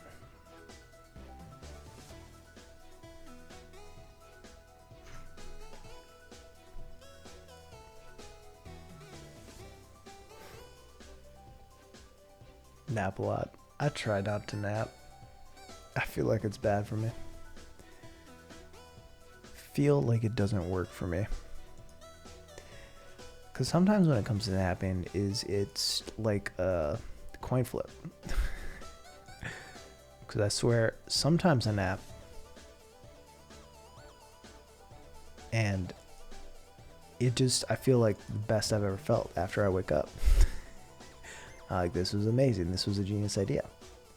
And then sometimes I nap, and I just hate my life. I'm just like, oh, god damn it. Apparently it's actually natural for us to sleep for several short periods. Yeah, so I remember having a conversation with someone who said, like, back in the day, people would like go to sleep from, like, they would, work all day. A lot of time as farmers, working all day as farmers, eat dinner, go to sleep after dinner, as it got to be dark, sleep for 4 hours, a lot of times wake up, do some things, time that they would, fornicate, shit like that, be up for like 2-3 hours, and then go back to sleep for another 4 hours and wake up in the morning and go work. Why do you say you're a degenerate? Because it's 3 a.m.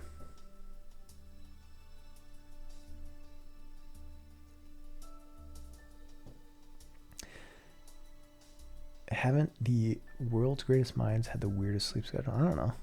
Are you saying I have a great mind? Archie? Is that... Yeah, but I think the idea is, because it's all about sleep cycles, right? Like, typically the idea is, in an average night, you go through 2 REM cycles. In all things considered, I think the thought process is, or the science is, a REM cycle, like going through one sleep cycle of the different stages of sleep takes about 4 hours.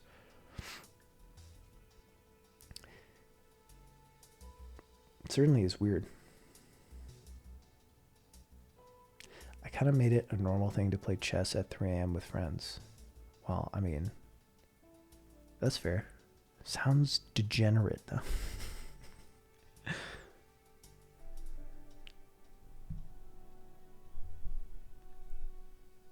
I miss chess.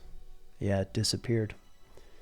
I guess you're a New Yorker, so you're talking about like going to play chess in the park and having a stranger sit across from you. Is that what you mean?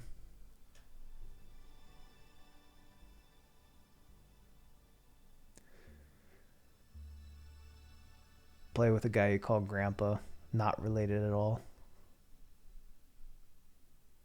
He calls you shooter.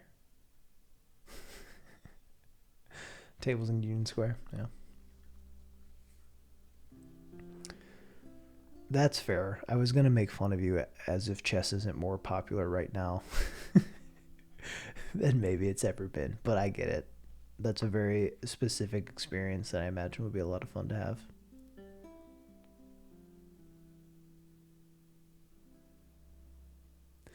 Tell him my college struggles and he gives advice from the 60s. Where he is? I don't know. What? What? Where he is? Where is he?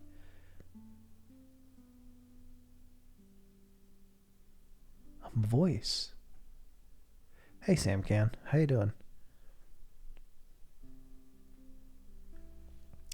How's life? Written scene set around those chess tables, nice. Yeah, I mean, I think it's not a Midwest thing at all. Granted, there are things in the Midwest that are like that.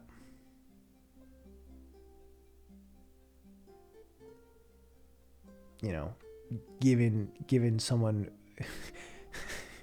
having a barbecue and someone who's walking by giving him a brat. Oh, hey there, Doug. You want a brat? Yeah. Stuff like that. But I think there is a beauty to sitting down at a table, having an absolute stranger sit across from you, play a game, and connect on a intelligence level based on, you know, no form of communication. Working third shifts for about a year now. Had a hard time adapting to real scale. Yeah, that's fair.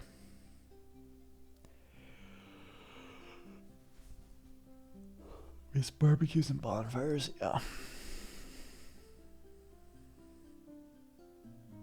Yeah. I'm excited for stuff to hopefully start opening up soon. Granted, who knows? I'm going to Denver in a couple months. Hopefully. I mean, unless shit gets bad, really bad again. But now that I'm vaccinated. Yep, fully vaccinated. I'm going to Denver to visit a friend or a handful of friends, which should be fun. It's weird because this group, my college friends, it'll like literally for some of them have been 2 years since I last saw them, which fucking sucks. I hate that.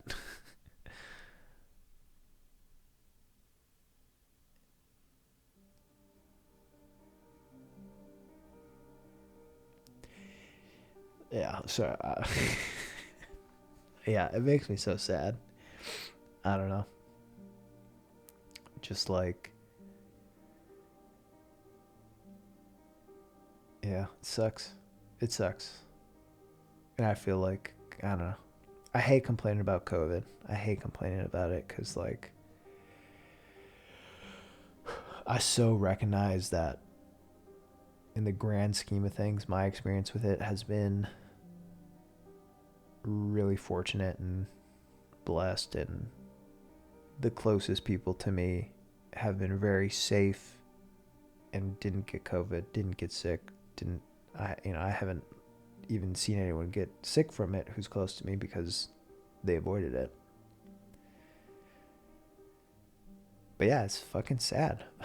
Like, some of my best friends in the world I haven't seen for 2 years, or won't have seen for 2 years.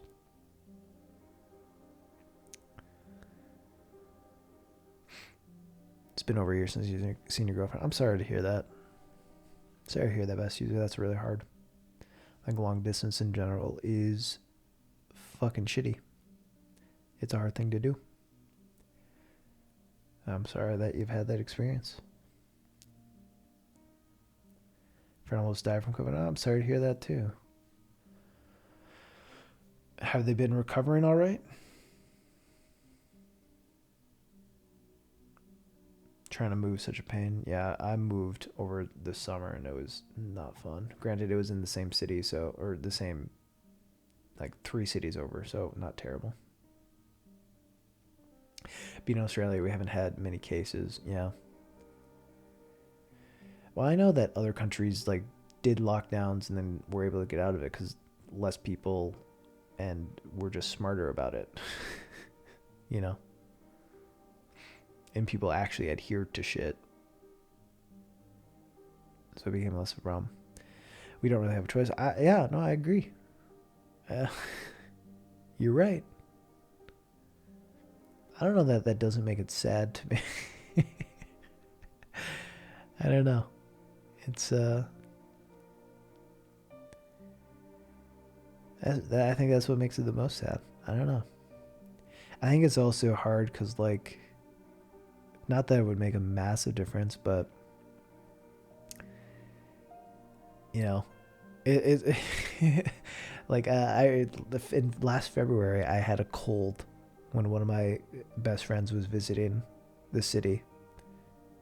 He was stopping. He was like in town for, I think, a Brewers game, and I was like, I have a cold, so I shouldn't hang out. And then, like, yeah, lockdown happened 3 weeks later. Granted, I don't feel bad that I didn't I had a cold, and especially considering everything that happened, it's like, okay, probably a good idea. Not to expose people to my germs, but it's just one of those things where it's like you realize that, and then, yeah, I don't know, just sucks. Yeah, I'm from Milwaukee. Just sad, to spend so long without seeing people I really care about. And, I think what's interesting is it's like a near universal experience in some regard. Depends probably on the country you live in and how seriously they take it. But yeah, for anyone in the US, which might not be many of you because it's 4 a.m.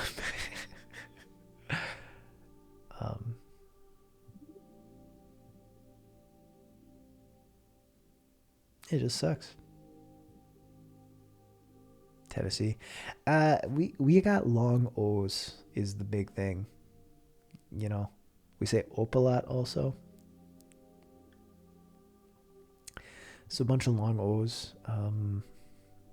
Everywhere is up north.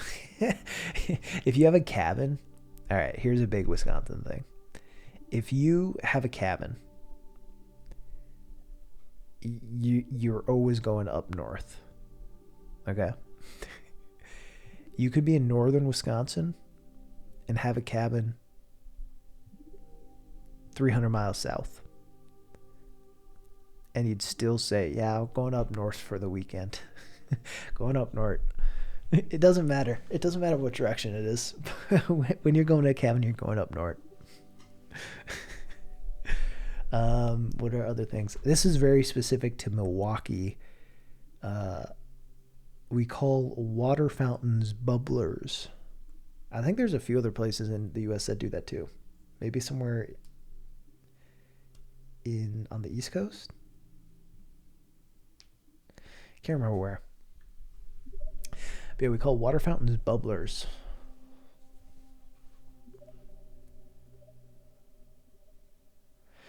Where in the it's like smack dab in the middle, north middle.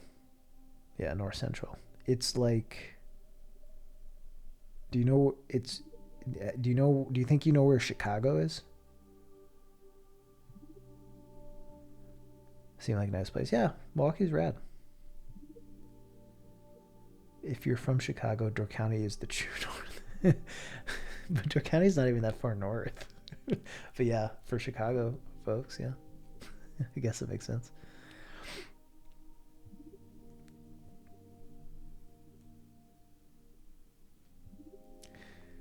I worked there, bud. Indoor County. You're bad at U.S. geography. Well, if you know where Chicago is, Milwaukee is just north of Chicago. D-Gen stream, let's go. Where'd you work in Door County, if you don't mind me asking? Like, what'd you do in Door County? I've been to Tennessee once. Went to Nashville. My wife and I went to Nashville. It was cool. Cool city. Fun time.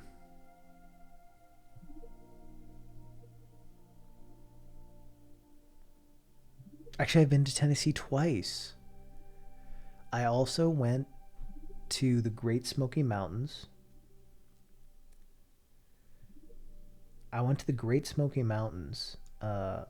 And we thought we were supposed to go in at the Tennessee entrance. So we went to Gatlinburg.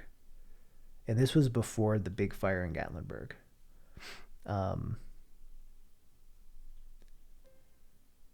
Is that the name of it, Gatlinburg?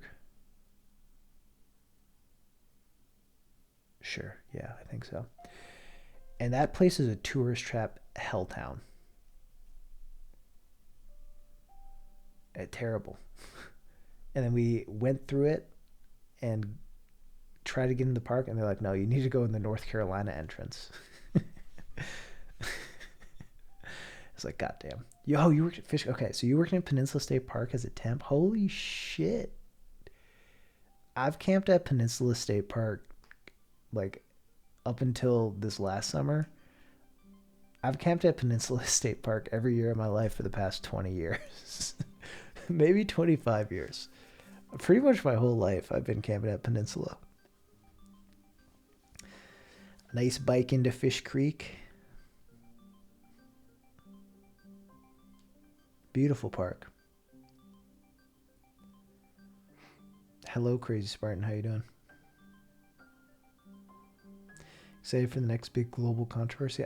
No. Never am.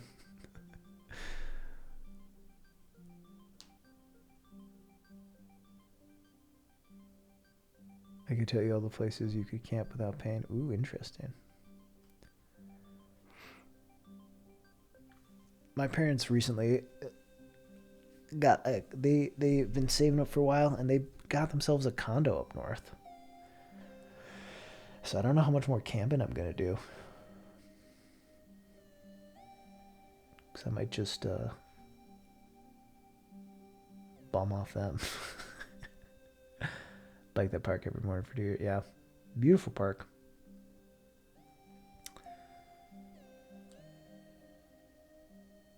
Drove through that area a few weeks ago. Such a bad version of Las Vegas. So what's interesting is there is an equivalent of Gatlinburg in Wisconsin. I think the Wisconsin version of it is better. There's this place called the Wisconsin Dells up here. The water park capital of the world. But like it had a lot of the same touristy trap things. Gatlinburg had a lot of the same touristy trap things that the Dells have. Which is cool.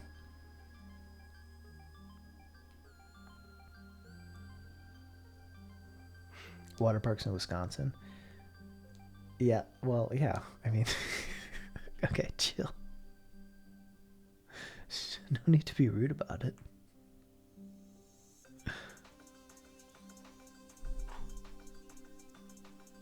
But yeah, a lot of them are indoor parks. Kalahari, good stuff. But yeah.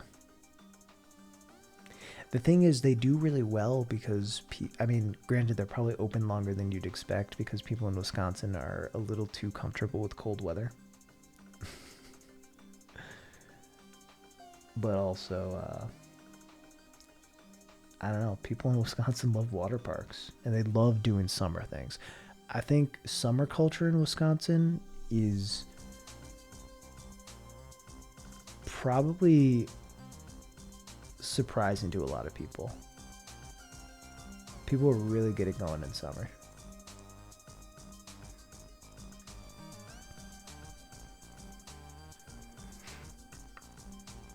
That's wild that you worked as a park ranger.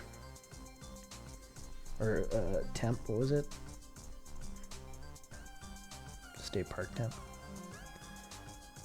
Would it, okay. I assumed ranger, but I guess I have no idea what you actually did.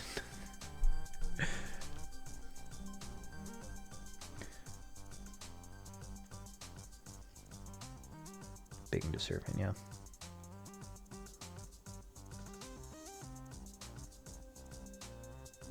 Badass to work for parks, yeah.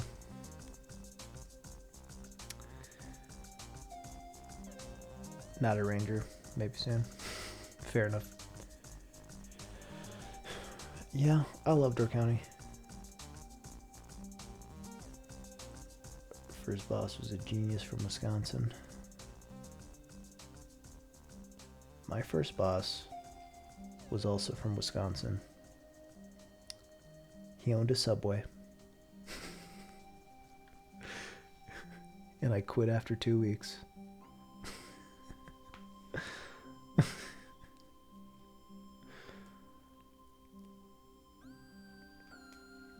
cousin went to MIT.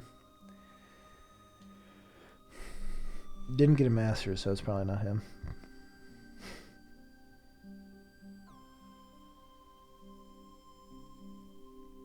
Everyone in my family might be smarter than me.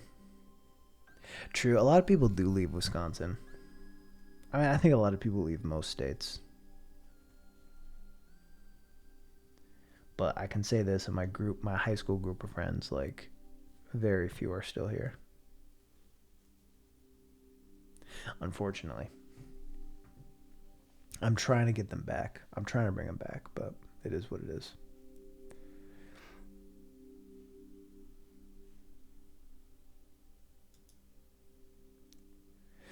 One of 5 people left your state. Interesting.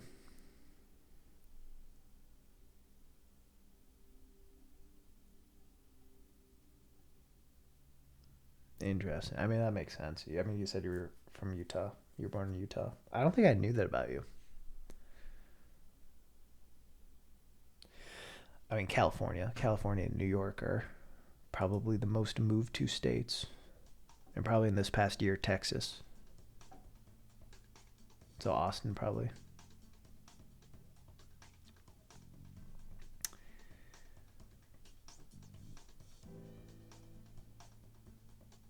Oh, you went to Washington from Utah. Okay. See, that's the thing. I think I thought you were from Washington.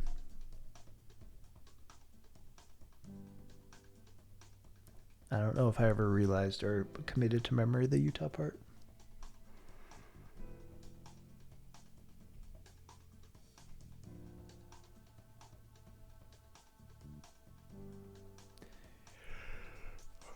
But honestly, the New York part's the thing I remember most. Yeah, no, that's fair.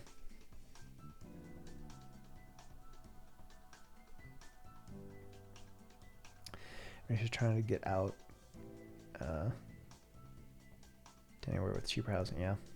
Well, it seems like a lot of people go out to California. A lot of people, you know, have big dreams of LA, but then are like, holy fuck. What the fuck? True, Utah's a weird state. Utah's a weird state. And honestly, if you tell people that you're from Utah, like, the Mormon question will always come up. Like, there's just no shot that it won't. A lot of people get disillusioned with the place they grew up. I agree. I will say currently I am living in the city I grew up in. But I feel you. I don't know. I think you're generally right. Currently work for a company in Utah. Interesting. To leave and go home, yeah. I don't know. Ultimately, I mean, I think there's a lot of places I'd be happy living. I think I'd be happy living in Minneapolis. I'm happy living around Milwaukee. I would be, you know, I could see myself being happy with some West Coast stuff like Portland, Seattle.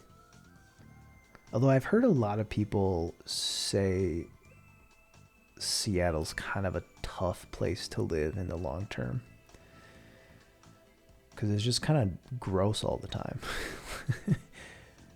Like so much, like there's just, and especially when winter hits, it's just dark so often, which can be tough. Colorado would be cool. Living in Denver would probably be cool.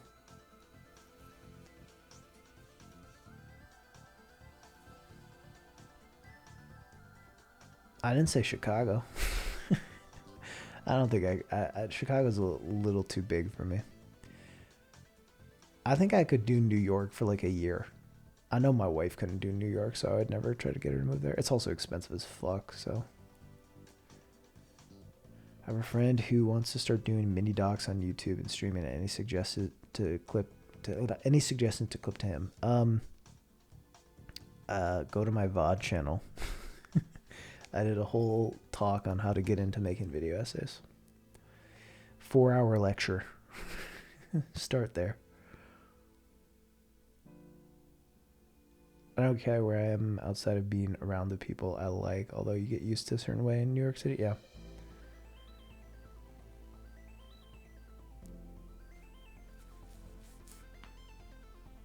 Yeah, I'd say the best advice I can give is in the VOD channel. Do stuff for fun.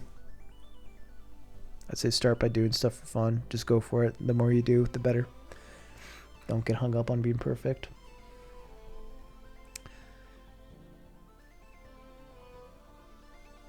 But for more detailed stuff, yeah. I will also do like a cut down version of it, which might be easier to digest. But yeah.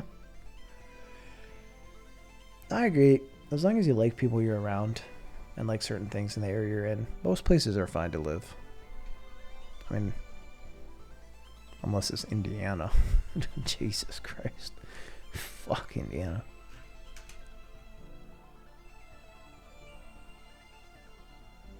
I'm kidding. Indiana's fine. Indiana's fine.